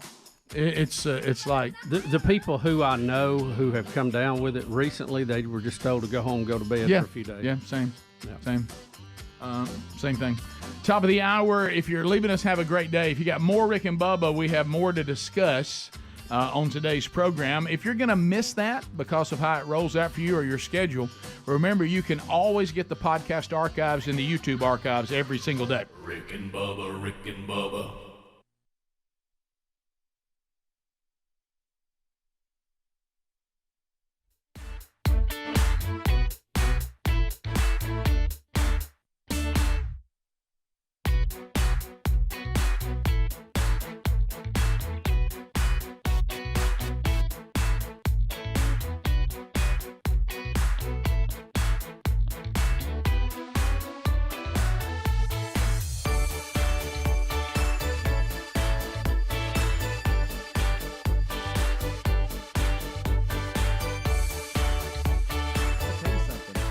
watching him, he's a big write down everything kind of guy. He does notes. He's got a little phone. He isn't writing down one thing. I tell you why he's not. Up here. No. It's podcast. You just tell her go listen to the podcast. That's right. Right. I don't think you care. Yeah. I can see it in your eyes. I don't think to you it's not happening. It's not. That's all true. you can think about is that fight. Yeah. You have to watch by yourself with the dog. Uninterrupted. Oh, yeah. It's going to be awesome. Yeah. I'm going to cook bacon without a shirt on. It's going to be great. Hey, easy. Hey, you're not home yet. Oh, yeah, that's right. That's right. Until you see those taillights, you better watch every move, every word, okay, everything. Yeah, you could end up being a stowaway on that thing right quick. I'll be sitting in the middle of the moving truck. Yeah. Have you ever handled fine china? You got to be very careful with it. Sergeant Pepper did text me. He said he's on standby in the event that I have to go rescue my wife.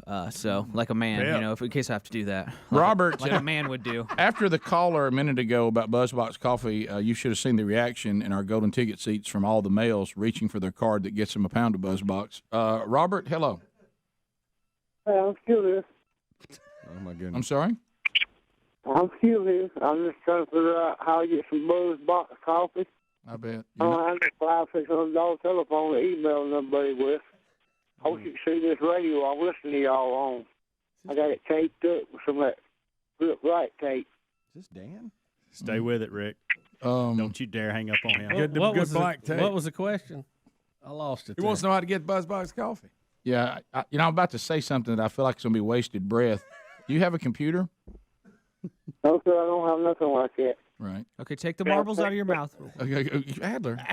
Hey, look, your wife's not going yet. Hey, it is. You in it. It's just Friday. I'm sorry. Okay, you're not even off work yet. Sit in that other room. I'm sorry. Yeah, I'm really sorry. Robert, if you can't order it online, there's a number you can call. I can put you on hold, and I can get you that phone number.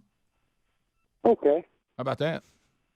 That'll work. Yeah, I know that last story stirred a lot of interest in BuzzBox. So, okay. Robert, where are you calling from, buddy? Thank you. Talladega. Talladega. All right. Talladega, Alabama. Okay. All right. Well, you hang on, and we'll get you that information. Okay. Okay, I appreciate it. Thank you, Robert. Robert's a better person than all of us. Yeah, by the way. You're the one that told him to move the marbles out of his mouth. Speak for yourself. So you're right. He's a better person than me. I should say that. Can I say something? Being a better person than this room is. I mean, that is like saying, like being the skinniest person in this room. Right. Okay. I mean, that's not some great accomplishment. How about that's true. How about the black tape on the radio? Well, you know what? Why Whatever not? it takes to make it work, Robert. That's right. Greg, I want us all to think just a minute about the customer service people at BuzzBox because their life's about to change. Yeah, it is. And but by golly, we're gonna get Robert. I'd kind of like them to record it. We're gonna get Robert what he needs is what we're gonna get. Yes. And then we're gonna make a difference one cup at a time. that's right. Amen. Not Trying to save it. not just for Robert, not just for his marriage, but much bigger than that. Yeah. All right. So we'll be back. If you're leaving us, may your weekend go outstanding, and we'll catch you on Monday. If you got more Rick and Bubba, then we'll do a top of the hour break, get you updated there, and then we'll be back with more of the Rick and Bubba Show. You can be part of it too at 866-WE-BE-BIG. You can also find out everything you'd ever want to know about Rick and Bubba if you have a computer or a smartphone at rickandbubba.com. Rick and Bubba, Rick and Bubba.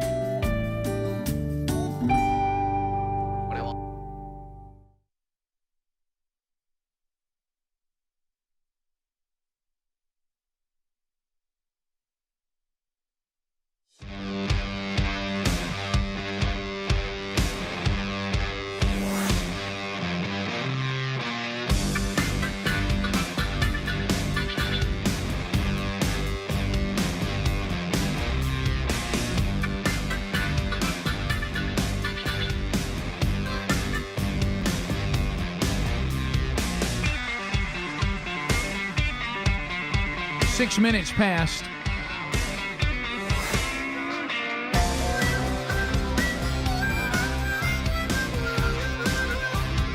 It's all right, it's all right, it's all right, it's all right now. From the No Name Studio out on the bleeding edge of technology, from Sweet Home, Alabama, to the rest of the world, we're all here. And thank you for being with us as we start a brand new hour.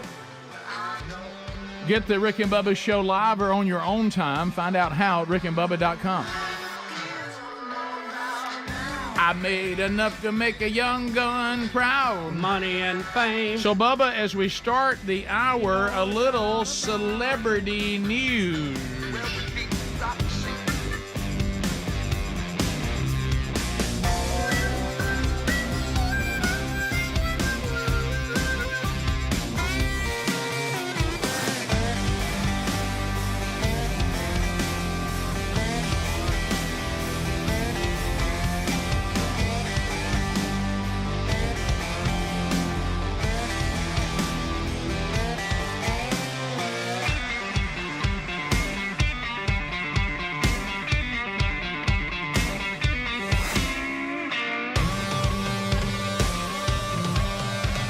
Miranda Lambert is in the news today. Rick, we've got a little clip here. Miranda stopped her concert to scold fans who were taking selfies while she was singing. Well, how about that? So here is the footage. Of course, it was captured because everybody had their phone taking selfies. But so she gets on to them about it. So we'll take a look at that. Here we go.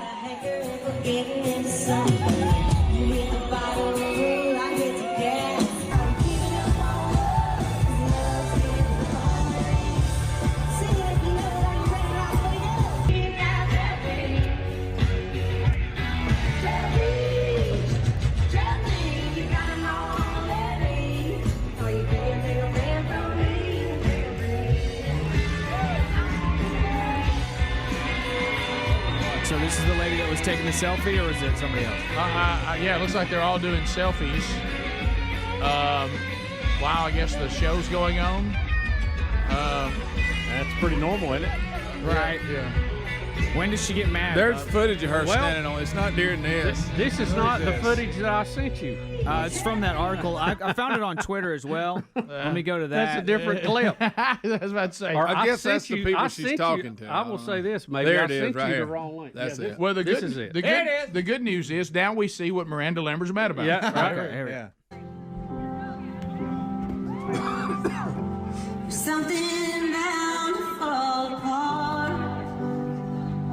I'm gonna stop right here for a sec, Danny. I'm sorry. These girls are worried about their selfie and not listening to the song. It's pissing me off a little bit.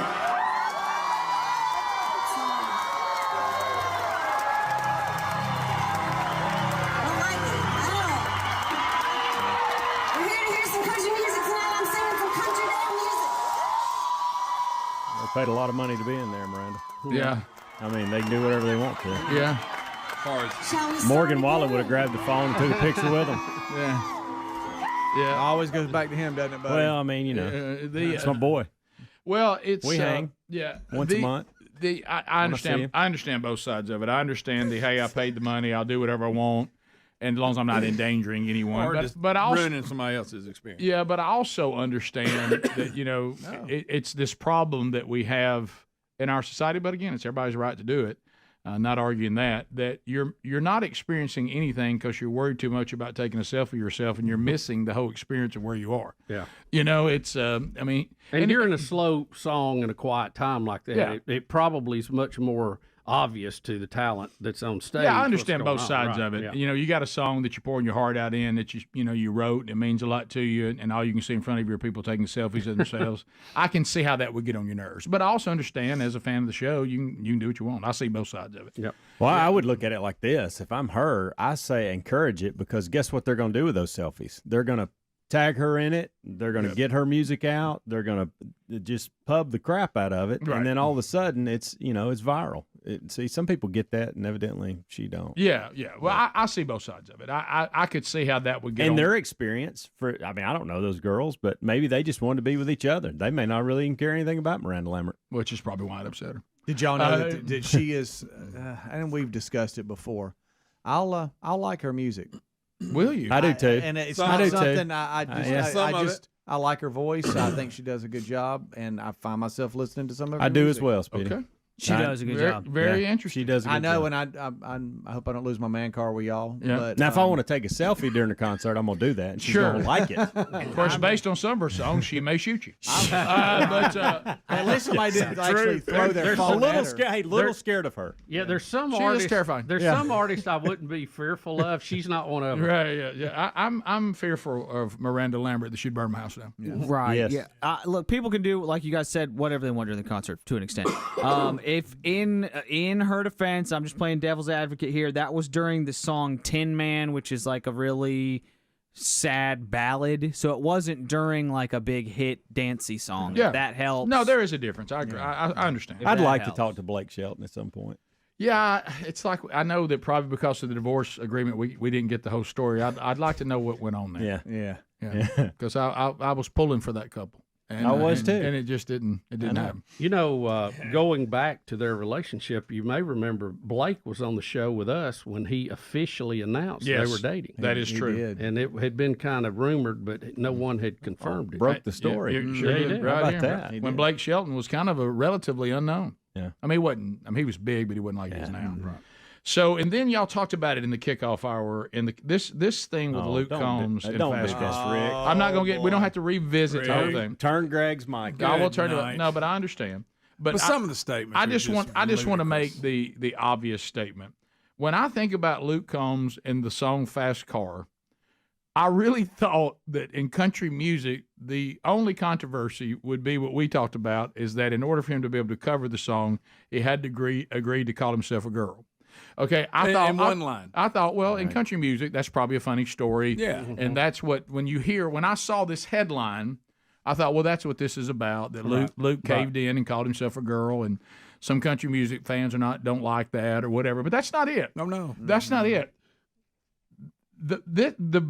This may be one of the most bizarre attempts at a narrative that does not hold up, is that somehow Luke Combs covering Tracy Chapman's song that was giant. Yeah, huge hit for her. Do not miss that. As a matter of fact, I just finished doing some She research. sold a lot of records. Went back and did some research on it because we were talking about it on the air. If you go back to the original, and you can go research this for yourself, Nelson Mandela was having his 70th birthday, maybe. It was some kind of marker like that in his life. 70,000 people. And she was like an early in the day act. Right. Okay? Right. Well, Stevie Wonder's sound crew had trouble, which kind of hurt, with some of his tracks that kind of helped the presentation as Stevie was older at the time. And they put her back on the stage now in prime time in front of 70,000 people, and she sang Fast Car and brought the house down.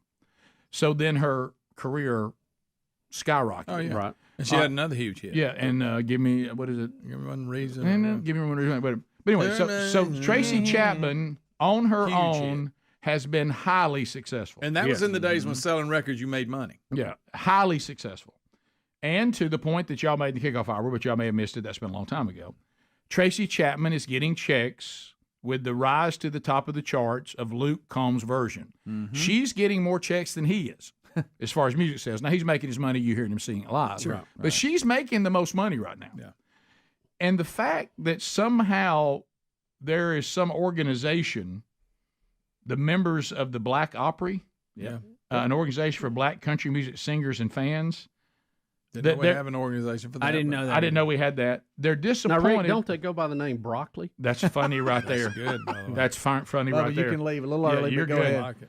That somehow that they think this is Luke Combs thinking he has to help Tracy Chapman because he's white, and that people wouldn't like the song unless a white person sang it. It wouldn't be a country We've hit. all liked the song when she sang it. Right. Yeah, There's not a racial element in this anywhere, and to try to find it is bizarre. I thought there would be some discussion about LGBTQ and he's forced to call himself a girl. I even went back and looked at the beginning of this song.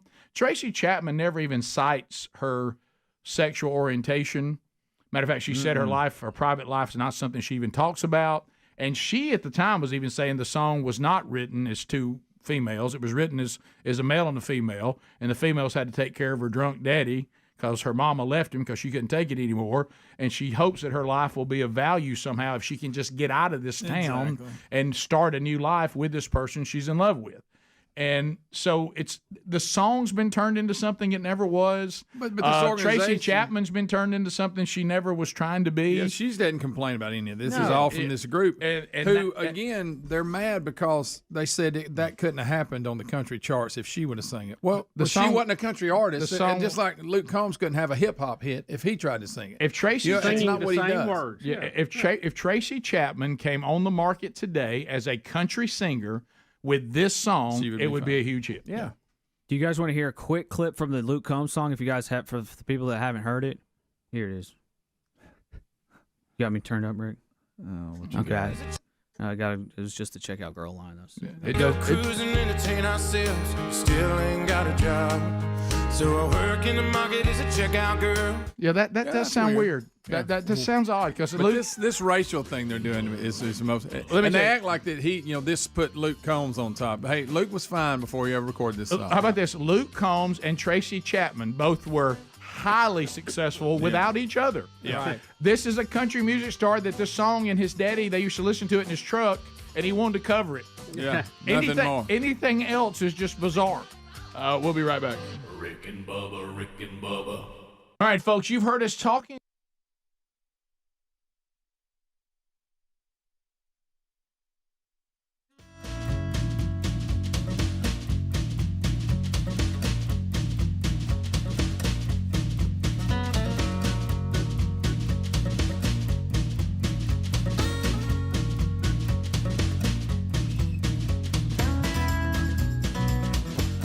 All right, so I know we talked about an hour ago the Big Blue deal. Deep Blue. Is it Deep Blue? Deep Blue, the world's largest great white shark. All right, so this shark is 2.5 tons, Rick. It's gargantuan, and she's a big one. She's a big one, and she's been cited before. But this story, there is a diver that is actually swimming alongside the largest great white shark. Great white shark.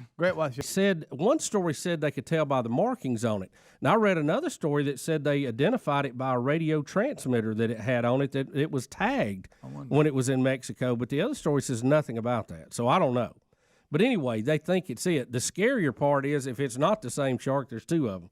Let me ask you this, and I don't know about Look at that how this picture right tagging goes, unless when she was a lot younger.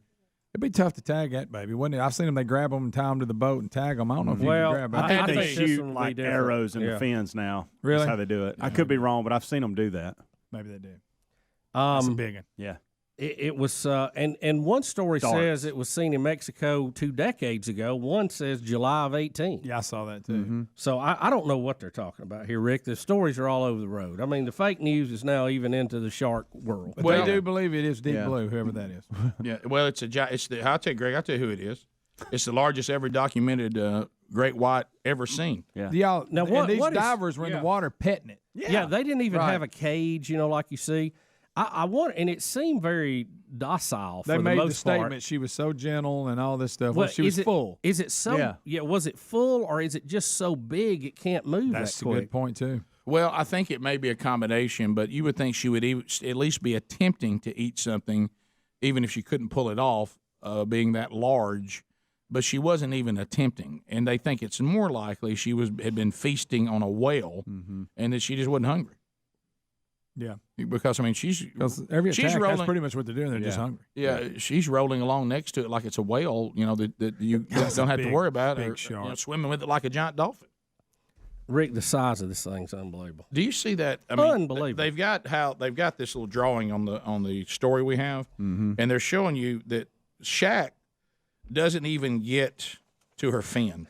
Yeah. Okay. He's not even as big as just from the fin back. Look right there at that picture. Unbelievable. It looks like it's photoshopped. It doesn't look like it's real. I know it. Yeah, And- it is about as long as a giraffe is tall. Think about that from the top of the head of If a you hung giraffe. it up, yeah. Think about it. That's so Much bigger than a car. Yeah, a car doesn't look like anything. It's Then you got Shaq down there at 7'1". yeah, and 20 feet to 7'1" looks awful large, doesn't it? I tell you, I don't think I want to be in the water with that thing. Who knows what it's going to do? No. I don't know if it's full or not, Rick. No, Bubba. How about this? It might bite you just as a defense mechanism because it doesn't want you tagging along playing with it. I'm definitely not touching it. No. My next comment. I don't even want to be on the same continent with that thing. If I'm a diver and someone says, "Hey, Rick, we think that's Big Blue down there, or Deep Blue. What's it called? Deep Blue? Deep Blue. That's Deep Blue down there." And I said, "What is Big Blue's IBM. And let's say I didn't know. Let's say I didn't know. Deep Blue, what do you mean? If I'm a diver, I probably do. And it said, well, it's the largest recorded great white we've ever documented, and we think that's it down there. My next thing is, shouldn't we leave? Tommy, let's get the boat out of here. Out. Yeah. We're gonna go. I hate Rick, to that go thing is- Jaws. We need a bigger boat. Rick, it is. This is big, basically, is what the shark was in Jaws.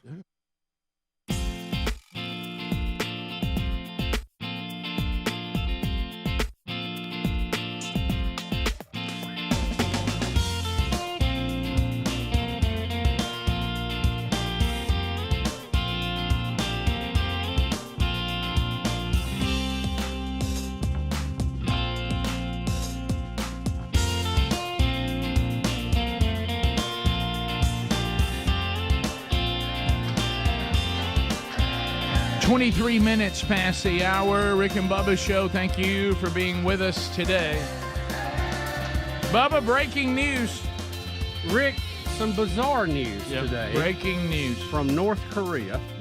Apparently, a U.S. serviceman is being held in North Korea after illegally crossing the border. An American soldier who has been detained in North Korea after crossing the border from South Korea. It's claimed that he shouted to the crowd, "Ha, ha, ha," as he made a mad dash while taking part in a joint security area tour, which takes sightseers through the area between North and South Korea. Oh, boy. The soldier's name is Private Second Class Travis King, or as he will for now be known on the show as Ha Ha Travis King. That's right. Wow. Ha ha ha! In a further twist, it is claimed that Ha Ha Travis King, whose name was reported by South Korean news outlets, had managed to join the tour after escaping disciplinary action from the U.S. Army bosses over another incident. Correct. It's not known why he faced disciplinary action. No. Before the border incident, he was being escorted back to the U.S. and it was taken through security at a nearby airport. But he somehow managed to flee and return into South Korea before joining the tour. Ha ha ha. The UN command said it is now trying to negotiate his release and his return back to South Korea. It's a joke, but don't laugh. Ha ha ha ha. So Can we have ha ha back? So you're saying he's been a discipline problem for the military? Apparently so. Right, yeah. And he gave a ha ha ha and sprinted into North Korea where he was immediately tackled and detained. Quickly learning grass is not greener on Maybe the other we side. should just let them keep this one. I mean, Rick, looking at some of the pictures here, it shows the point where the two come together. There's a DMZ, demilitarized zone there on the 38th parallel, but there's a point where it all comes together, and there's like two blue houses, and then you cross into North Korea, and there's another building. It's called Panmon Hall, Panmon Hall. This is you remember this is where Trump walked into North Korea with Kim Jong Un right there. And apparently he went barreling through there today, and the North Koreans tackled him on the other side and have detained him. I bet they did. They didn't just go no, and then like push him back, and go hey. Well, no, you know what they were going to make a point, and they did. And here's a problem for this guy. All right, he's a man. First strike. Is he white? Unknown. If he's white, ooh, that's really bad. Heterosexual? Unknown. Okay. If he's white, male, and heterosexual, he's got no chance. No, we won't even fool. We're going to get A him. witness, Swapping arms dealer. A witness who was on the tour told CBS News the tour group had just visited the building in the area when the man gave a loud ha ha ha and just took off running between some buildings. I love the term "ha ha ha." It just keeps showing up in this story. He said, "I thought it was a bad joke at first, but when he didn't come back, I realized it wasn't a joke, and then everybody reacted and things got real crazy. There was a moment of panic before the rest of the group was escorted back to Freedom House, a border landmark, and asked to give statements before they were taken away from the area by a bus." Wow. My goodness. Ha ha ha. Do you think there were people at the line? Great going, stories. Give it back. Give it back. Hey, great stories though with that group the rest of the trip. Oh yeah. Hey, everybody saying ha ha? So he was going for the laugh. That's great, but this is stupid. Yeah. I mean, real Make it stupid. reminds me. Well, I ain't gonna say. Well, easy. What? Remember that time I toasted a police officer and thought. Hey, why would you do that? Why would you talk about that? Rick turned right around. Remember that? Yes, they did not laugh with us. Did not laugh with us. Trying to make you. Yeah. No, they didn't. Bad idea. Not enjoying the joke as much as we were. Yeah, that ain't funny. Yeah. Thanks for that. It was not. I mean, I wasn't driving. Ha ha. Thank you. Ha ha, Burgess. So, I mean, this guy's an idiot. I don't want him to be taken prisoner, obviously, by North Korea, but he's got a lot of problems. And, male, if he's white, if he's heterosexual, and I mean, bless his heart, hopefully he's not a Christian, then he's really got problems. Rick, I was reading this too. This demilitarized zone and the gate between them, if you would, has been in place since the 1950s. And the United Nations, they patrol the DMZ to try to facilitate peace and diplomacy between the two countries.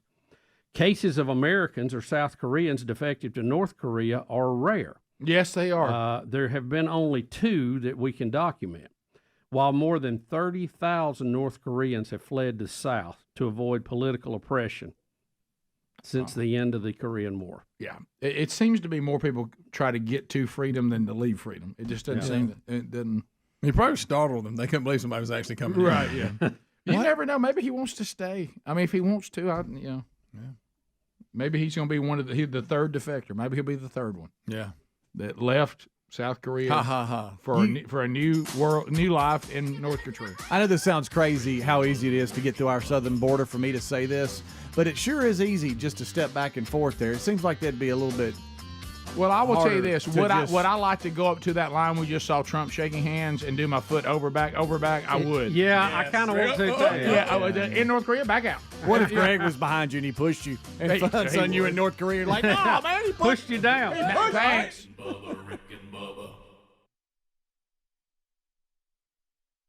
It's real. That's a real deal. There it is. How about that? That thing is. Do you see how fat it is too? Oh, and I don't want to be offensive to her, but I mean, but she, careful. she's a little Well, older. don't do it then. She's a little older. She's obviously let herself go. But I mean, You think she'd lose weight swimming from Mexico to Hawaii? I That's know. quite a haul. They cover some I mean, ground. hey, that's a big swim. They y'all. cover Hey, some ground. it goes back to our situation. It shows you can't out exercise bad eating. You can. You know it, and Golly. because she's eating. What do you think it takes? Maybe it says in one of the other stories, how much poundage of fish does that thing have to eat a day just to stay up to speed? There's no telling. And I'm like you, Bubba. You got to be slowing down, getting that big and older. Yeah, sure. Then they estimate the age. Y'all may have already said this. Over 50. 50 over. Yeah, 50. they said they can live to 75 years. The world's biggest great white shark, and this diver says, if you asked me yesterday that I would be free diving with deep blue or great white, the largest ever documented, and she goes, I wouldn't have believed it. She said, not only was I interacting and photographing multiple great whites, I have multiple photos of me with deep blue. I would have never believed that would happen. I can't believe, like right here. See, she's treating that like she's in some dolphin show. I mean, look at that, huh? I know. It's just it bothers me every time I look at the picture because I think next time I look at it, it's going to attack. like gonna get me. Like right there, she makes one move. Yeah. And it's over. Oh yeah, the diver's whole body's in Hey, its let's go mouth. pet the largest shark on record. Let's go pet it. Rick, I don't know. I can't find any numbers on that particular shark, but when it comes to a blue whale, which is going to be getting close to that, A blue whale eats up to 8,000 pounds of food a day. Say that again. A day. A day? A day. That's a lot of food. No That way. can be 40 million fish per day. That's what it says. Now, they eat a lot of those little things, what they call those little Krill. Krill, they're all about krill. Yeah. They said 40 million a day is what what a blue whale eats. So maybe there's an answer about her ability to hunt. Now, look how wide she is. The ability to hunt, the fact she's eating the carcass of a dead whale. True. Has she now become more of a scavenger? She may have. She's looking for an easy meal, Rick. That's like one of those shipping containers, you know, that rides on the 18-wheeler. Imagine it with fins on it. Did y'all ask Y'all ask the question in the kickoff hour about? Surely this came into a would you ever? Would you? Yeah, we did. Yeah. We did. We asked about that, and for some reason, Helmsy wants us to start scuba diving. Yeah, it's something I'd like all of us to do together, and I can't get anybody on board. Let me tell you what, I give you that a big thumbs down. I do too. It's fine, guys. Did you know that my wife was certified? What? She's a diver. She's a diver. She hadn't done it in a long time, but when we went on, I forget what trip it was. Was it our honeymoon? I don't know where it was, Rick. I know that it's got to be some very unique circumstances for all of us to be in the same area where we can actually do this. Got it. But if that ever happens, I'd like us to scuba dive. I don't even like to snorkel. We can go to that quarry up I've in Gadsden. snorkeled. I don't even like that. But what I'm saying is this. So I sat on a boat. You weren't with us then. With a person who could not speak English. And she went off with a group diving, and I had to sit on the boat because I wasn't certified, okay? And I realized, well, they're going to be gone a while. And so I just sit there with this guy, and he spoke very little English. Well, but that and was at one point, just to entertain myself, I told him I was Brett Favre from the Green Bay Packers, just to get something going. See if he could, yeah. And he seemed to sort of kind of get that, and kind of come alive a minute. And then I started just coming up with all kinds of stuff because he didn't know what I was saying. So I just started pretending stuff, just to kind of kill the time. But it's a eerie feeling when you watch your wife just go off into the blue water, and all of a sudden you're like, well, wow, so it's bubbles now, and then and they go down there and look around. So it's we'd have to get certified, Hamzy. We ain't gonna put that That's kind of time fine. I mean, we can do that. That's an afternoon. No, it's more than that. Hams, I kind of like to do it. Hey, buddy, you're not training on how to ride a four-wheeler. Okay, where you go to some place and they do a four-wheeler trail and they run through it one time. This is not. It's not even the Dale Jarrett Y'all don't driving go, school. just say it. That's fine. That's fine. You're gonna have to go to classes for a while. Bubba said he'll go with me. He ain't going. Picture it. Rick and Bubba.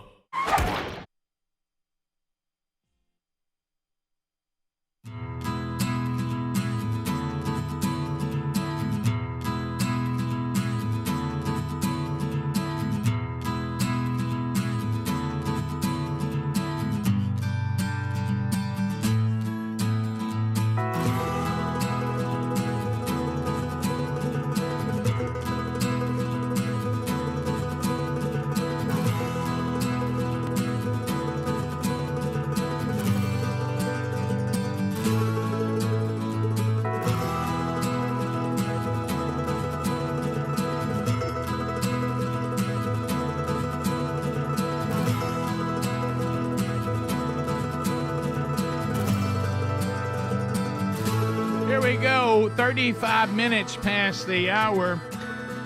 Rick and Bubba. By the highway, come on. In her boots and silver spurs. Gonna hitchhike to the yellow moon. When a Cadillac stopped for her, and what'd she say? And she said, hey, nice to meet you. Are you going my way? Yeah, that's when it happened. The world caught fire that day. And what'd they do? Everybody say, go down swinging.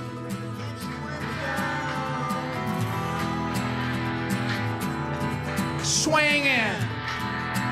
Okay, so as we work our way back, other stories to cover today, but first, Rick, one more piece of breaking news. Oh, is this about Ha-Ha again? No, Ha-Ha Travis King is, they're currently trying to get him out of North Korea. Yeah.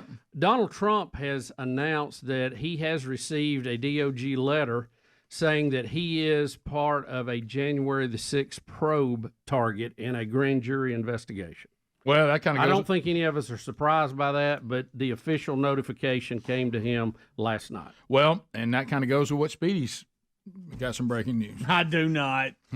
I just heard it. Mm-hmm. It was being discussed. It was a talking head. Did you hear him? Mm-mm.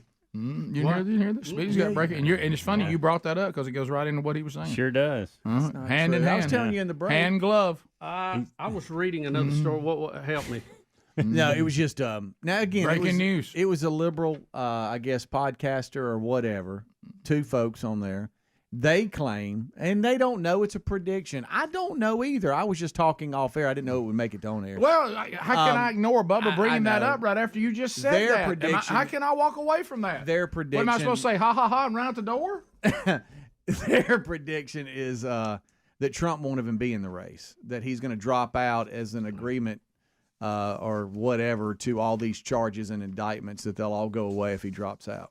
Now, I don't think that that's true. That's what they predict. Breaking news. Who said that? I was just, I get the name. Talking head. Breaking news. See, I don't think you can agree to drop out of a political race and that make criminal charges disappear. You know? Backroom deals? Not according to Ha I saw it on Fox News, but I could be. Ha Travis King. I bet it was Buck and Clay. I know how you run with them. Yeah, he does. It's Clay and Buck, and they're not liberal. See what I mean? See how quick he corrected I'm just saying that they're not liberal. That was a test. Bucky Clay. I know you want to get things right. When we're talking about Clay and Buck and old man. There you go. Whatever. You said it right. Well, then I'll always tip my hat to you because you know what you're talking about. No. I just was correcting you on that. Now, I hope neither one of them stop abruptly. That's not you the one that brought them up. Because we're gonna lose you. We're gonna lose you about shoulder deep. Rick, write his name on Bobby's shoes. No, identify. I know it. Yep, that's Speedy. Y'all. That's him. Here we go. Buck and Clay stopped abruptly. Here we go. Brake lights went out. Liberal podcaster shocked by co-host's prediction that Trump will drop out of presidential race. And you say that's a fact. And that is a Fox News story, and it was New York University professor Scott Galloway boldly predicted Donald Trump won't end up running for president in exchange for a plea deal during an episode of Pivot podcast on Friday. During Galloway and Kara Swisher's podcast, Swisher asked her co-host about his prediction. He says, I think Trump is not going to run for president under the a plea deal, he said, that will, I guess, make all this other stuff go away. Now, that was his prediction. That's what I was reading. Well, you're talking about it with a little bit of authority. Yeah. You're acting like you know what you're talking Bubba about. brings this up coming out of the break. I thought, well, my goodness, I can't let this go. Rick. Huh? There it is. See, I'm not saying that somebody didn't say that. I just... And right here it says, it says Clay and Buck confirmed that that's what was said. That right there at the bottom of it. Speedy, ... Okay, then. Hey, who do you think he wakes more? Because he's lost Tucker. You don't know where to find him. Yeah. So Clay and Buck's his thing. And I think he's more Clay than he is Buck. I agree with that. I didn't bring it up. And I tend to be more Buck. I kind of I actually like Buck a little bit. Do you? I think. Honestly, I don't know what it is. It's not an indictment on them whatsoever. I think You don't really like them, Rick. No, not that at all. I think what I am is what we call in our business a P1. And I'm the kind of fan that Rush Limbaugh wanted. And, I mean, I was insert twist on Rush. You were. And the drop off from Rush to this is such a chasm. It just doesn't hold my interest. I'm just. But Speedy says it's better. No, Speedy does think it's better. But I will say this. All right, y'all are talking for me now. And I know what you're doing, and dadgummit, it's getting to me again. Why does it work? Because you know what we're doing. I know, because I want to defend myself. I know. Well, I mean, but here's the thing. What I'm saying Too is, much evidence. well, the other day he said, hey, have you listened to Clay and Buck much? And I said, I really hadn't. He says, no, I'll tell you something. And I said, I'm kind of a Rush Limbaugh guy. He said, well, he's no Clay and Buck. But what I mean, let me be perfectly clear. Thanks, Helmsy. I would say that 90. I don't know. I'm just gonna I'm gonna drop off a little more just in case there's something I don't know about. Yeah. I would say 95% of what Clay and Buck say. I'm all 100% agree. I appreciate them getting that information for us and things they're saying America needs, but they're not Rush. And I loved Rush, and I thought he did it better. Is it weird from a one-man show to a two-man show? I'm not. I wish they did their own separate shows. See, I will say this: listening to you guys See if y'all agree with this. Listening to you guys go into the airport the other day, and I'm grateful that y'all handled this and so I could do that. Listening to y'all do just banter amongst yourselves was very entertaining. Everybody's little quirks and everybody's little things they have to say. It's funny in the kind of, format we use. But in real serious, everyday gloom and doom political talk, there's something about two co-hosts. Then that's back to Rush, because he was a monologue single guy without people interrupting him or being at two different. I don't like that they're two different locations. I can't get that out of my mind. I don't know. It just I can't get into it. Plus, can I tell you another thing? All I'm going to do is say, yeah, I agree with that. Yeah, I mean, they're so not you're gonna calling Speedy stupid. But no, how did this get on me? My gosh, you two. No. I think the first mistake you've made is comparing them to Rush. No, nobody can be compared to that. How can I not do that? They're doing his show. I don't listen to every show, but if I'm in the car, I might tune on over. Rush. What? You weren't really big. You're asking me. This is what you do. You're asking me to go to Van Hagar and not compare Sammy Hagar to David Lee Roth. He took his place. I just, it just is what it is. It's their show. Which one was the sports guy too? Trey. David Lee Roth. Clay. Excuse me. I said Trey for some reason. Clay Travis. Yeah. Well, buddy, that's not hard. Well, you were so Buck's excited. A former CIA you were guy. so excited. You stumbled his name. Okay, he asked a question. Do you not want me to answer? I will say this. I knew you could. I was surprised because I always thought of Clay Travis as sports. Strictly sports. Right. I always thought of that. Yeah. So when he went to this, it was weird to me. Talk about your brother he's an now. attorney, He knows. by the way. Yeah, Rick. So, but I'm just saying, I only knew him from his sports. Me I too. thought he was Me really too. good at it. Rick, not as much as Speedy, but I thought he was good. Look, I that when I heard that name, He's been covering Clay for 10 years. He said. Yeah, right. There you go. This is not an indictment on Buck and Clay. I'm sorry. Clay and Buck. I'm sorry. Get it right, pal. Yeah, this is not an indictment on them at all. But honestly, I'm also kind of getting to that thing where I'm trying to learn, and I don't really learn anything from people who just say what I already believe. Do I wish my name was Buck? Yeah, I do. I will say, Right. yeah, I'm not going to Cool say it. name, Never mind, right. I'm not going to say it. Right? Yeah.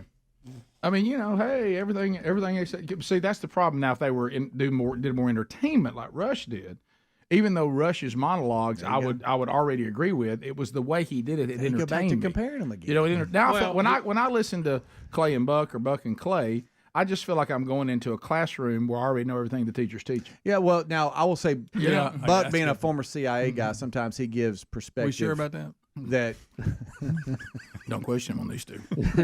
Hey, I'm okay. It's like him trying to tell me about Tom Petty. It ain't gonna happen.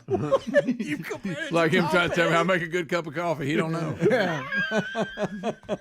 It's not his world. It's like arguing with Greg on a domestic beer. I mean, he's gonna. Well, when you say Donald Trump, hey, Bubba, we're back to this. When you say Donald Trump's leaving the race in the plea deal, I mean, we got another source. He said it's done. And I I'll be gave honest it, and with it you, wasn't him. I don't ever see that happening. No, I don't either. I just. I think Donald Trump would be on the ballot and still making comments if he was sitting in the jail cell. Yeah, with an orange suit There's on. no way He wouldn't gonna leave that withdraw. race if he was in cuffs. No. Ain't no way. We'll come back. Phone calls and any headlines we may have missed. Now there's something else, by the way. No, Huh? I'm You really are. Well, the fact that I have you, I really don't have to listen to the show because you just Okay. tell me everything they say.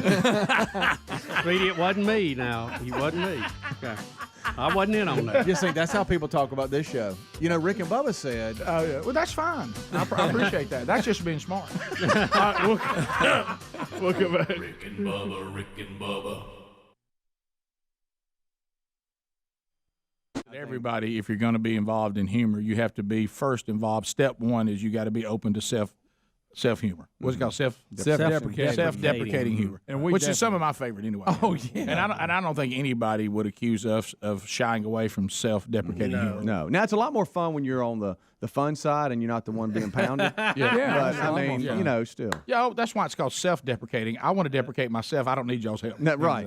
Let's go to John in Georgia. But I do remember because that. when I'm doing self-deprecating humor, I'm in control of it. Yeah. John in Georgia, go ahead. What's up, guys? Buddy. Been a long week. Hoping Greg could give me the best quote Creeper Jackson ever told him that's radio appropriate. I'm sure there may be one. That's radio appropriate. Ooh, you know the one I want to go to. Yeah, but no, Yeah, but don't. He said radio appropriate. Well, I don't have one. There was. One thing about Creeper Jackson, he was not radio appropriate. No, he was not. Great man. Great man. We continue. But, Ed, buddy, he had some he can tell you one. Ed out of Alabama. Ed, go ahead. Yeah, I just want to say, I mean, these people that call in and they get mad at y'all for, cutting them down and stuff like that. If you can't laugh at yourself, don't call in. Y'all are like a comedy show, like a religious show. I like all y'all.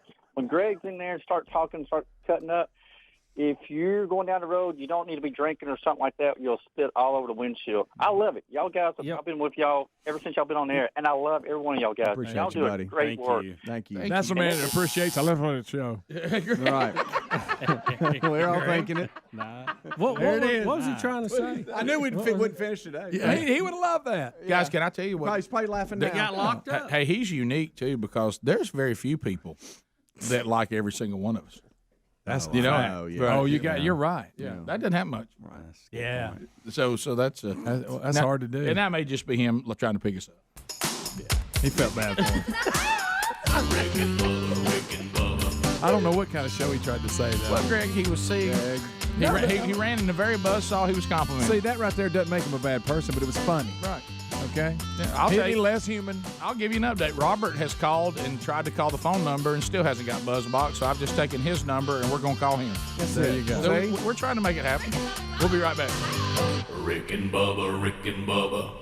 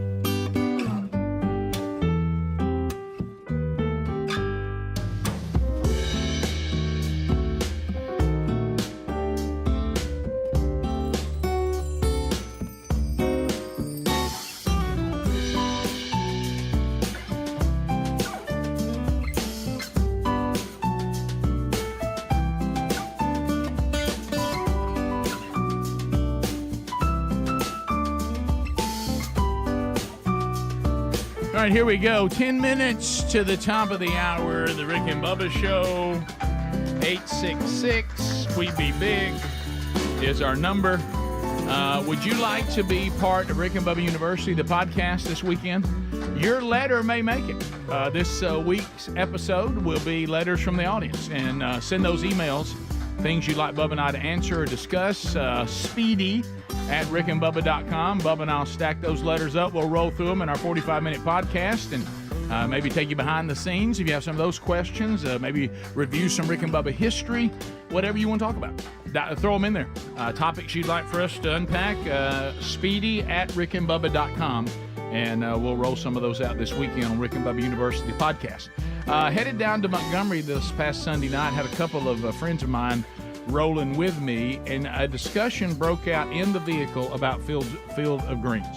All the guys in there were like, "Oh, Field of Greens, man!" And suddenly we got, because people are always talking about, well, Rick, what do you put it in the blender with and whatever? Because I usually do either like an almond milk, then a protein shake, and mix it all together into one thing, or I'll go get the light orange juice that has less sugar and mix it with it. It's really good.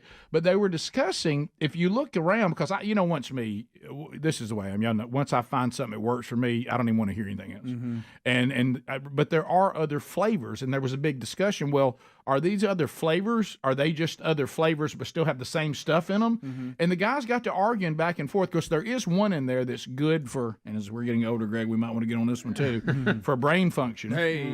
Okay, but it does have different stuff. And the whole thing was, well, they're different flavors, and they've got a new one that's like a strawberry lemonade or something. Okay. And Ra, who's a friend of mine, was raving about that. So some of you that are looking for, a certain taste you might like, look at those too. But I used the green one, and let me tell you, this product has been fantastic. The guys were bragging on it. I know Helmsy, he's back on it. Yep. And it really, I just go straight water with mine, by the way. Well, I do that too. It doesn't bother me. Like refrigerated water, just cold water. But some people, for some reason, say, "Hey, I don't really." Not a bad and thing. also, would suggest, like with any powders, I would suggest not trying to do, a spoon. Put it in a blender, and it really, really will help. Mm-hmm. And so it's a great product. And why? Because it provides the fuel that our body needs. All the fruits, every vegetable, they were medically selected for a specific health benefit. Vital organs like your heart, lungs, and kidneys need these. Also, healthy energy. I will tell you this, that my immune system, I certainly could get sick tomorrow, but I can tell you, since I have been on this, I feel healthier than I felt in years. So if you would like to get yours, go to fieldofgreens.com. You get 15% off if you use the code Bubba, fieldofgreens.com, code Bubba, or find a link at rickandbubba.com there on the sponsors button. All right, so phone calls coming in. Any other topics, men, before I go to the phones that are out there that y'all wanted to hit? Rick, just one. Yeah. There's a video that apparently has gone viral in Europe. The woman in the video is German and has been dubbed the brutal blonde by European media after she dragged a climate change activist from blocking traffic. As the public's patient, it appears to be wearing thin in Germany over recent protests that are blocking roads. In this video, she literally drags this woman who is blocking the road by the hair on her head to the side of the road so traffic can go by. Well, everybody has a breaking point. Yeah. Everybody has a breaking point. This is one of the other pieces of video that we were talking about yesterday. When you're Rick, being we didn't drugged. get to. And this guy who's driving the truck is really mad, and he's moving these guys out of the way. Of course, they go right back and get in front of the truck. Look, here's and what you're talking about. Hey, he starts By to the run hair, over. look, by the hair. He starts. Yeah, there she is. Well, think about it. They're blocking the whole street. There's traffic backed up. get out of These the people street. gotta go. I want you to see what this truck driver does, though. Hey, don't mess with a big, tall, blonde German. You know what I mean? Yeah, Who's mad absolutely. about something. Oh, yeah, Because she okay. will clear the road. Yeah, Now, yeah. watch these idiots run right back out in front of this truck. Okay. And he gets in his truck, and he says, you can move or you can get run over, pal. Look, this one here is real brave. I'm going to get out here, and I'm going to sit in front of your truck. Oh, she gets hit by the hair. She gets her She move is clearing the road. Her move is to get you by the head of the. Look, she took a swat at it. Let me tell you what. Now that I like. I do too. That right there. If you want to protest and bring attention to something, you can. Now, I know this is Germany, not America, but when you're getting in the way of people's business and livelihood moving forward, you don't have the right to do that. And if people have to move you, they just move. Well, she grabbed a head full of hair. I wonder if she plays tennis. Wants to come to the United States and play college tennis. The other story. That's funny. The other story that we have, but we just haven't gotten to while we're showing more footage, is Charles Barkley's comment on Bud Light. I've been pretending that didn't happen. But I'm just going to tell y'all something. Yeah. Charles Barkley, as Greg described him perfectly, and I find him to be funny at times and fun to interview and hang out with. But Charles Barkley is a walking, talking contradiction. There's no consistency to Charles's life. I don't think Charles really knows what he believes. Let me ask you this. If that's his opinion, then and if that's his opinion, that's yeah. fine. And he said something. I want to talk to all the rednecks and all this about. It's not just Southerners that are upset about the Bud Light country. thing. Yeah. Rick, here's We're the not all thing red. with Charles. Does he loves to go against the grain. In other words, when He does. everybody's Yes, he does. protesting, Yes, he does. you've got Bud Light. It's now out of the top 14 beers in the country after being number one forever. So there's a side of Charles that just wants to go against the grain to stir everybody Yeah, up. everybody else is against. There's also the side, did Charles take a check now to speak publicly on their behalf? Right. Because he will do that too. Well, yeah, and what he's doing, which is what I thought Charles. See, this is where this is where Charles and those they're inconsistent. And I would tell him that if he was sitting over on the other mic, and have disagreed with Charles during the show on the air, and we have the kind of relationship we can do that. That's no problem. And he's not afraid of that, and I'm not either. And it doesn't mean that we can't get along. But he this is that thing again. If you are for the trans movement and you are trans, well, bless you. And if you got a problem with them, then F you. Well, see, that's not everybody getting to live their own life. No. Why is your opinion of it more valid than a person that may find it to be something they don't agree with, or something they think that is that maybe it's concerning that something this serious has become trendy, that at one time was considered a mental illness, okay? Or maybe they find this to be going against a standard of their faith. Yeah. Of all this. Why do you, Charles, get to tell them they're a bunch of rednecks and they're ignorant, and then you pick the winner and the loser in this? You don't get to do that. That's right. Everybody's opinion is valid if that's the world you want to live in, and I don't have a problem with that. But that means everybody's opinion is valid, not the winner. And you don't pick winners and losers. You choose which that way you opinion is valid. Yours is ignorant. You're not supposed to do that. That's not really letting everybody be everybody. You know, what we always hear from all these laissez-faire people that say we just need to have everybody just be everybody. They don't really mean that. What they mean is they want you to be who they want you to be. Right. And then they turn around and get mad if you say something that sounds like that to them. You just want people to be like you want them to be. You mean like you're doing right now? You want me to be like the way you want me to be. So you can't have it that way. Yeah, that's crazy inconsistent. Like I say, if he goes, look, I disagree. I don't have a problem with it. Fine. If people are going to live the life that they think is the truth, then I hate to break it to all of you out there that want to be coddled. That means there will be disagreement. Yeah.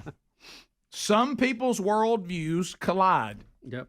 They can't be in unison. The very freedom. We can agree to disagree, but you can't make people agree with something that they think is a lie. The very freedom can't. that we say we love as Americans is going to breed disagreement and conflict. We just studied Romans 1 this past Sunday, and keep in mind, Paul was a former Pharisee, and he's talking to the Roman people, and they think the thought of Jesus from Nazareth, a carpenter and a carpenter's son, being God himself and raised himself from the dead was crazy.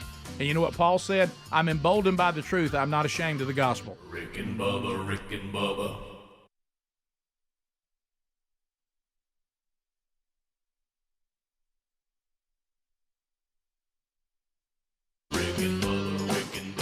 This is the Rick and Bubba Show. Watch more at blazetv.com/Rick and Bubba.